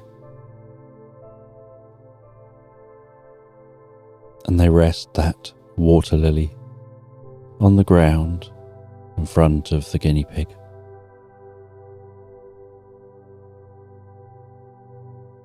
And they say, "Wait." And they look expectantly at the guinea pig. And the guinea pig doesn't know what they're supposed to be doing. And so they just look back at the turtle. And the turtle continues to look at them. And the guinea pig's eyes want to waver. But the turtle just says, "No, wait." And so they carry on waiting.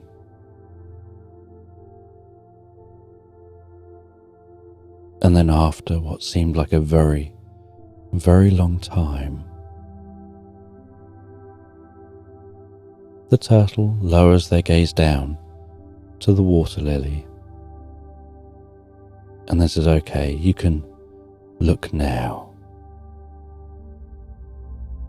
And the guinea pig looks down at that water lily and sees that there's some water within it. And that water has become incredibly still, almost like a mirror.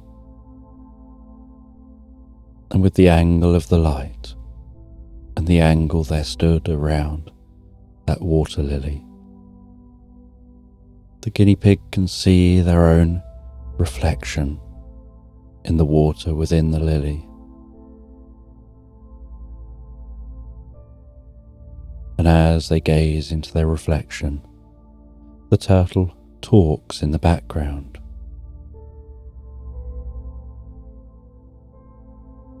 And tells the guinea pig to look into your own eyes. Not around your eyes. Just gaze straight into your own eyes, as if you're looking into your own soul. And as the guinea pig gazes into their own eyes in that reflection, so the turtle continues talking, and everything around their own eyes begins to fade away, almost turning black, but not black because it's actually turning black, but turning black because they stop paying it any attention. The only thing they're paying attention to is their own eyes looking back at them. And as they continue to gaze into their own eyes, so they start having that strange feeling. That feeling like the eyes looking back at them seem like different eyes. Almost like there's somebody else looking at them while they're looking at that other person. But they know those eyes are just their eyes. And yet, it takes on almost like an infinite loop of absorption between their eyes and the eyes gazing back. Like that reflection is another being looking back at them, and the turtle just talks softly in the background. And as you continue looking into your own eyes, you can see deep inside yourself. You can begin to notice the true you, a reflection of who you really are, of your strengths, of challenges to be overcome, of learnings not yet made, and discoveries not yet had.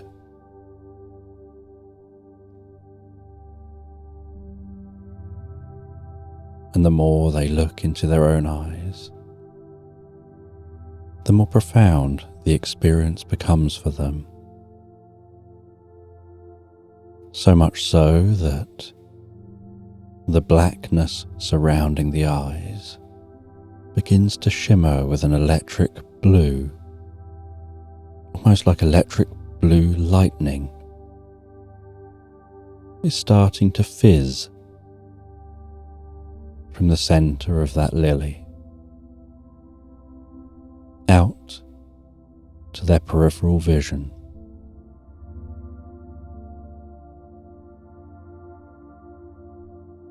As if they're being drawn deeper and deeper into the experience.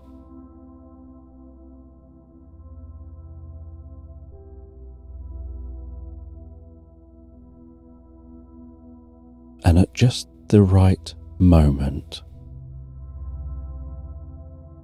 the turtle yanks that lily away and says, "Sleep." And the guinea pig's eyes close, and they drop deeper and deeper asleep, standing there, head looking in the direction the lily was. And the turtle says, "On your journey, you're going to meet some curious characters.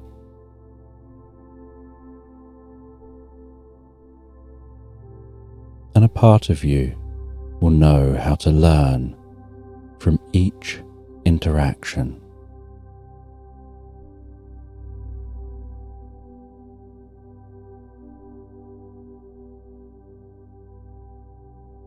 And you won't know consciously exactly how you're learning, because it'll be instinctive and automatic.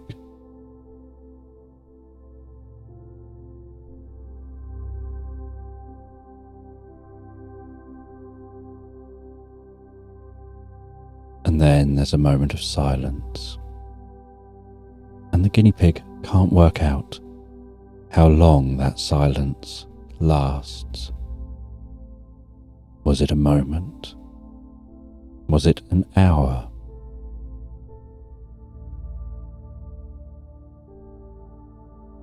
And as their eyes open by themselves when the time is right, the turtle carries on talking to them as if none of what had just happened had actually happened.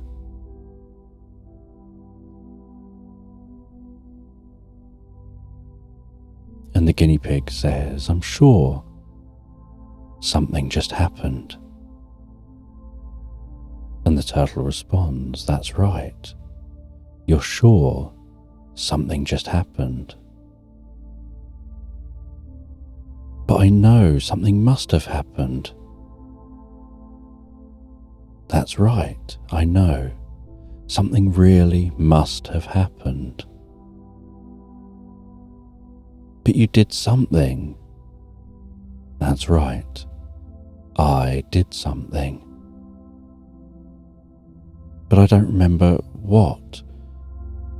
"You really don't remember. It's like it's just gone now, as you go now, on your journey. And I'll see you in the theatre when I get there." And in a slight daze, and with a pat on the shoulder, the guinea pig continues their journey, enjoying the bubbling of the water alongside them, heading towards a village. And they continue that journey until they can see the smoke rising softly from the chimneys of the buildings in the village. And they head over undulating grassy hills, following this stream as it weaves and flows over rocks, sometimes bubbling louder, other times flowing so softly and so faintly.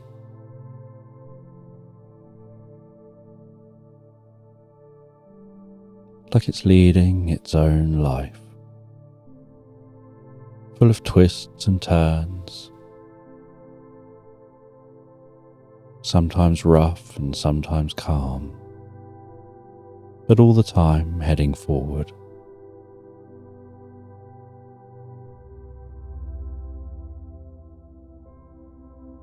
And as they approach the village, they can hear the hustle and bustle of traders and people milling around.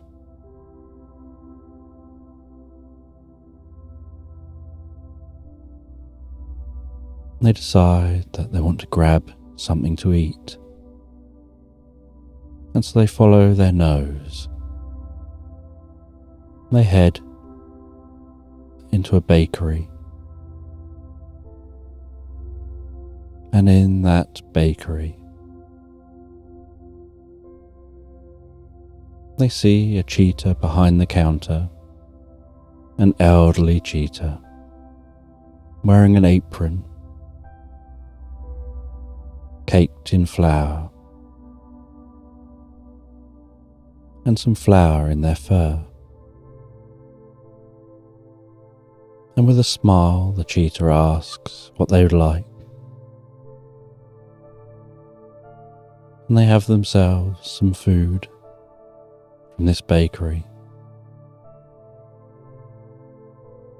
And they ask, just out of curiosity, how long the cheetah's been doing this. And they say they're 73, and they've ran this bakery for the last 50 years. and they, if they don't mind themselves saying, are the best baker in town. Well, they're the only baker in this village.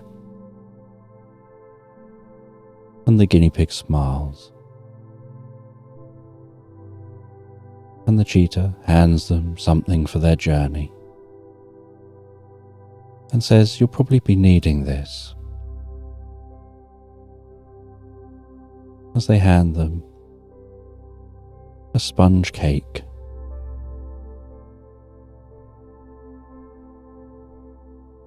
And the guinea pig thanks them and now heads to somewhere to stay for the night. And they head down to the inn in this village. And down at the inn, the Honey Pot Inn,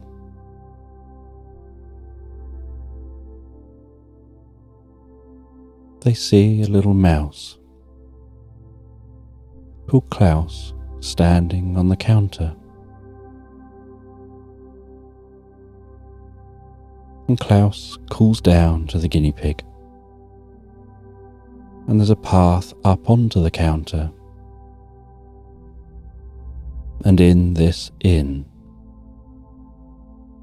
are many different animals enjoying a late afternoon drink.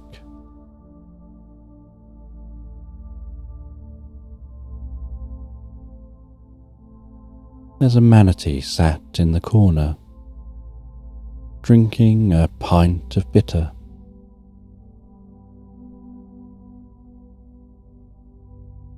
There's a squirrel called Quirrell, drinking some whiskey by the fire.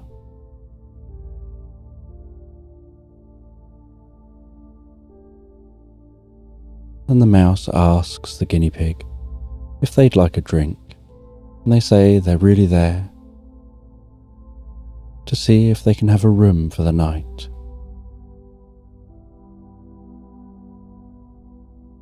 And they get given a key to a room,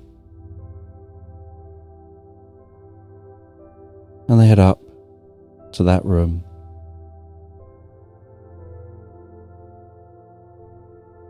They place their belongings on the bed.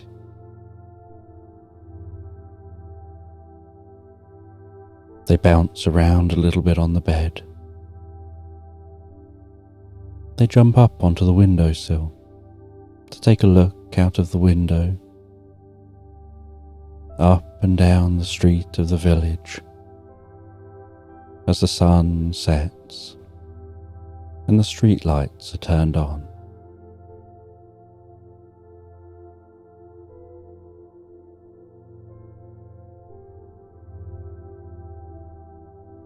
And as it gets later and later, they settle down in bed and drift peacefully asleep for the night.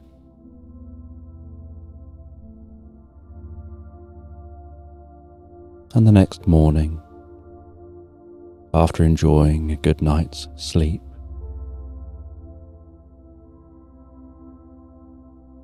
they prepare for their journey for the day. They get the sewing kit out of their backpack. They stitch up the holes in their socks.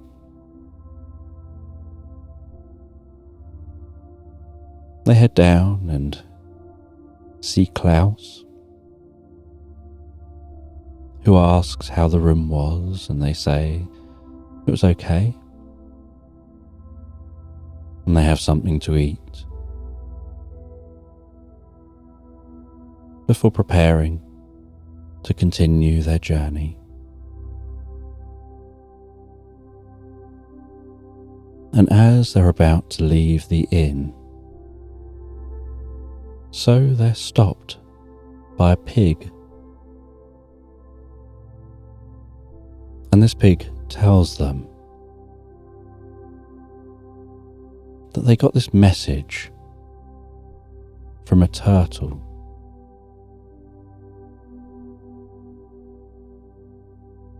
That you might need some help to make your journey quicker. And the guinea pig says that they do have a long way to go. How can you make the journey quicker? And the pig says you can always ride on me.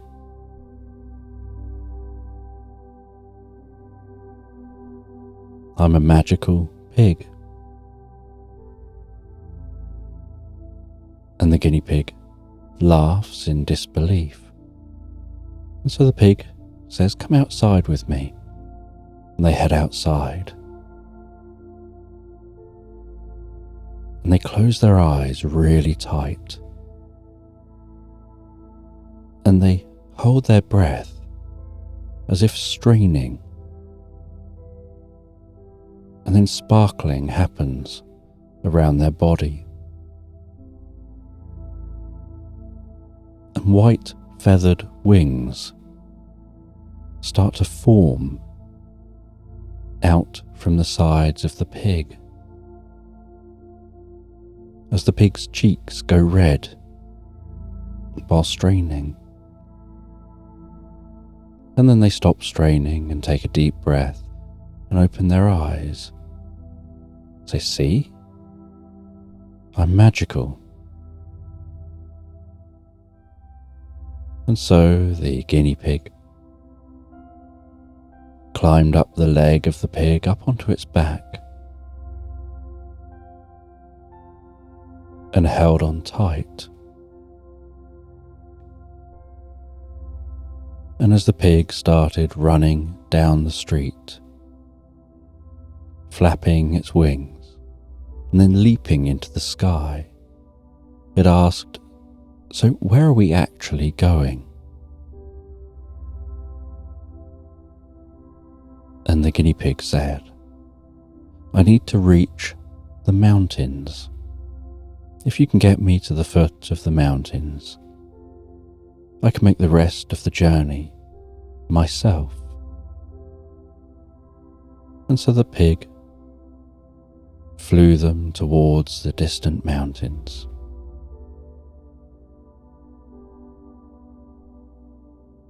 The wind passing over the guinea pig's fur,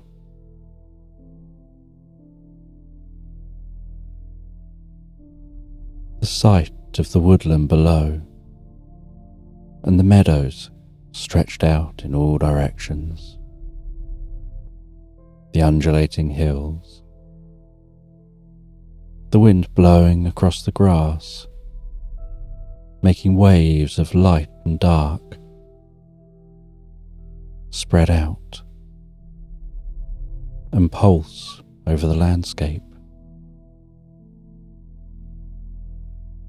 The glistening sunlight reflecting off the stream as they head towards those mountains.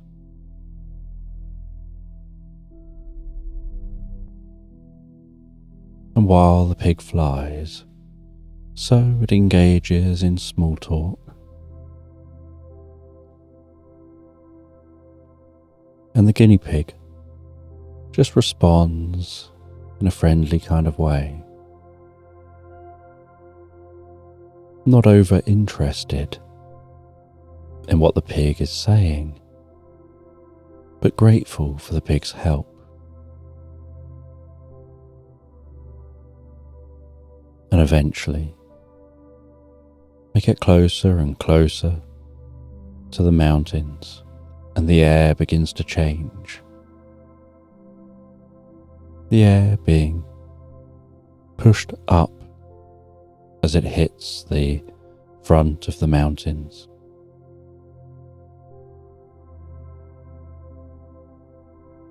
And then getting closer and encountering cold air being pushed down.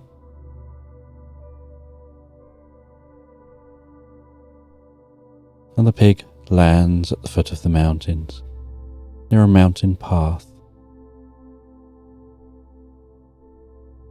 And the guinea pig thanks them, says that they can make the rest of this journey on their own from here. And to a guinea pig, a mountain is an enormous climb.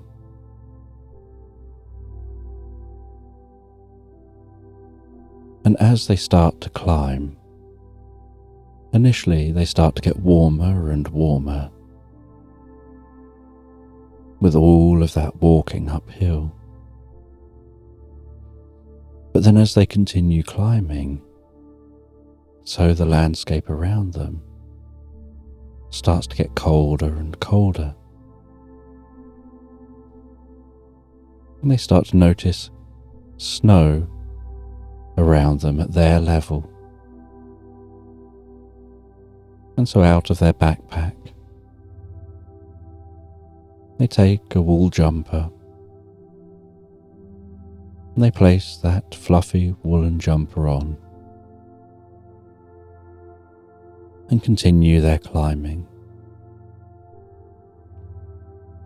following this path. And the path is quite easy to climb. The hard part is the distance and it all being uphill. And so they climb higher and higher.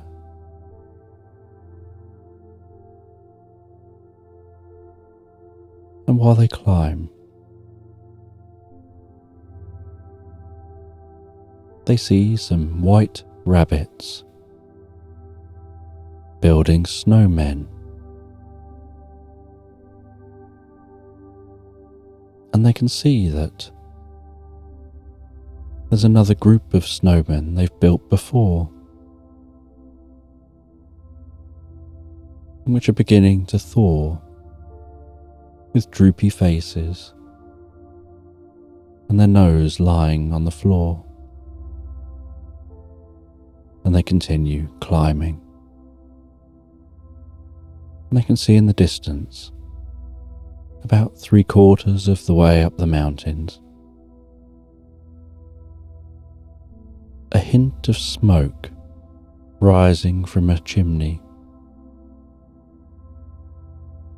And from here they can't see the actual building.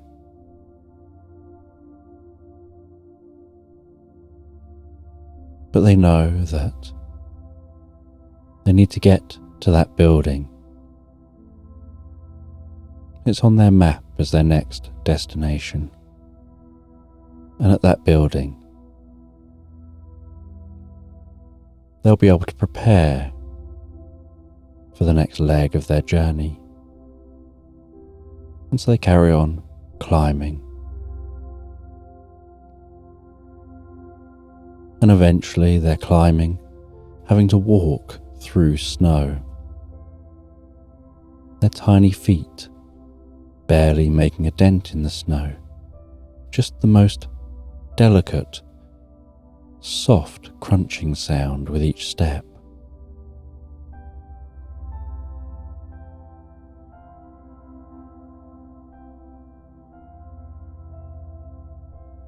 And eventually they can see the stone building. It's a grey stone building, and the roof is covered with snow. There's a grey chimney poking out the top, and smoke wispily rising into the sky. And the door is a dark, very solid looking wooden door. And there's a notice on the front of this building.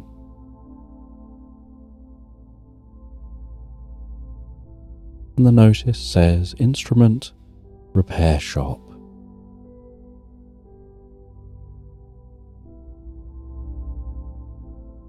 And so they push on the door and a bell trings, and the door closes behind them, and they can hear some ticking clocks hanging on the walls of this repair shop.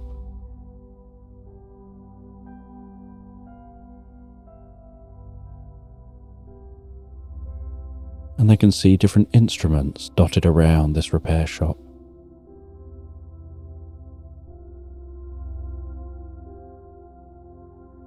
And some of those instruments are musical, and other instruments do other things.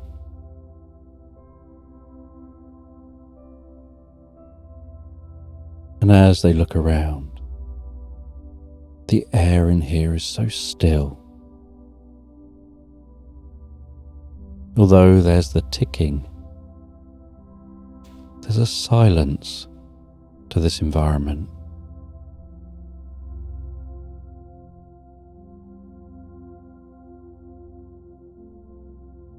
And they look for the owner or whoever's here. And out from the back walks a grumpy armadillo. Who's here now? What do I have to do now? Always someone wanting something. And the armadillo, wearing silver gloves, comes out whinging and moaning. And he sees that guinea pig.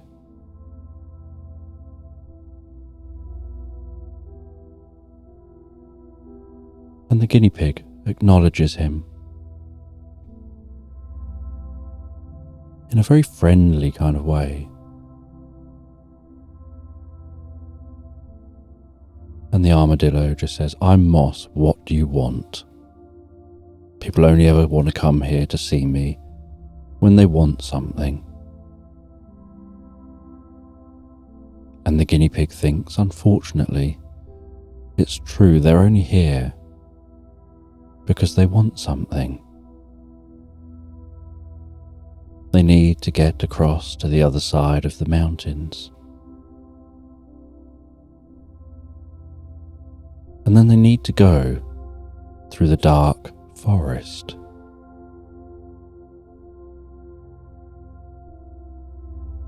And they've heard that what they need to do this can be found here. And so they ask, why this shop is in such an odd location.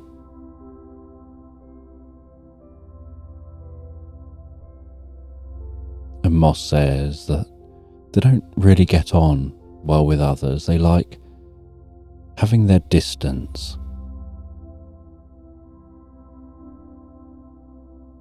But people come here when they want something repaired. And as they're talking so,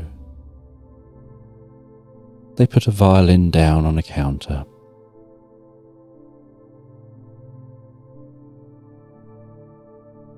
And they start to repair that violin. And the guinea pig asks what happened to the violin.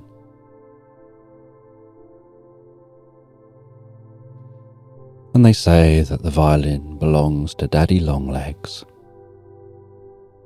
And Daddy Longlegs is a gangster giraffe.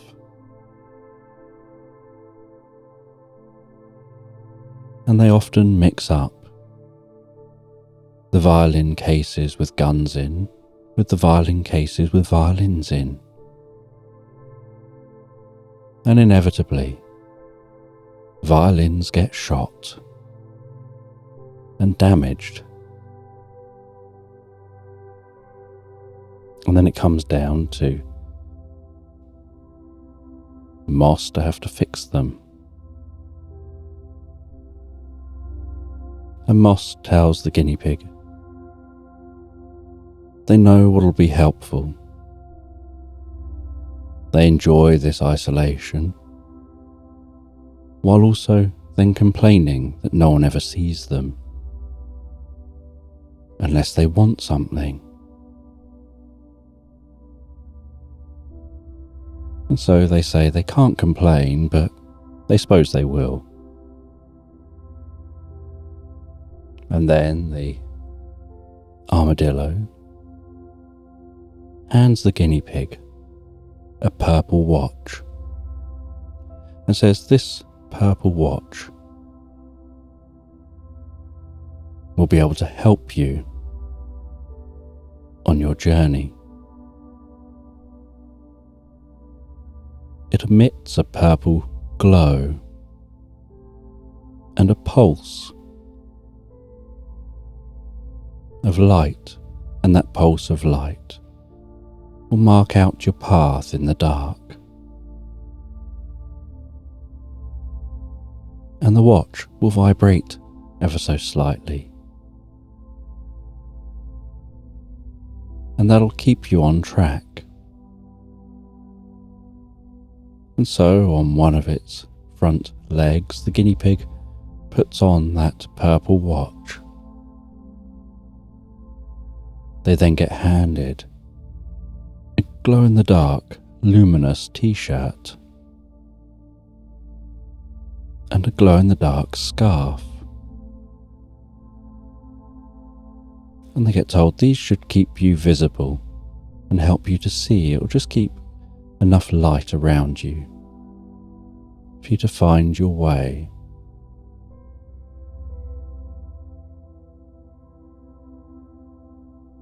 And the guinea pig wonders whether the armadillo is just trying to make them look stupid, almost like a practical joke that they're playing because they don't get many visitors here. And they get told that one last thing that'll help you to get to where you're going is out the back. And so the guinea pig gets shown through the shop. And out the back of the shop, through another door, through another room, is a steep set of stairs. And they walk the guinea pig up those stairs. And at the top of the stairs is a door.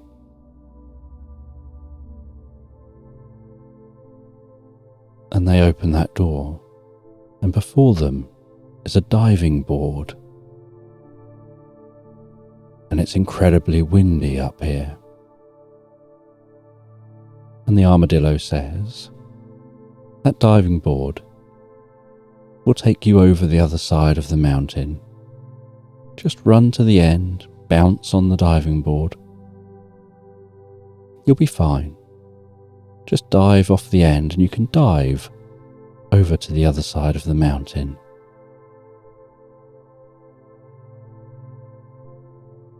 And the guinea pig is a bit twitchy about this, a bit kind of unsure, thinking, doesn't sound particularly safe. And so the armadillo hands them a flute and tells them, just after you've dived off the end of the diving board, jump onto this flute and just blow across the mouthpiece of the flute. You'll be fine. And so the guinea pig takes that flute and, trying to hold the flute under one leg, runs to the end of the diving board with the other 3 legs and bounces off the end, quickly gripping the flute with all its legs and blowing across the mouthpiece of the flute. And as the tune emits from the flute, so sparkling light starts to come from that flute. And almost like a witch's broom,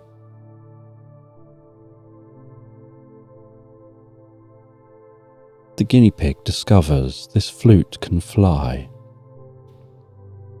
and with a gentle lean left or right, or backwards or forwards, the flute changes direction. And as the note begins to fade, the guinea pig has to blow the note again to keep that flute flying in the air. And the guinea pig manages to fly down the far side of the mountain, skim the tips of the treetops,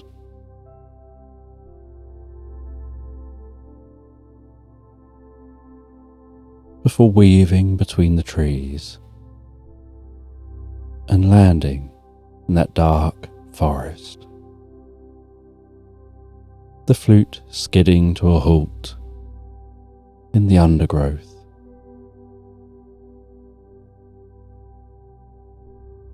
And there's a low and gentle mist weaving and wrapping its way around the trunks of the trees.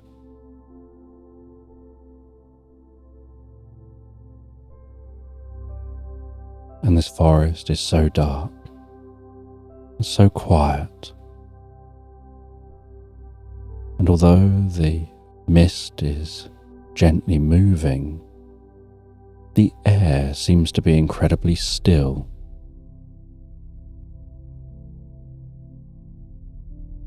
And the only light is the glow from the scarf, the t-shirt, and then with a tap on the watch, that purple watch begins to pulse, and the purple light spreads out among the forest floor with a slightly stronger purple light in the direction the guinea pig needs to go. And any time the guinea pig veers slightly off route, even just to try and weave around trees, or climbing over logs, the watch buzzes ever so slightly, and the physical sensation is understood by the guinea pig as they move back on track.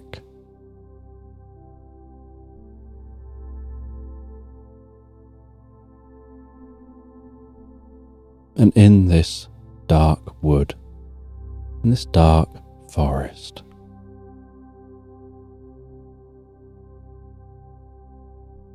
they can't tell whether it's night time or evening, whether it's dark even in the daytime,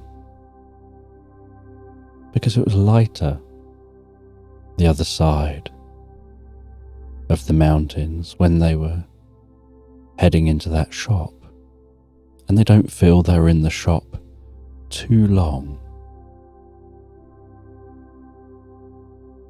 And a part of their mind is already thinking how they're going to get back. They don't know if flutes can fly off the ground, or if you need to already be in the air to fly a flute.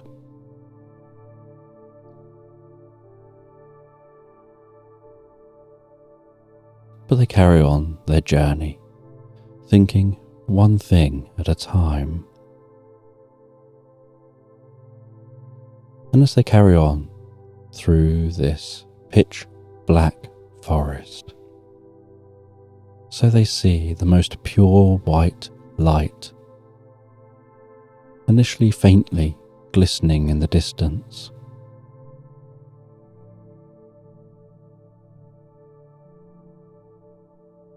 and they notice that white light is on their journey, is directly on the path they're taking, and so they wonder whether that must be where they need to be going. And they head towards that light as it gets brighter and brighter while they get closer and closer. And the white light seems to be emitting a gentle tinkling sound of bells, slightly echoing and reverberating around this forest. And although that white light is bright where it is, the forest itself seems to dull the light, stopping the light from penetrating too far from its source.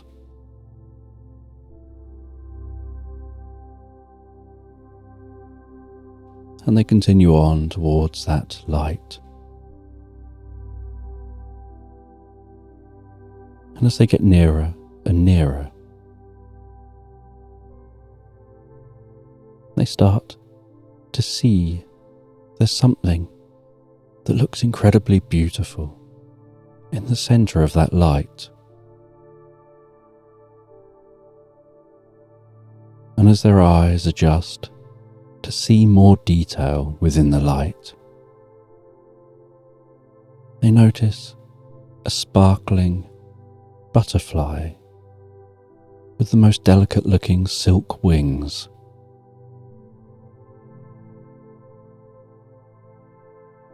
And this butterfly seems to be frozen. It's not moving, almost like it's a statue of a butterfly, and yet it looks like a real butterfly. And the guinea pig works around that butterfly,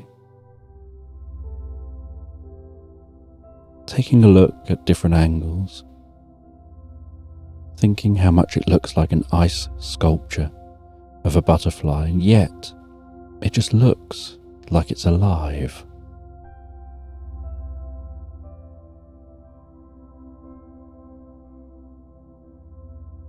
And then the guinea pig touches that butterfly, and it feels incredibly cold. Feels like very slightly damp ice, like ice that's just beginning to melt.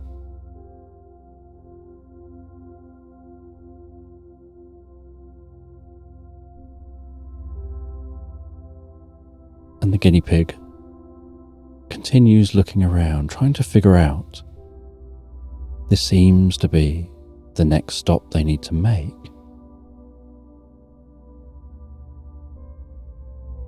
But what does it mean?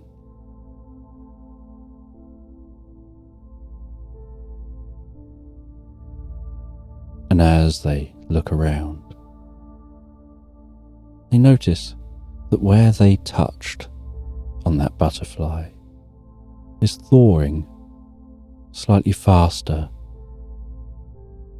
than the rest of the butterfly. And so they light a small fire in front of the butterfly, a little way away from the butterfly, so there's just a delicate amount of heat, like the warmth of a paw touching the ice.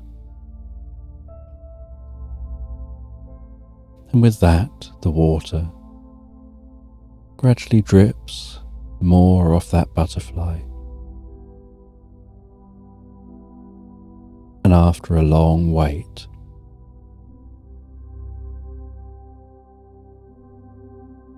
the butterfly still looks incredibly silky and pure white.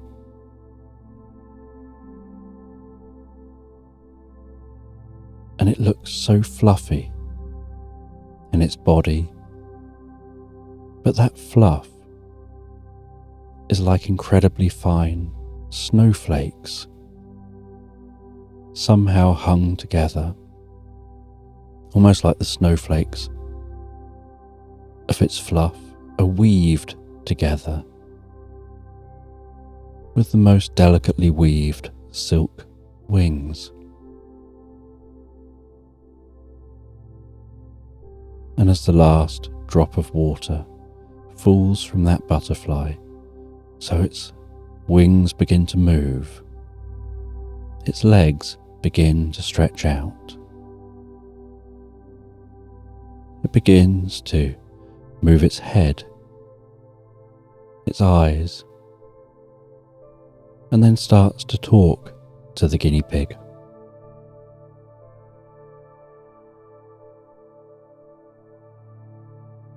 And the guinea pig says that they woke this butterfly because they need the butterfly's help, and they show the map. They show where they're trying to get to, and they show that it shows they're supposed to come here to get there. And this butterfly says that their name is Blizzard, and that they're something of a wizard. They can perform magic, and that what they need from you is just to be able to carry you. So they just need you to turn around, they say to the guinea pig. And so the guinea pig turns around. And looking back over their shoulder, they see the butterfly flapping its wings and hovering above them, carefully, almost like a claw game, manoeuvring itself above them to take hold of them delicately with their legs. And then it flaps and flies up through the trees, out of the forest, and carries them towards their last location. And it's a tall mountain with a flat top that juts out of this forest. And the sides are almost sheer, and it's known as the trash can because it looks like an upside down trash can. And everyone seems to be rubbish at climbing it. And the butterfly, glowing in the sky, carries that guinea pig up around the side of that mountain, all the way to the top. It lands them on the top and says it'll wait with them because it knows that its job is to also take them back over to the other side of the mountain once they've done what they're here to do. And so the guinea pig thinks, and that butterfly, and can see the ruins of a building up here. And yet there's no way of getting up here. And these ruins are so old.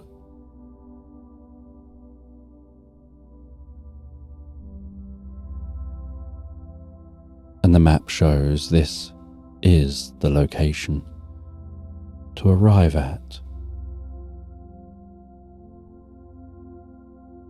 And they head into the ruins. They start to explore the ruins.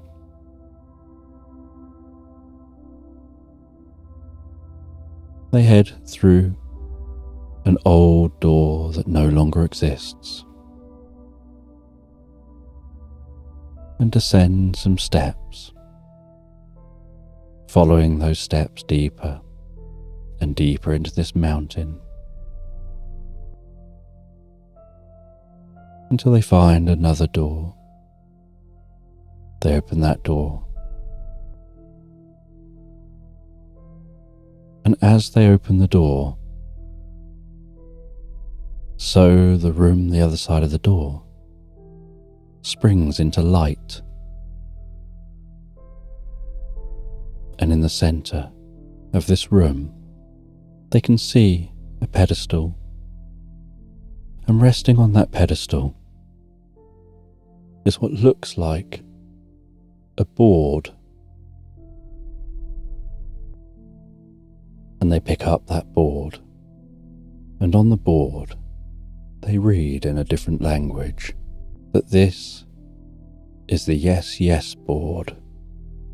If you can answer yes, then you can have access to the scroll. And it says that this works by having you only give an automatic answer, not one you give thought to, but one that you just deeply understand.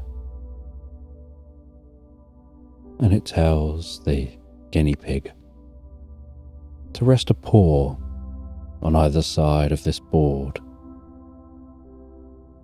And while resting a paw on either side of a board,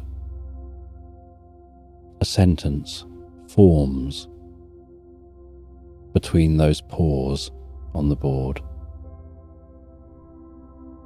A question for the guinea pig. And the question is, what do you see when you look into yourself?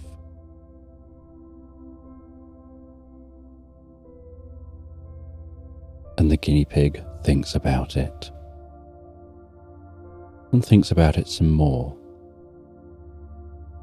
And as they continue thinking,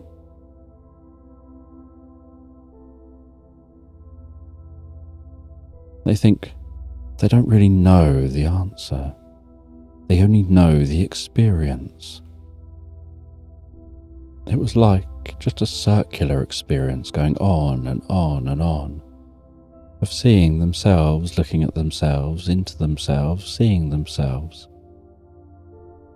They don't know how to put it into words.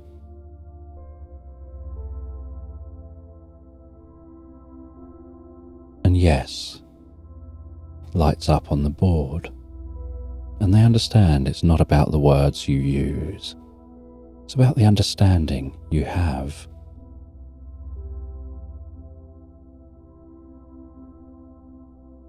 And as they continue gazing at the board, and that question fades, almost like light dispersing like smoke. And another sentence begins to form. And as they look at that sentence forming, they see that it's asking how you fix something that isn't broken.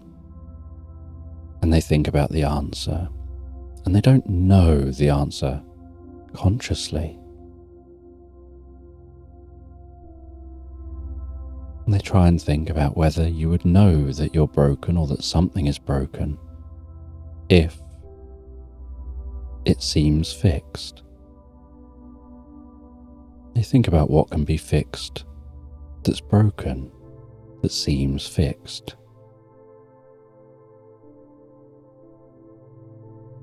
And it takes a moment, but the answer forms in their mind, but only as a concept, as an idea. And they feel a warmth within their body as the idea forms. And it's another idea they can't put into words, that they can only understand instinctively. They know they learnt this from the turtle in the turtleneck.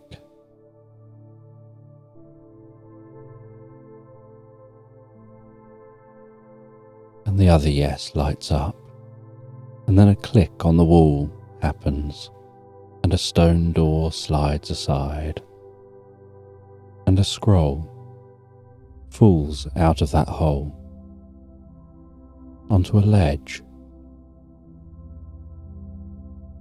and they head over to that scroll.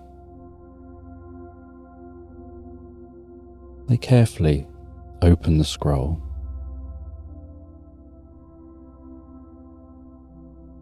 and as they open the scroll and begin to read the writing, they start to understand what this journey was about.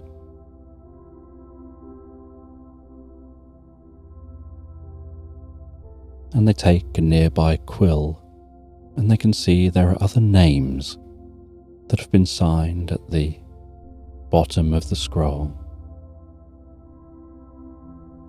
And next to the scroll, next to that shelf,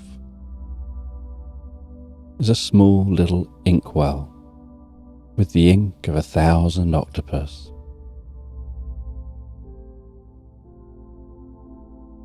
They dip the quill in the ink. They sign their name at the bottom of the scroll.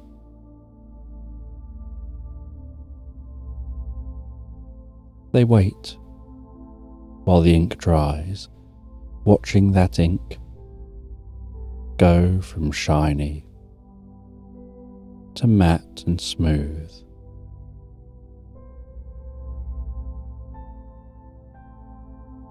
Before rolling the scroll up again, placing that scroll back into that gap in the wall. And as they do, the stone door slides shut again.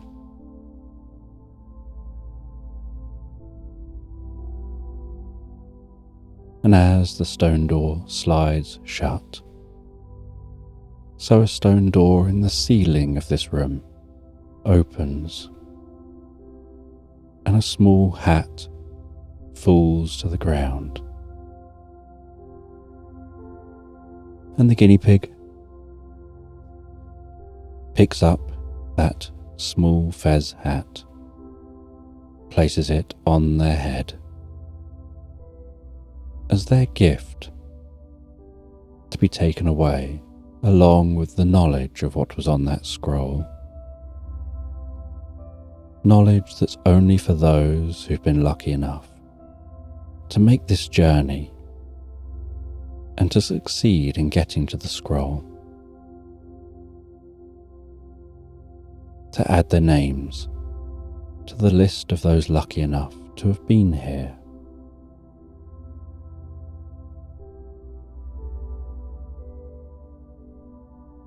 They then work their way back out of this chamber, up all those stairs, and head back out of the ruins. And that butterfly is still just resting there, waiting to give them a lift back to the other side of the mountain.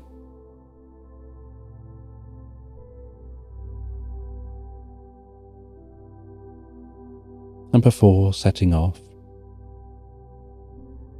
they take a tiny camera out of their backpack, and facing away from the ruins, with just the sky to be seen, they ask the butterfly if they can just take a selfie together to remember this moment. And so they take that selfie together.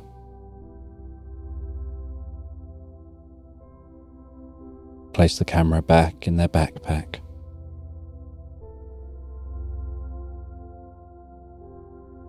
The butterfly again flies above them carefully, taking them in its legs.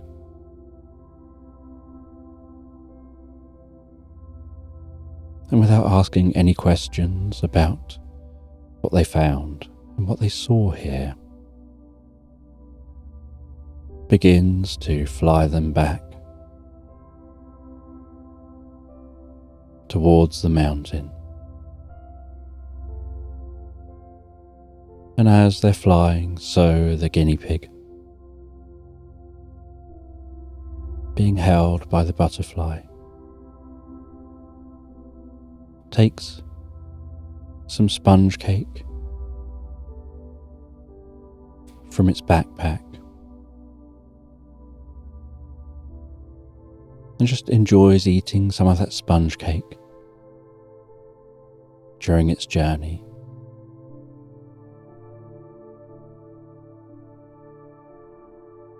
And flies back over the mountain. And the butterfly lands down the other side of the mountain.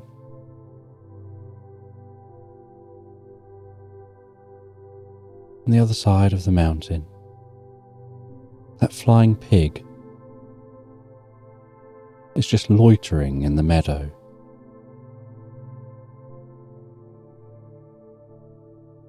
And the guinea pig says goodbye to the butterfly.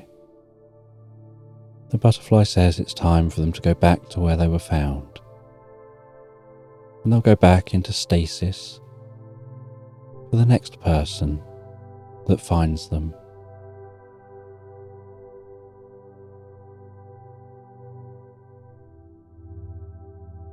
And the pig flies them back to that village.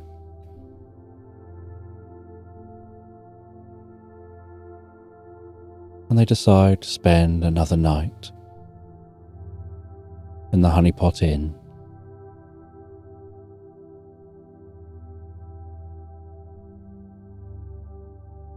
Before continuing their journey home the next day.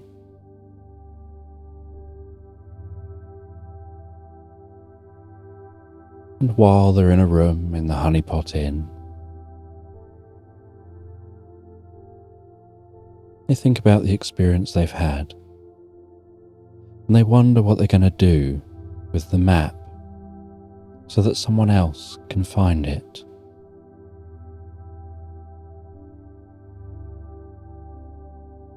And with that, they hear a knock at their door. And they open the door and a turtle is stood there. And the turtle says they're going to the globe.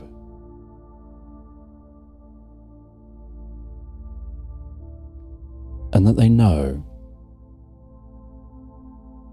that you have something for them to take with them.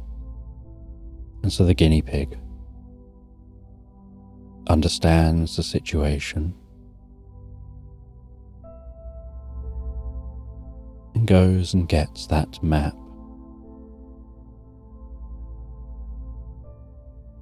And hands the map to the turtle, who gives a gentle smile.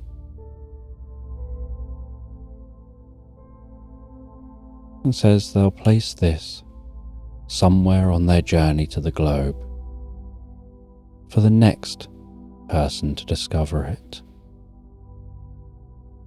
And the guinea pig realizes this turtle was the one who'd placed it where they first found it.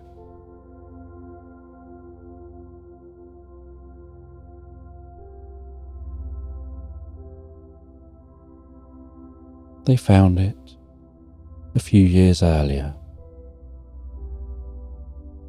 while out for a walk, and as they were walking around,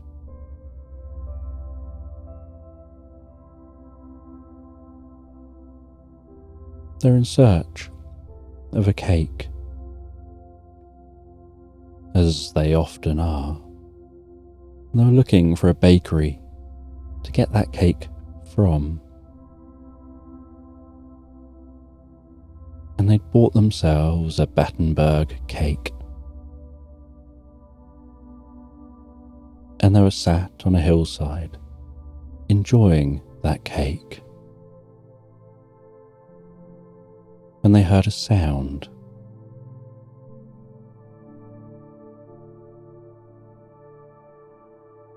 And they went and headed towards that sound.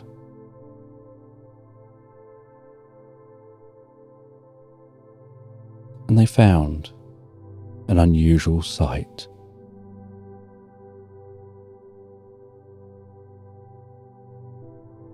It was a snowman thawing despite there being no snow.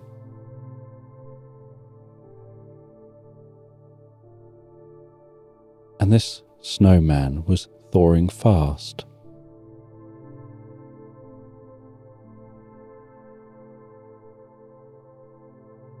And within the ball at the top of the snowman, the ball that made up its head, something was poking out of the thawing snow.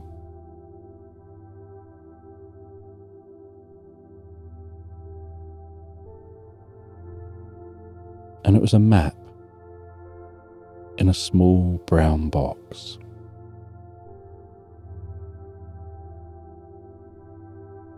And a note encouraging them to go and explore. And they don't know why they were chosen.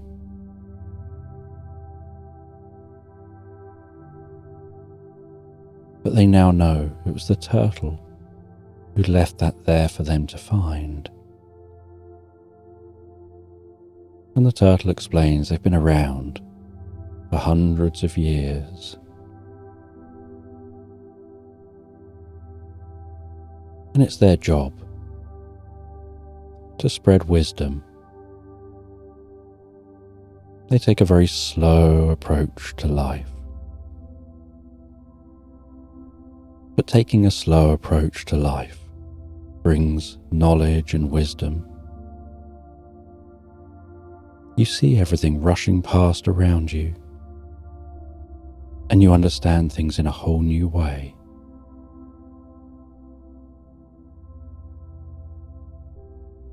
And they say now they're on a trip to the globe, and that'll give them the chance to let somebody else make their own discoveries.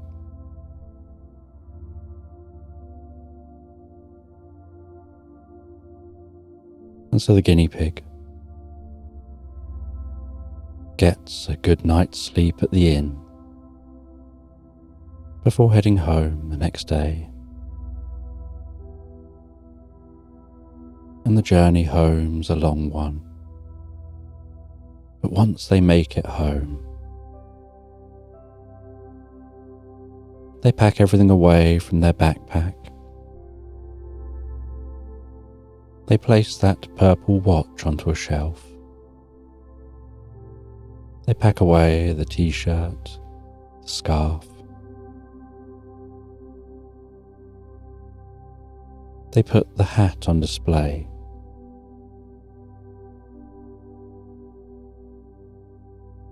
They then brush their teeth before heading to bed. And there's nothing better than getting home to your own bed, resting down, closing your eyes, falling asleep, drifting and floating peacefully, relaxed into Slumberland.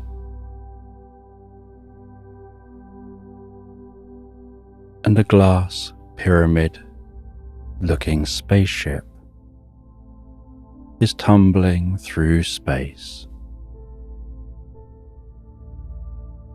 And the space cats on that glass pyramid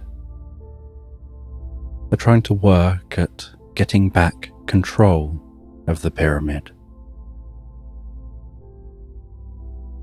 And from their perspective, they don't feel that it's tumbling.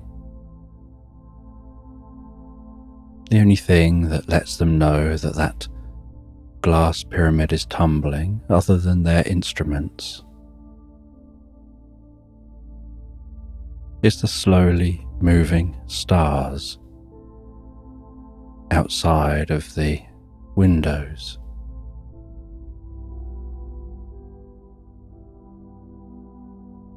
like a slightly sped up time lapse of the stars passing overhead on the night sky. And those cats work together to try and fix the problem in this pyramid spaceship.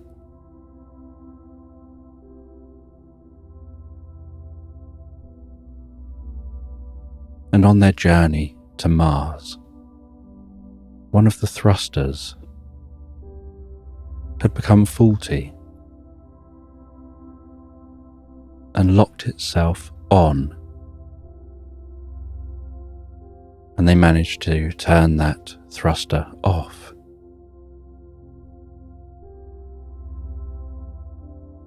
But the pyramid was stuck in a spin. Some of those cats are incredibly smart, and so they're working on a solution to correct the spin of the pyramid.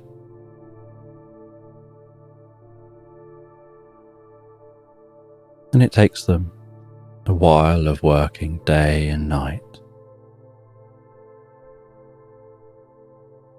to fix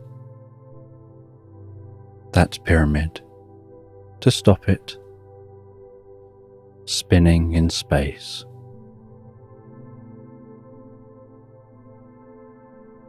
And as they're trying to fix that spinning, so the pyramid is heading off course.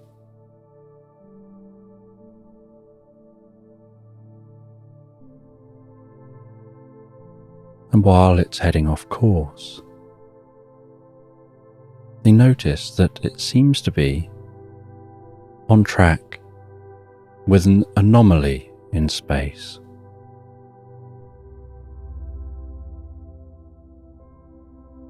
And some of the cats are getting restless as it spins.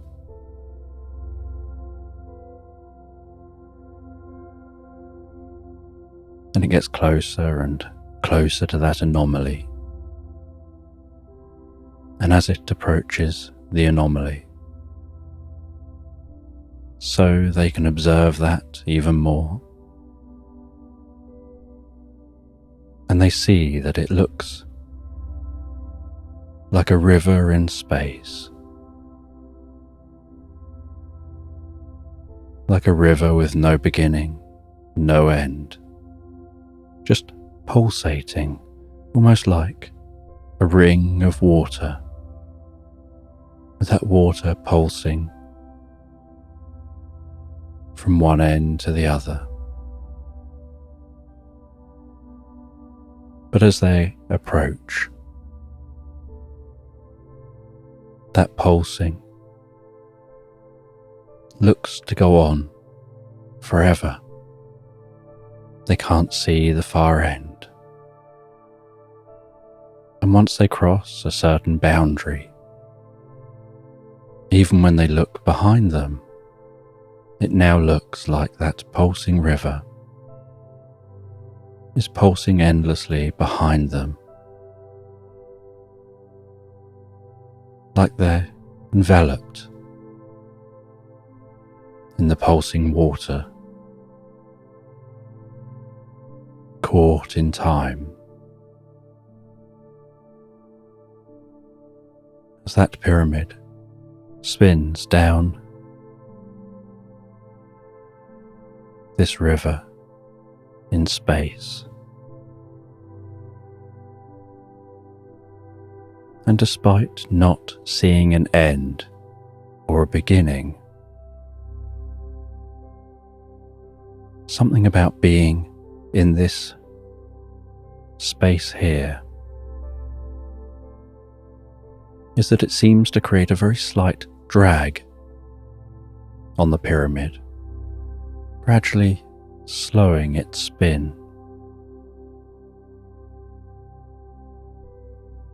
helping to calm that pyramid down.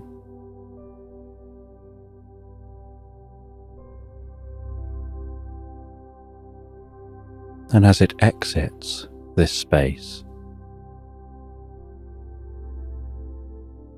The cats finally solve the issue and correct the different thrusters and have control back over the pyramid.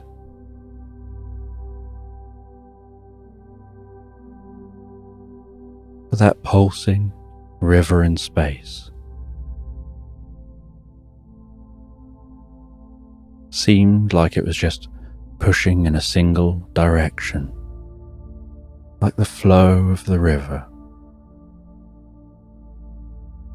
was from where they came from through to where they've ended up. And they now find themselves facing a night sky that's unfamiliar. They don't recognize any of the patterns of stars.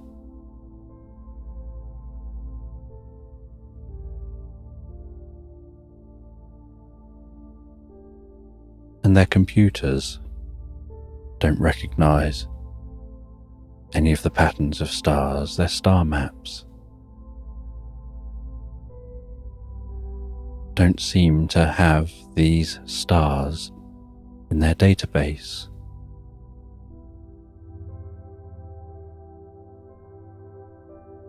But the ship is always scanning, and so it scans, and it starts to map these new stars,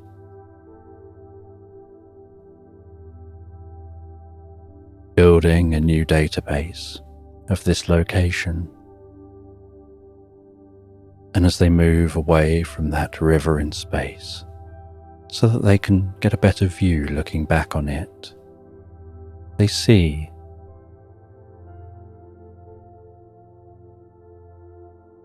that it looks like some kind of a portal or wormhole, but that it seems that this is an exit, and they try to fly the pyramid back through this wormhole, only to find that never mind how fast they accelerate, they can't get close enough to enter this wormhole.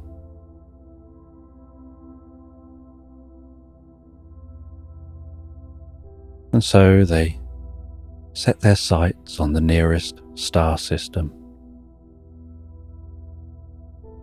And they travel in the direction of that star, not knowing what they'll find.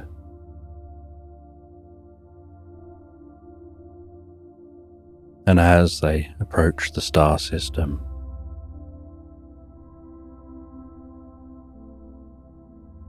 so they scan the different planets, and they find a planet with life. And they circle that planet, scanning in rows around the planet as they go, as they orbit the planet over and over again. And they scan terrain and they find somewhere to land before heading down in that glass pyramid to land their ship.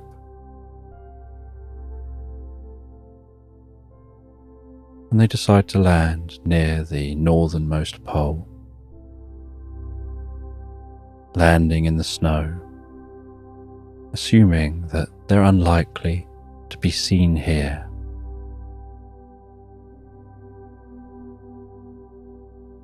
And as they land, their ship melts the snow beneath it and sinks down some distance into the snowy surface.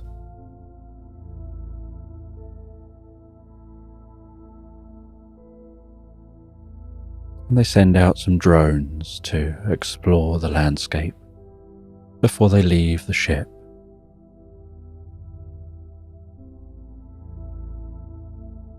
And this area is far enough away from the coldest part of the poles that it begins to snow, and snow begins to settle around the ship.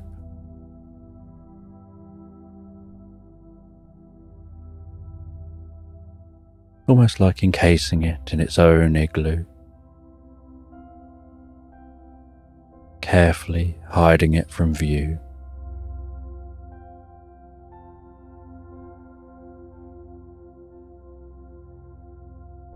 And when the drones come back, saying that everything here is clear and safe and the air is breathable,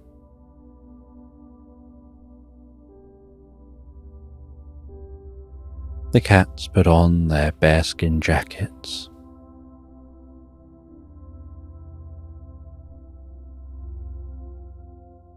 and put on face coverings and hats and mittens to protect them from the wind and the cold.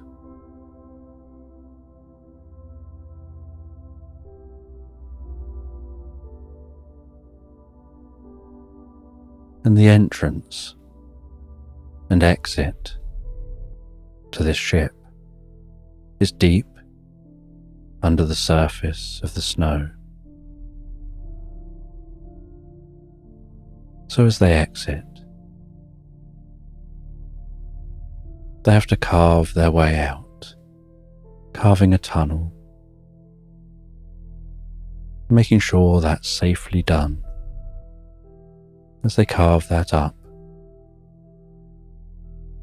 gradually heading to the surface.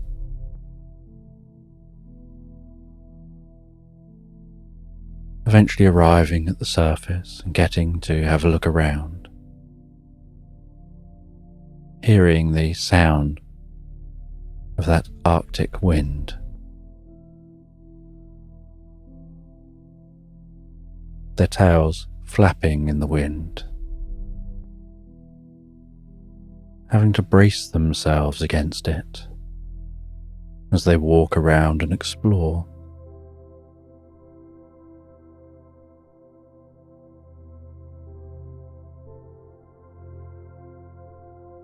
And some of the cats bring out with them some machines to travel on, almost like two-person spacecraft that can fly in the atmosphere and outside the atmosphere.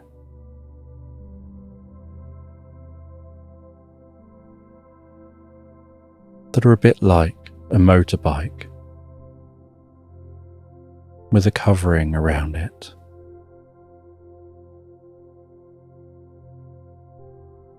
That's aerodynamic for when it's in the atmosphere. And the base of it is heat protected for when they re-enter the atmosphere. And they get in the craft 2 by 2.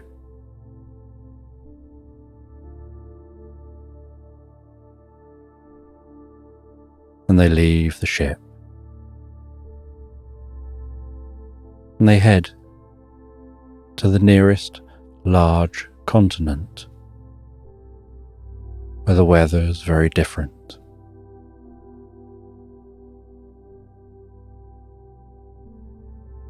And as they all travel to that continent, so they notice how the weather changes, flying over the most incredible, deep blue-looking ocean.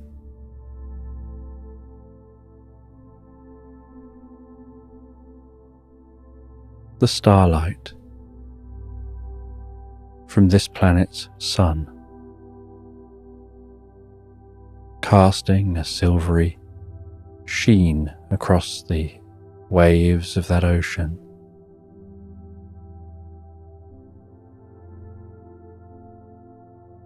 And then in the distance, on the horizon, they can see the hump of land. They head towards that land. And as they approach, they're taken aback by how Earth-like this planet seems. There seems to be what look like large trees, Earth-like foliage, and what look like birds flying among the trees and above the treetops.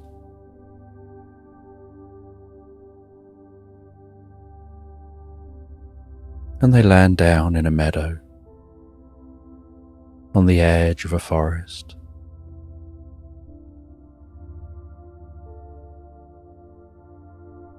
They scan their surroundings.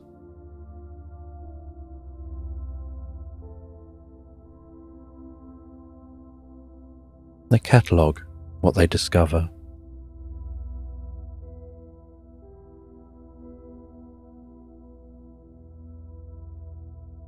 And they can hear what sounds like singing coming from just within the forest.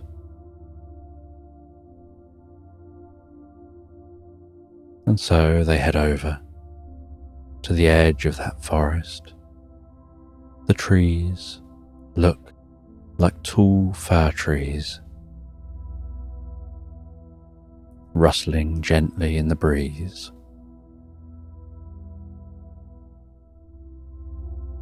And the scent of those trees is a similar scent to the smell of honey, mixed with a bit of lavender.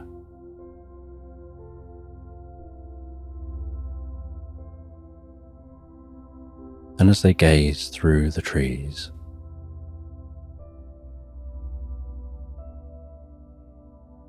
they can see some bears.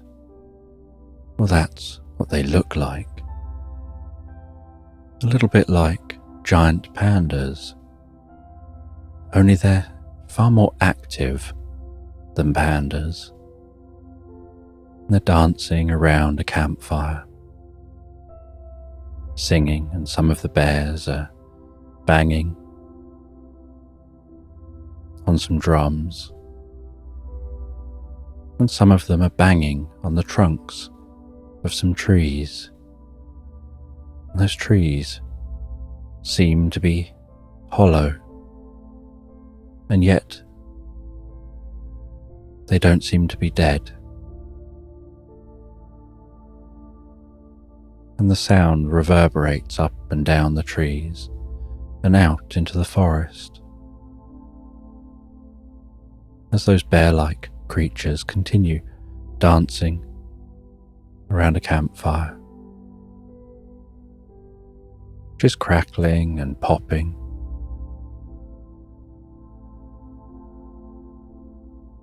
And some young bears seem to be sitting on the knees of older bears, being bounced up and down on their knees, their fur bouncing up and down with them, just slightly out of sync from them, and their ears bouncing slightly up and down.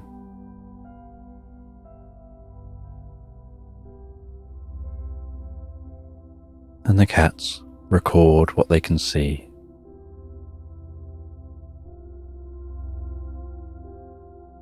And they try not to get noticed, and try to just observe the life here. Their main goal is to try and figure out where here is, and whether there's a known way back to where they came from.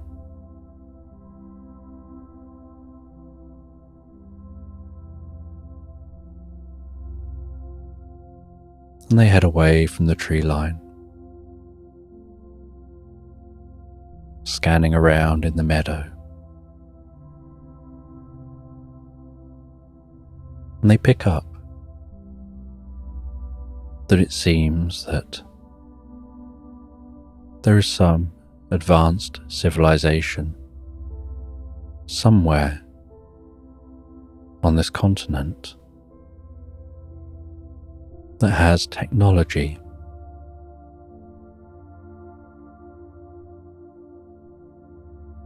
and so they head towards that technological signature that they pick up.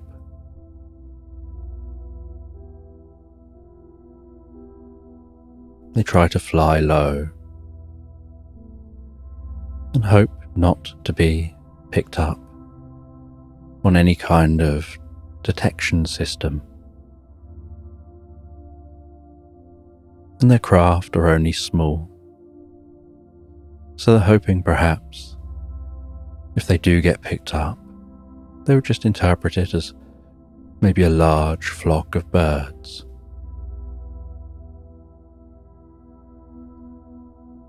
And as they get near enough to see towers of buildings, so they land some distance from that city so that they can better observe.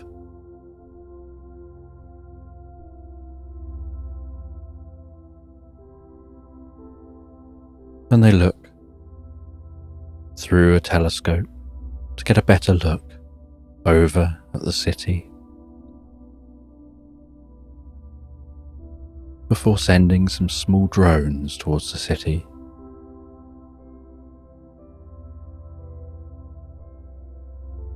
And the drones spread out, fly around, scan the city, sending back information. And they have a little monitor set up. And they look at the monitor and they see that information coming through. And they can see on the monitor a forming map of the city. Marks identifying different beings who are within this city. The drones pick up on the language that's mainly heard within the city, and their computer begins to translate that, working out the patterns.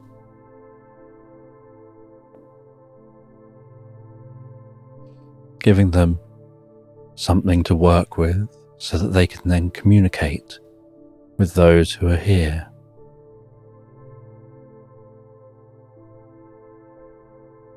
And once they have enough language understood by their computer,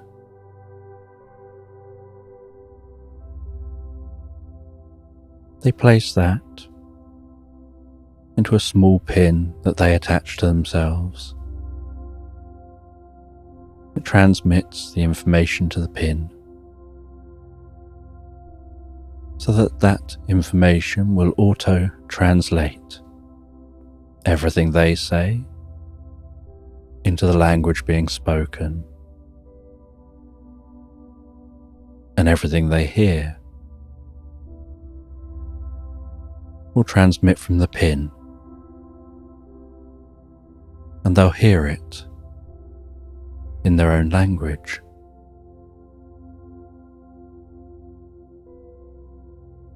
And then they head down closer to the city, placing their vehicles in the most inconspicuous place they can find. Just a short walk from the main areas of the city.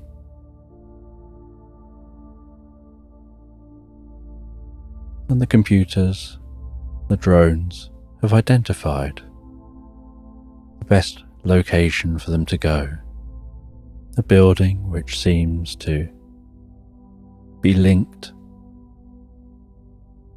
to space travel.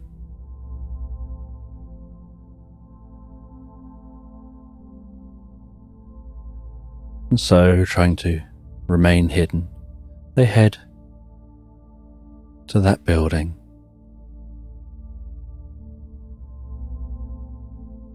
And they don't know what the reception will be of seeing them.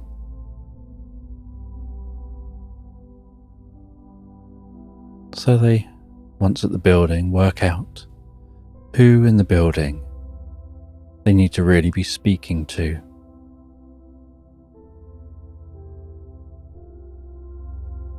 They work out what floor that is.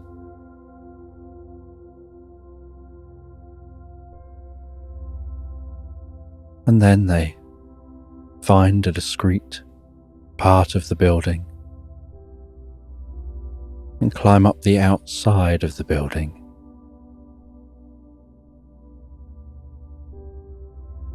Piercing through the glass on the floor they want to get into.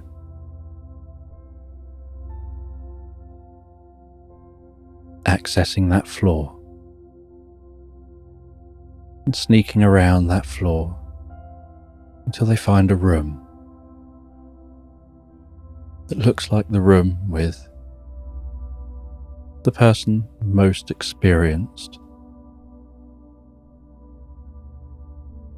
And they head into that room.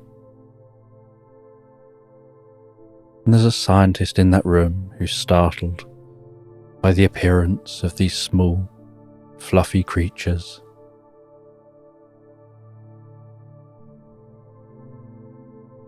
And they explain who they are, how they got there. And the scientist listens. And this scientist is short and squat and looks much like a dwarf.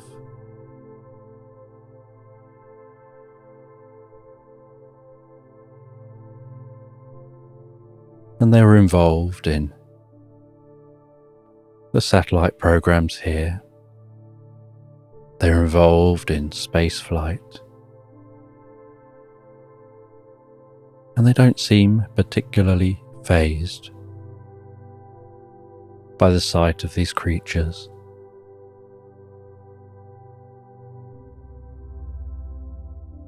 And the creatures don't look particularly intimidating when they're small and cat-like.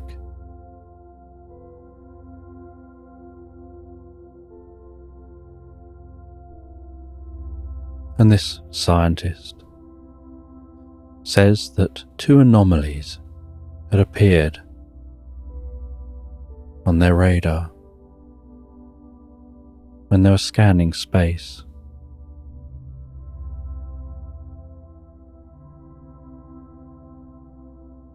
One anomaly they couldn't get into to explore and to work out what it was. But the other anomaly they managed to send a probe into, and it sent back a signal until it was about halfway through that portal in space. And then the signal just disappeared, and they lost contact with the probe.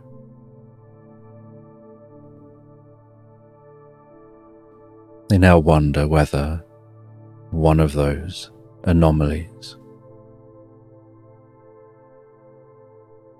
is a portal, like a wormhole, heading one direction, and the other one is a wormhole heading the other direction.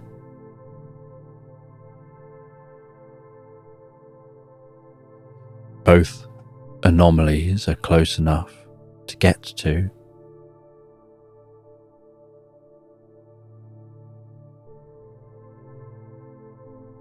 but they're far enough apart that you can only really head to one or the other at a time.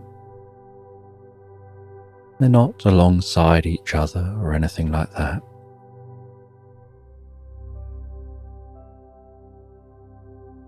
And so they say that they can probably offer some assistance. They can share that knowledge with your computers. And so they share the knowledge with the cat's computer. And they're curious to explore this as well. And the cats ask about the space travel that these beings here have done. And they say that they've mastered quite a bit. They can now very easily and quickly explore their own solar system. They've even managed to master travel to the extent that they can warp space and time enough to travel to nearby stars. But they don't yet have anywhere near the capabilities to create wormholes or to travel to distant stars. And some scientists had theorized that there may well have been other life out there, and that these wormholes in space, as it turns out, they seem to be, may have been placed there or created by some other civilization, but they're unsure who or why.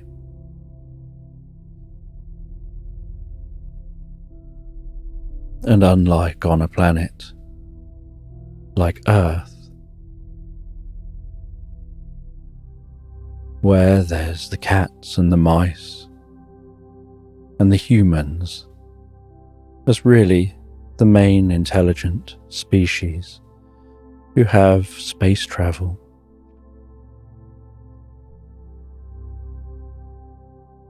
and they didn't all start off on Earth. On this planet, there's multiple different species who've all evolved along a similar timeline, and then they've been able to share their knowledge and grow together.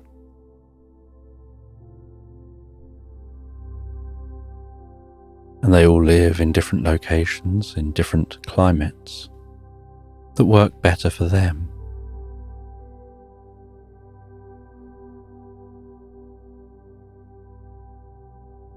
There's even an advanced species which lives within the oceans that had managed to develop and harness technology despite being incredibly different to all the land creatures.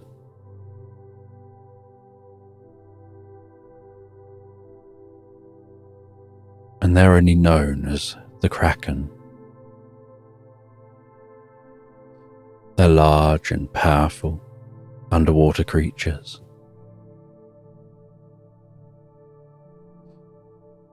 whose craft are enormous and powerful and sound like a giant volcanic eruption when they leave the planet, because they have to carry them up with all the water they need to live in.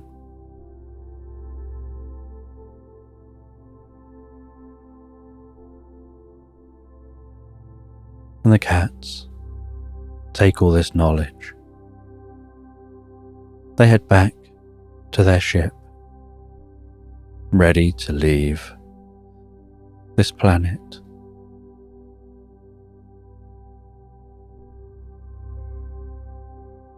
The scientist says that they'd like to gather a small group together. They've got the ability to launch into space fairly rapidly, and they'd like to keep in touch and then launch into space when they're all ready to go. And they head off, ready to set up and launch in their own spaceship. And the cats head back to that pyramid.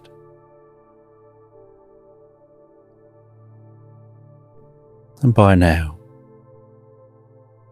all the checks have been done to make sure the pyramid will fly perfectly fine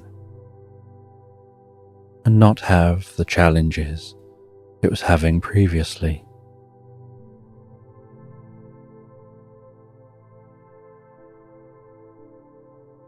And they get into position. And once the pyramid is flying, they can move around fine. But for launch, they have to sit in a chair and lock themselves in and brace themselves for liftoff. And within the pyramid, they hear that countdown start. 10, 9, 8. They hear the engines firing up. 7, 6, 5. They hear the rumble and feel that rumble vibrating through them.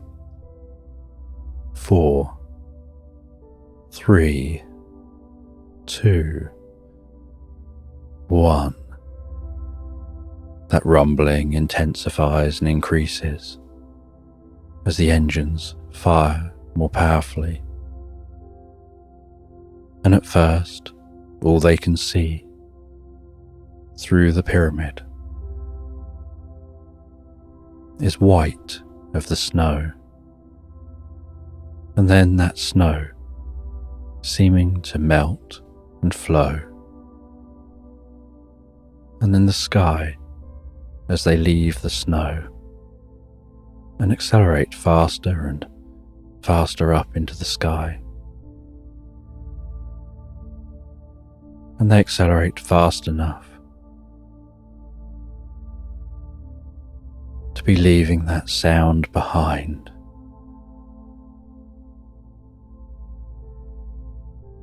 Before breaching the top of the atmosphere.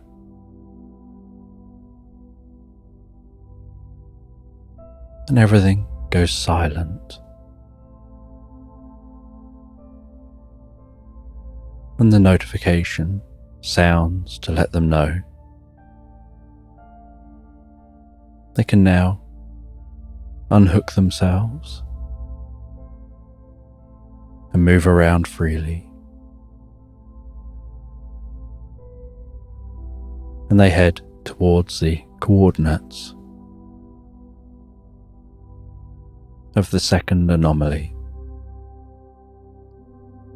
And at the same time as them leaving the atmosphere, the dwarf scientist on the other ship leaves the atmosphere, and they radio back and forth, communicating that they're all okay, the status is good.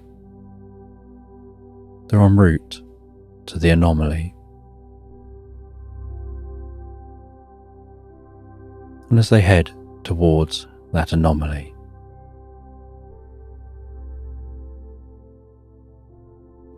the cats have a little time to interact, to have some downtime. And one of the cats goes and rests beneath the gigantic sunflower, reading a book about a family who live on a farm surrounded by an oak grove.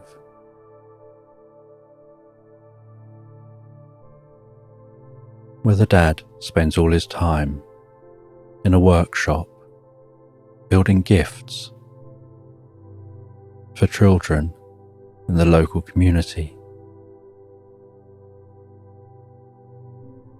and the mum enjoys making candles. And they lead a fairly basic life. When it gets to evening, they work by oil lamp. They choose not to use electricity. And the dog can often be found lying in front of the fire, snoring away, dreaming of playing in tall grass.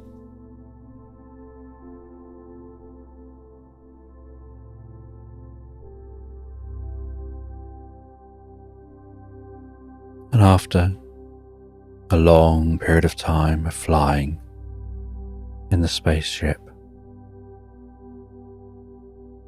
a message comes through that something has been detected. A third anomaly that was so faint it couldn't be picked up until getting closer to it. And the other ship says that they also have picked up this third anomaly.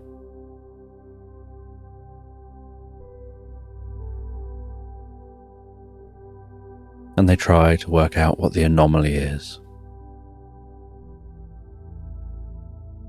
And as they get nearer to that anomaly,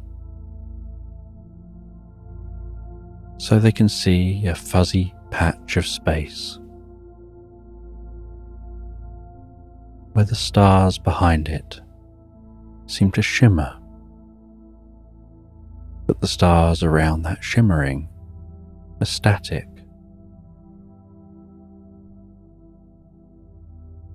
And that anomaly seems to be moving very slowly against the backdrop of stars.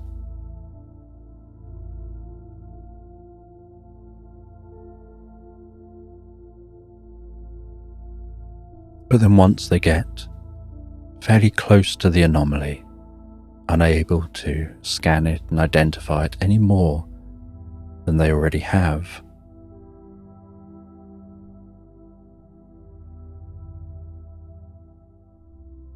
a beam of light appears around that anomaly, beginning to mark out some level of shape.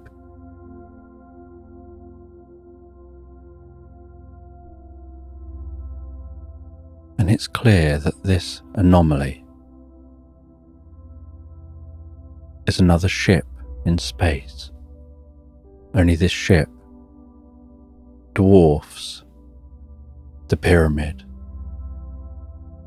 and the dwarf scientist's ship.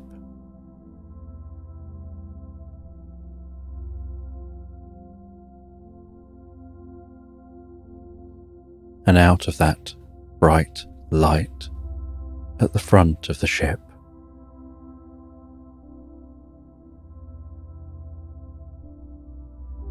a smaller ship can be seen exiting.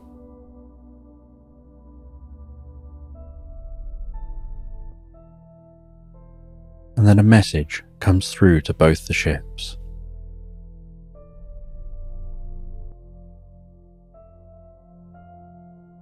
That message is in a language not understood by either side. The cat's computer tries to process the language and tries to scan that small ship that just emerged from the larger ship.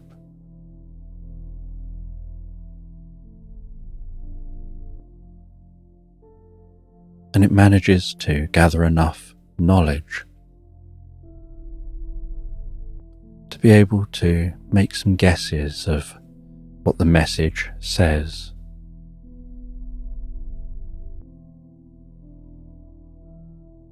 And the message is saying that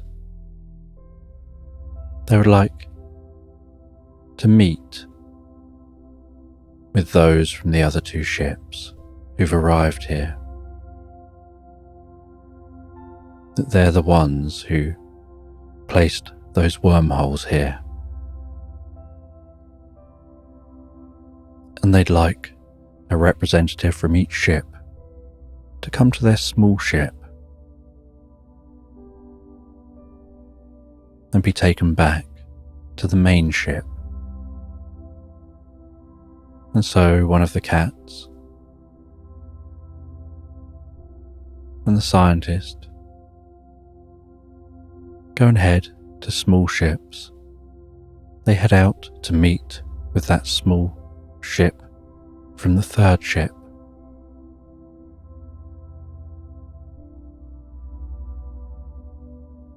And they manage to dock with the ship.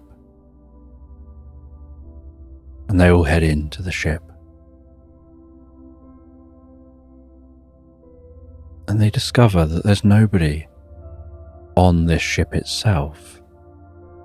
It just seems to be an automated ship, like a taxi coming out to pick them up and take them back. And with their ships in tow, it heads back to the main ship,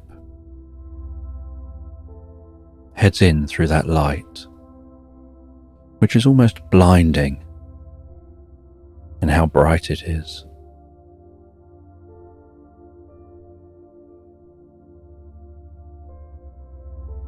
And it docks itself within this ship, and then opens, and the atmosphere in here is breathable. And so they head into this ship, and the inside of this ship looks like they're on a planet. Overhead is blue sky. A bright area like a setting sun. A giant tree in the middle, and woodland surrounding the tree, and meadows as far as the eye can see.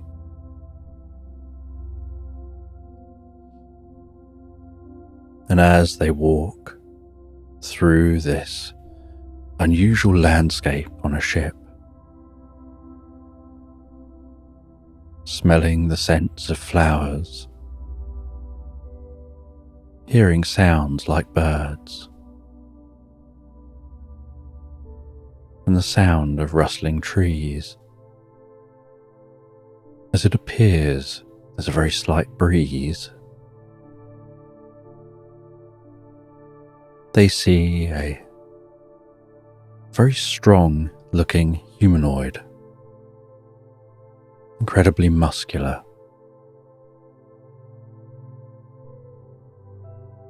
and pretty scantily clad, with a sword on his back.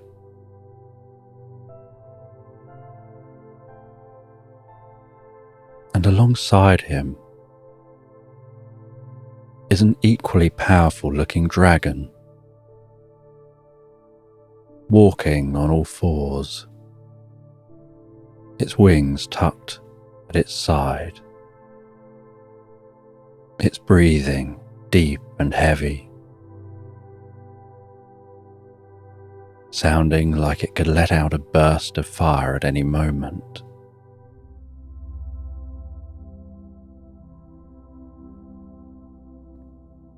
And this humanoid talks with a deep voice and explains who they are. And they say that they got in trouble, or that's kind of what the cats think was said, as on the translator it sounded like they said they got in tribbles.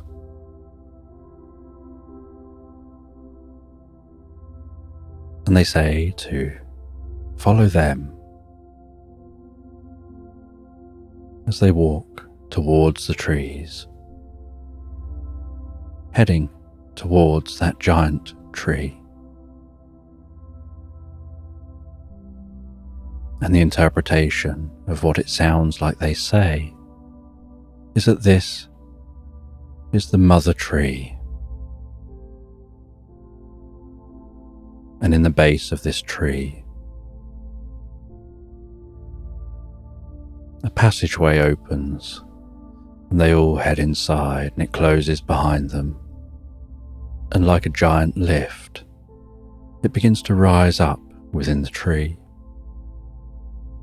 And high up in the tree, they exit across a branch. And on the end of the branches are different consoles.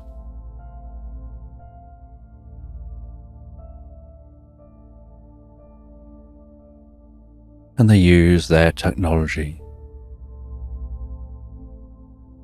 to help syncing it with the others' technologies to better translate what they're all saying. And then everyone can understand themselves. And they say that they came from another star system, and that their star was about to go supernova and would have destroyed the planet they lived on. And they said that where they're from, there are dragons, there are people who walk around with swords, like knights out protecting others.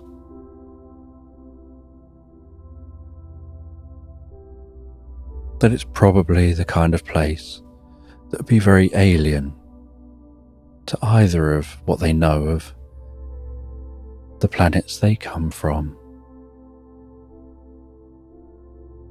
That centuries earlier,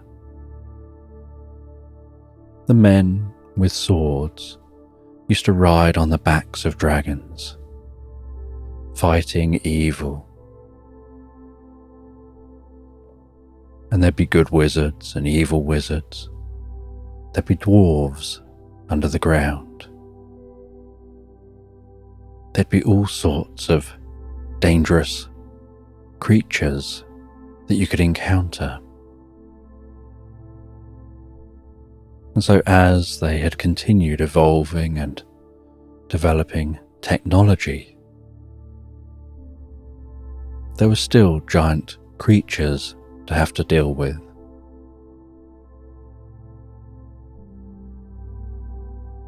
And their ways of handling it had worked fine. So although they developed technology, including the ability to create wormholes, they'd never seen a need to develop guns or other technology for violence. They almost saw it as chivalrous to stick with swords as they had done for generations.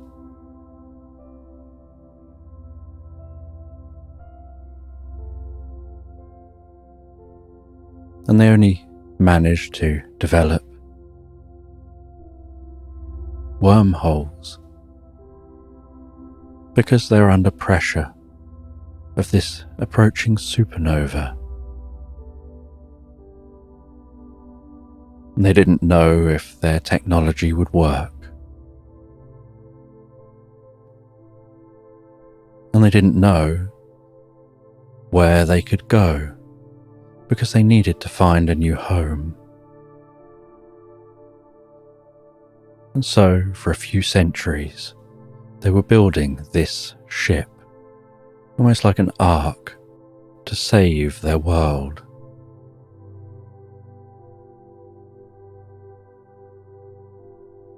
And they saved many of each creature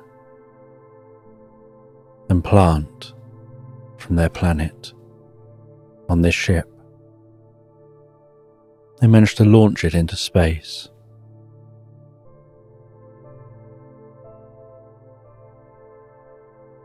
And now they're trying to look for somewhere where they can set up as a new world. And they found 2 star systems which had at least one habitable planet and other planets which could be terraformed. And so they created a wormhole from their world to here, and a wormhole from here to the other world, and then a wormhole back from that world to here again, so that they could check out and work out which is the best to explore and which is the best to settle on, and perhaps settling on planets in both systems and keeping those wormholes in place so that they can travel back and forth and maybe have more than one planet that they choose to live on.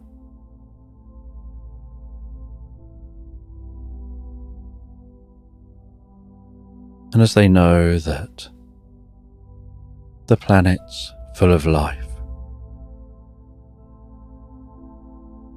full of intelligent life, and also full of life that should be respected, they don't want to set up on those planets.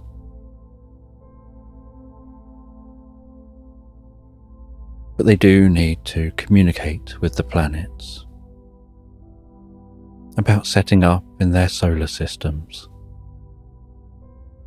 and finding a planet they can set up on.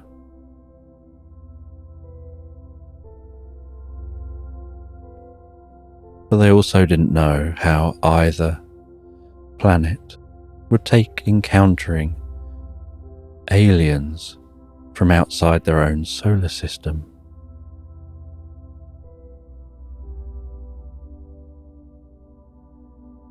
And so they are here to communicate with the planets.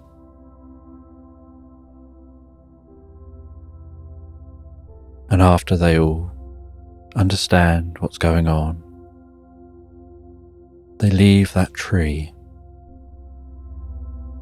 They head back to that ship that will transport them out of the main ship and take them back towards their own ships. And then they leave in their small ships back to their main ships.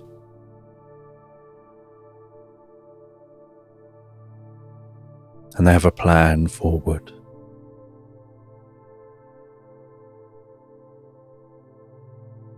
That a planet will be found in the solar system and in this system,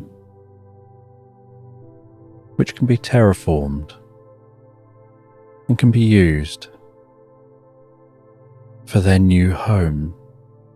And they'll have a home in each system.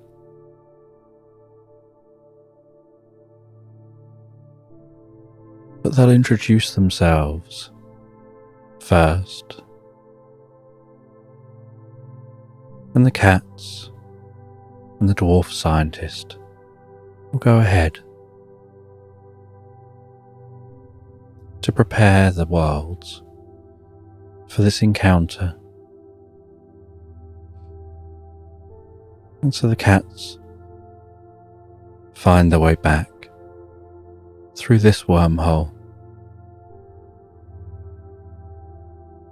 now knowing that they can head back through the other wormhole to visit and learn and engage with the scientists on that planet. And the scientists from that planet can do the same. Now they know it's a wormhole. They can go and visit and explore. And maybe go and visit Earth. As the cats head back through the wormhole, and make their way back into the solar system, and finally complete their journey to Mars, landing their pyramid on Mars. And the cats feel this has been such a long day, and are so pleased to be able to settle down at the end of the day, where they get to be able to relax and drift asleep into Slumberland, wondering what the future will hold with all these new discoveries. And a car is travelling along a quiet motorway at night, and there's a gentle fog wrapped around the motorway, and the overhead beams of the street light lighting the path ahead and reflecting off the car. As that car continues along the motorway, and while the car travels peacefully along this motorway, a completely clear road, its headlights illuminating the road ahead, there's a gentle sound of music coming from the radio, the soft warmth coming from the heater in the car.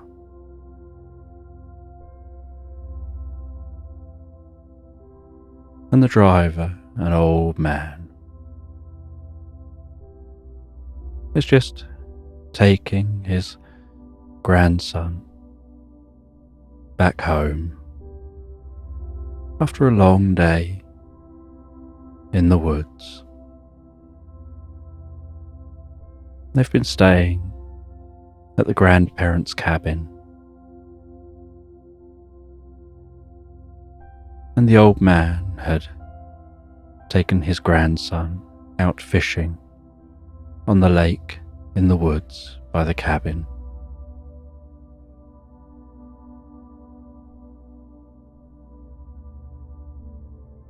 And the two of them were just out on that lake, bobbing gently, sound of the water lapping the underside of the boat,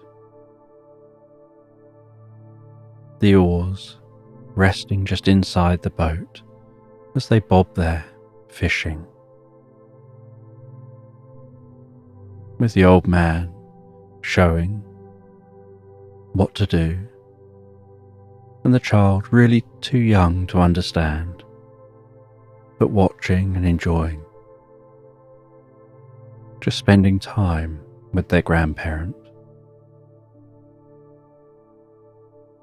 With the life jacket they're wearing done up really well around them, but seeming oversized compared to their body, giving the illusion that you could probably almost bounce them in the life jacket like a basketball. It was so bulbous around them.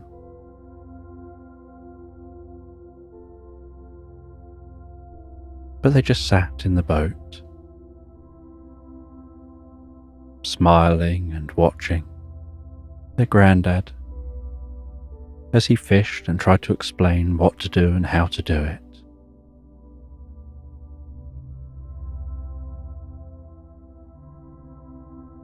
And he was just telling stories.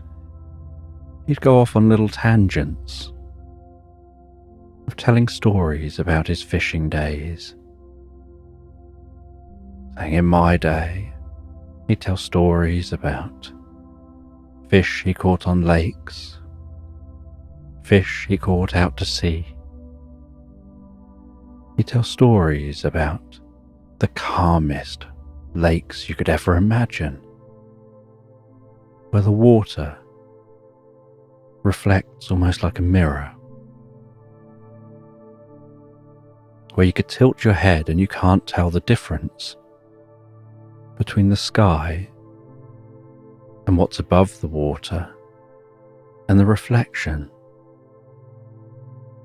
and stories about clinging onto the boat tightly as it rises up and down waves as big as a house. And the young child just smiled and seemed to just be happy to be there. But the grandad just kept on talking, enjoying sharing his tales of his youth.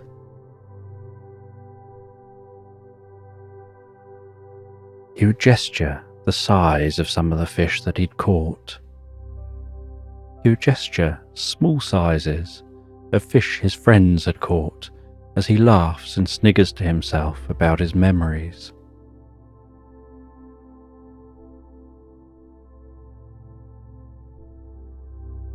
And the child just sat there, watching and smiling. He spoke about catching an anglerfish. He spoke about trying to pull in a swordfish.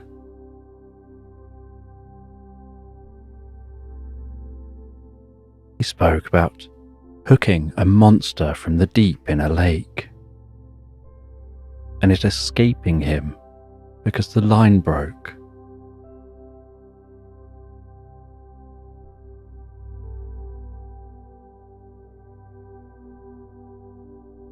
And this child had spent the entire weekend with the grandparents. And after a day of fishing, the grandad was sat at the dining room table. The grandson holding a crayon in their hand. And the grandad had drawn a fish on a bit of paper, and the grandson was trying to draw a fish too, and drew a very angular fish, making the grandad smile, and then drawing some googly looking eyes on the fish, and a mask.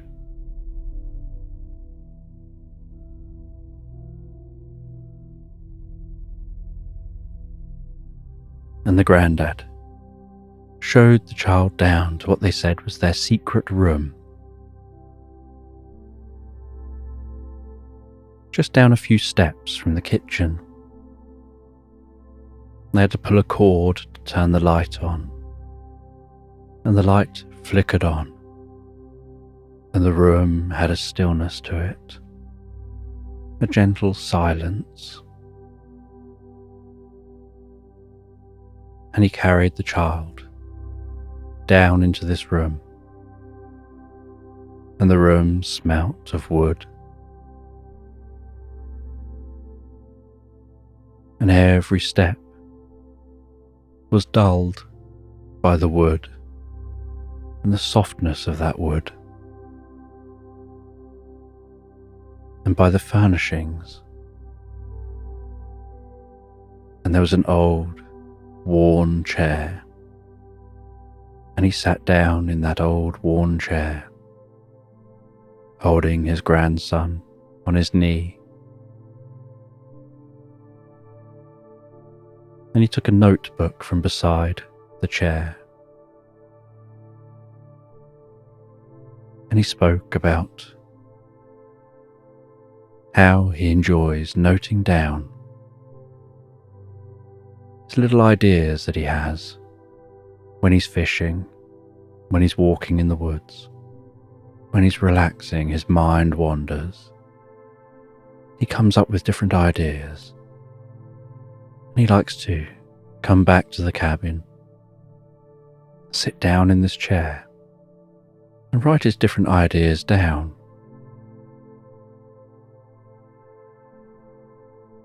And he shows his grandson some of the ideas. And again, his grandson's really far too young to understand, but just seems to enjoy the closeness, the interaction, the tone of voice of the granddad. Even if he currently doesn't really understand what the granddad is going on about.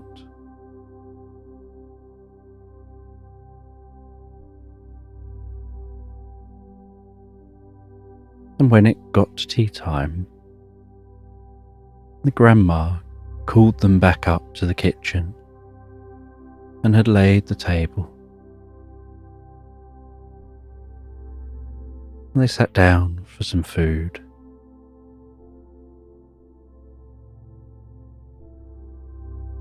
And she'd fried up a fish in the frying pan. And when serving it,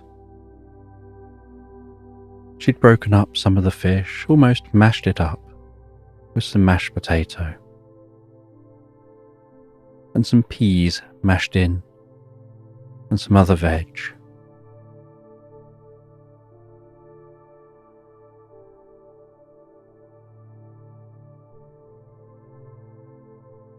And the granddad helped the grandson to eat the food by pretending that it was a train going choo-woo, guiding the spoon into the child's mouth, and having a smile on their face while doing so, and opening their mouth when they want the child to open their mouth.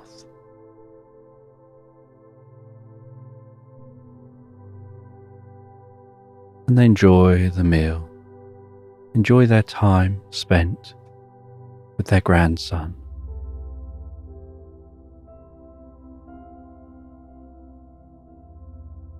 And at the end of the meal, the granddad says that they'll wash up, and they clear the plates away, and they start the washing up as the grandmother takes the grandson through to the main living room. The fire crackling away gently in the fireplace. A safety cage around the fireplace. The warmth of the fire warming the cheeks of the grandson and the grandmother.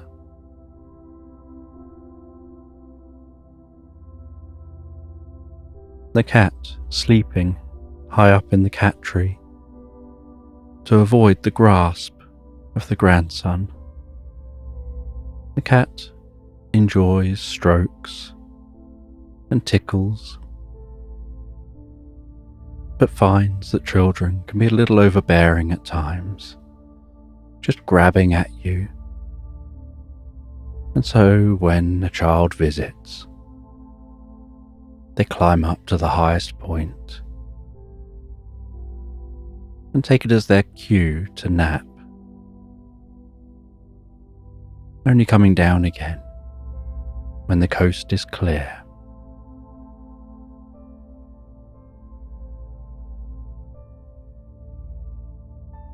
And as the evening continues on with the background sound of Grandad washing up, the cluttering and clanging of plates and all of the stuff being washed, the pots, the pans,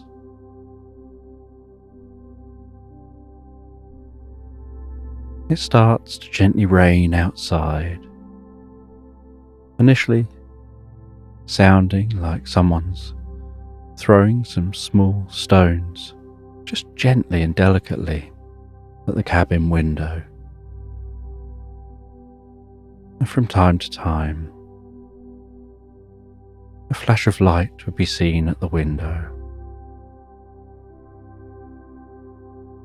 And then sometime later, a distant, long drone of thunder rumbling away. Almost like nature beyond the cabin is breathing in that rain.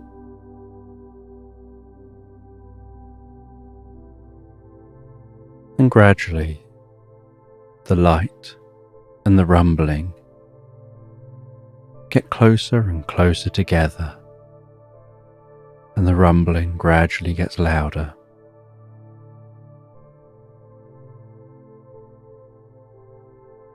And the cat jumps down from the tree and goes and tucks themselves up under a blanket on the sofa. And the child holds on tighter to Grandma. And the Grandma talks softly and reassuring, and shows excitement and wonder at these sounds around them. And this reassures the child.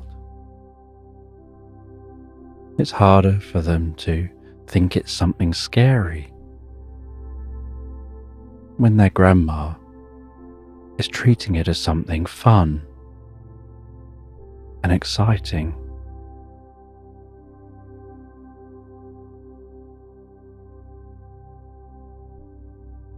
And as the night carries on, so the grandma takes the grandchild up to bed, settles them down in bed, kisses them gently on the forehead and sits beside them and begins to read a book.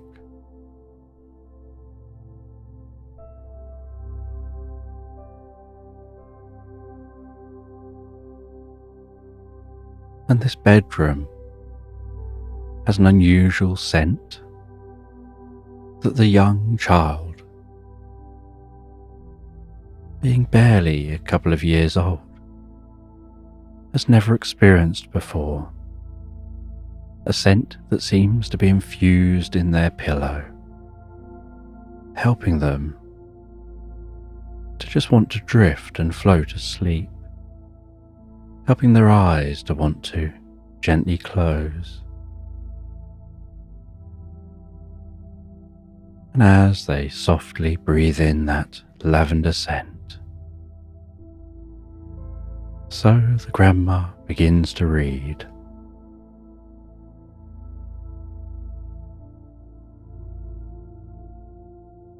About Jerry the giraffe,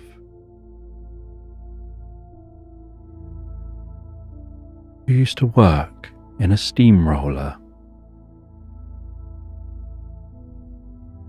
And every page just has a sentence and a fun picture of Jerry the giraffe in their steamroller. And Jerry the giraffe enjoyed their steamroller. Jerry would steamroller everything. The page turns, and Jerry was asked, "Can you help me with this road?" And he would turn up with his steamroller and flatten it out. "Thank you, Jerry," he would be told, as he looked on with a smile. And Jerry was asked, "Can you help me with this field? I want to play a game and it needs to be flat." And Jerry would happily steamroller over the grass, flattening down that field, and looking behind at the smooth, flat field as they wave on and say "Thank you, Jerry," before playing their game. And Jerry would drive around, finding anyone who needs help with a steamroller. And Jerry the giraffe was asked if he would go and help to flatten down an old haunted house. But he found that he couldn't quite get there, because being a giraffe, as he travelled down the road, his head and neck were too high to fit through a tunnel. And so Jerry had to take a long way round. And when Jerry got to the haunted house, a phantom was stood at the door. And the phantom didn't want Jerry to flatten the house, and said he's not really scary. He's a friendly phantom who just likes living in their home. But Jerry enjoyed steamrollering things.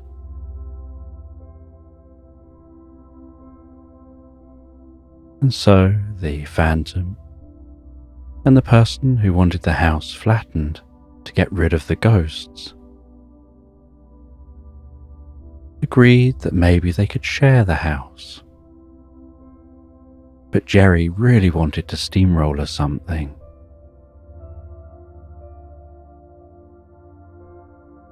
And so they agreed.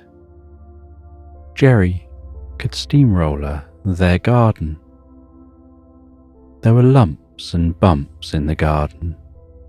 They wanted to plant some plants. So Jerry went into the garden and steamrollered that garden, making it very flat. They then said, to celebrate their new garden, they wanted to have some toffee, but it was too sticky and too hard for them to flatten out. And so they put it on a large tray, and Jerry put his steamroller and rolled over that toffee, flattening it out really, really thin. And they all enjoyed some of that toffee. And Jerry had some toffee as payment. Before going home in his steamroller and feeling he'd done a good day's work, and the grandchild fell comfortably asleep. And downstairs was still the gentle sound of the grandad putting away the washing up.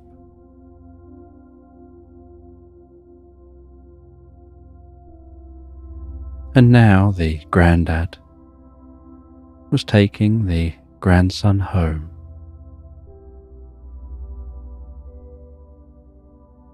And the grandad was in his sports car, his grandson strapped in to a child seat in the back, the grandson fast asleep.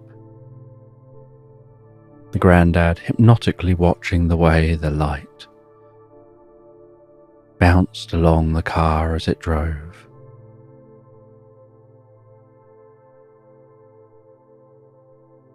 They carried on through this fog, along this clear road, with very, very little traffic on either side.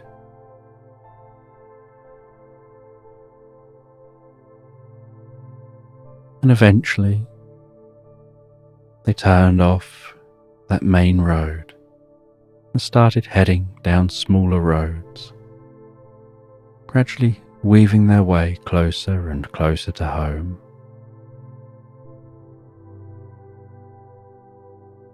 And once arriving at the grandson's home,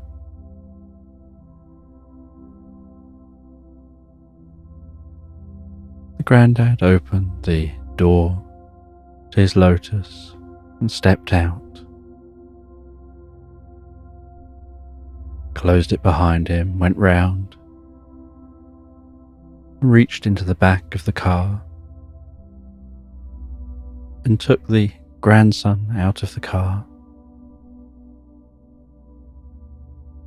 and went up to the front door carrying his grandson in his arm,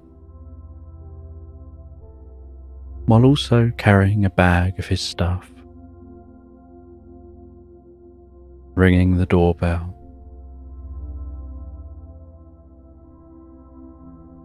And the parents answer the door, and the child is still gently sleeping. And so the grandad whispers gently, saying that he's been fine all weekend. He's had a great time, he's been fishing, he's been told stories, he's been drawing and seems to have really enjoyed himself. And the parents carefully take the grandchild, and as they take their child, they then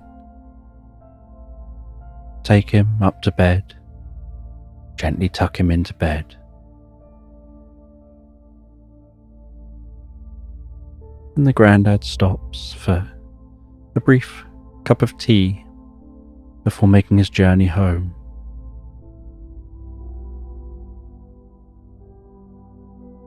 And he begins to share his tales again, any opportunity he gets.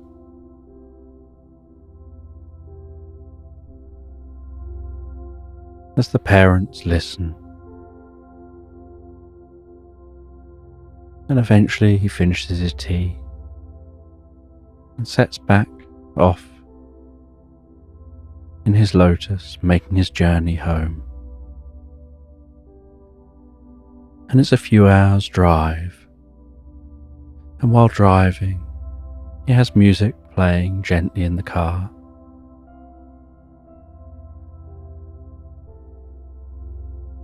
And the heater keeping the car nice and warm. And he continues watching the light almost hypnotically passing by.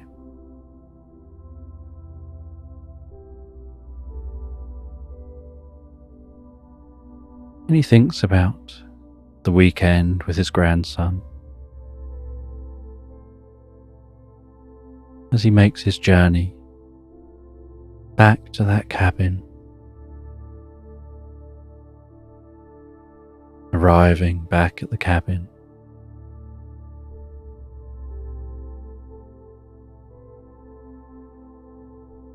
And as it gets later, he heads off to bed.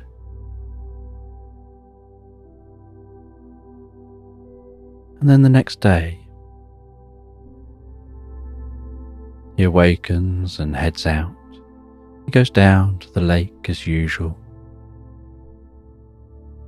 And while walking along the edge of the lake, smelling the fresh air,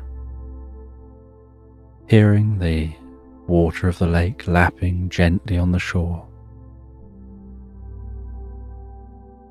crunching softly through the grass along the edge of this lake. Sounds of the rustling trees, singing birds,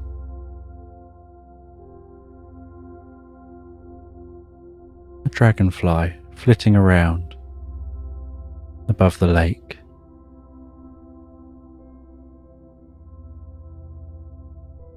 You can hear the distant sound of bells from the church, from the nearby village, just a short walk through the woods.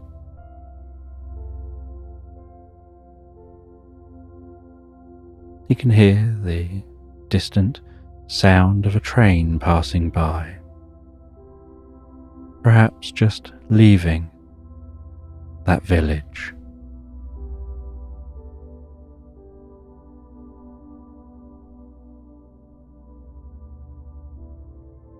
And he goes and sits on a seat near to the lake, where he can rest back, stretch out his legs, lower his hat on his head to shield his eyes, and enjoy the warmth of the sun on his cheeks. And he rests there for a little while. He doesn't necessarily feel that he needs to recover from having his grandchild come and stay for a weekend, but he does feel that he just needs that slight reset in his mind from being almost like a heightened version of himself while his grandson was staying.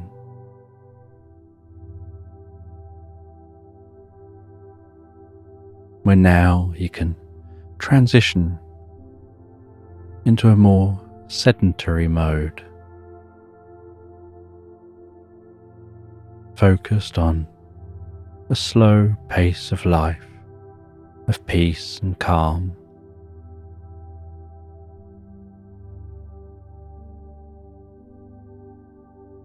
Just listening to nature, the lapping of the water,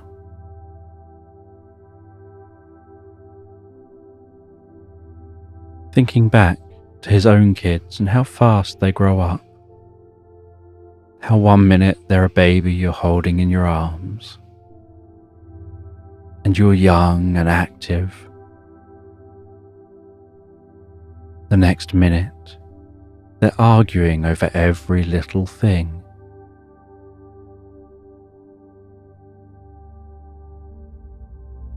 And then they're leaving home, and they're all grown up.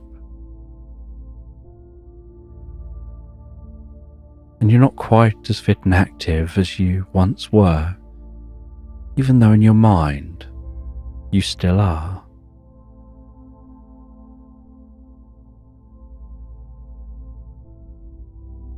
And he feels that this thought is helping him to really appreciate and connect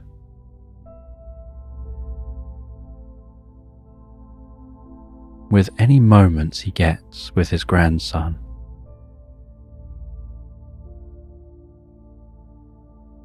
Even if at those moments his body is saying, "Go and lie down and sleep and rest," where he listens to his mind saying, "Play, have some fun. Teach your grandchild all the wonderful things you know and have learned through your life."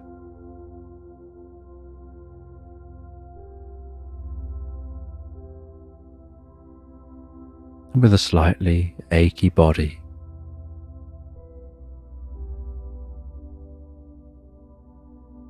he stands up from that bench,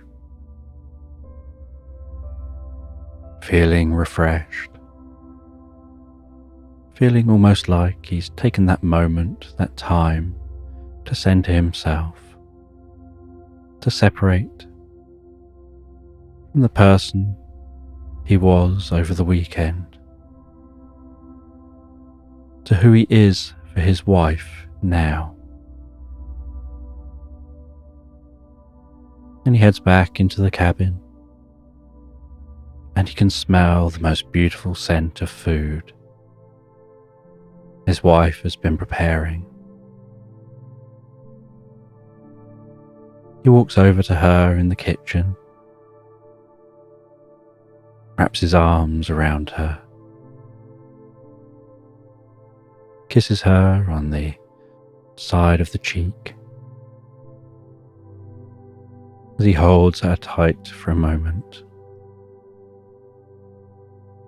tells her, "I love you."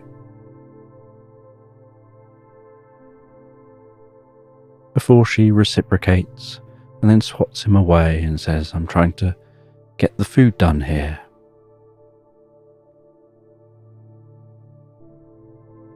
And he goes and sits down and watches her as she finishes preparing the food, as if his whole world is contained in that single moment, in that single vision.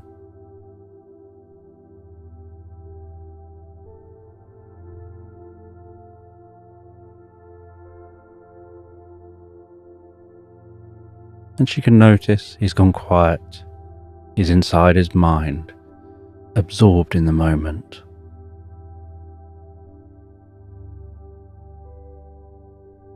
Before she then goes over, carrying 2 plates of food, they sit at the table, quietly enjoying their meal.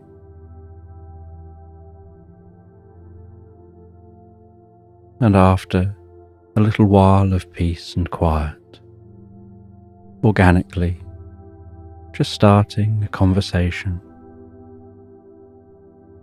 about nothing particularly important, just talking back and forth, smiling so calmly, enjoying each other's company, and settling down as the day goes on, resting on the comfortable chairs,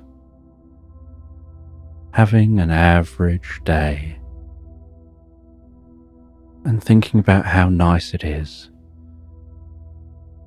to have the opportunity to have so many average days like this.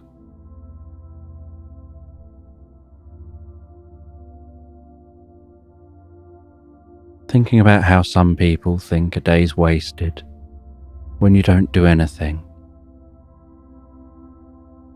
but spending time with someone you love every single day, even when you're not doing anything specific, isn't wasted time.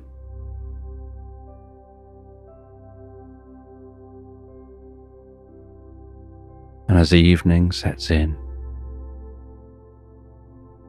so they head out onto the porch of the cabin, out to a chair that gently swings. And they sit on that chair under the warmth of the evening sun. And then that very gentle coolness that begins to set in.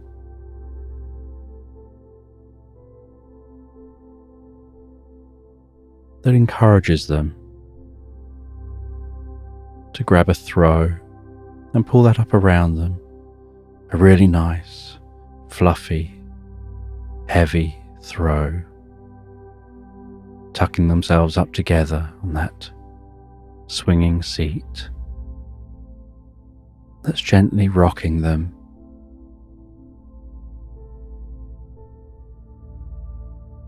with the encroaching coolness of the night tickling their cheeks and their nostrils as they breathe in and out, while they remain warm, snuggled up together, listening to the sounds as they shift from the daytime birds and animal sounds to the sounds of the nighttime animals, birds settling down,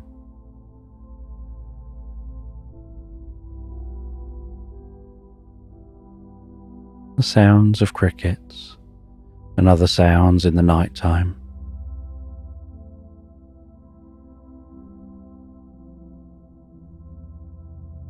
As the moonlight begins to rise over the trees, casting a silvery sheen across the landscape,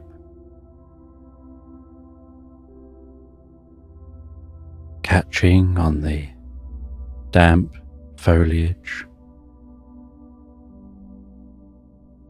reflecting and sparkling in the slight breeze.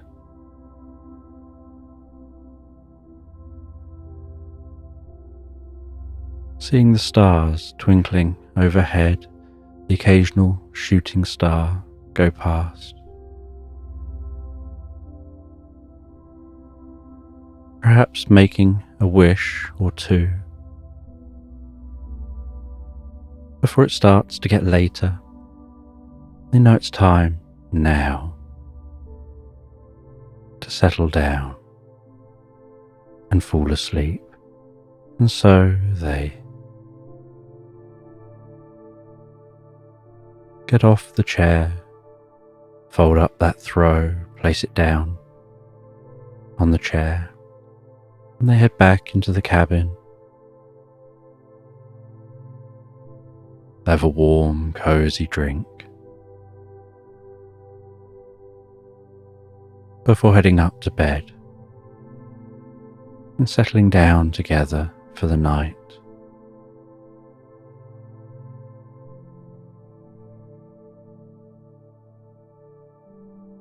And drifting and floating so peacefully, so relaxed asleep into Slumberland.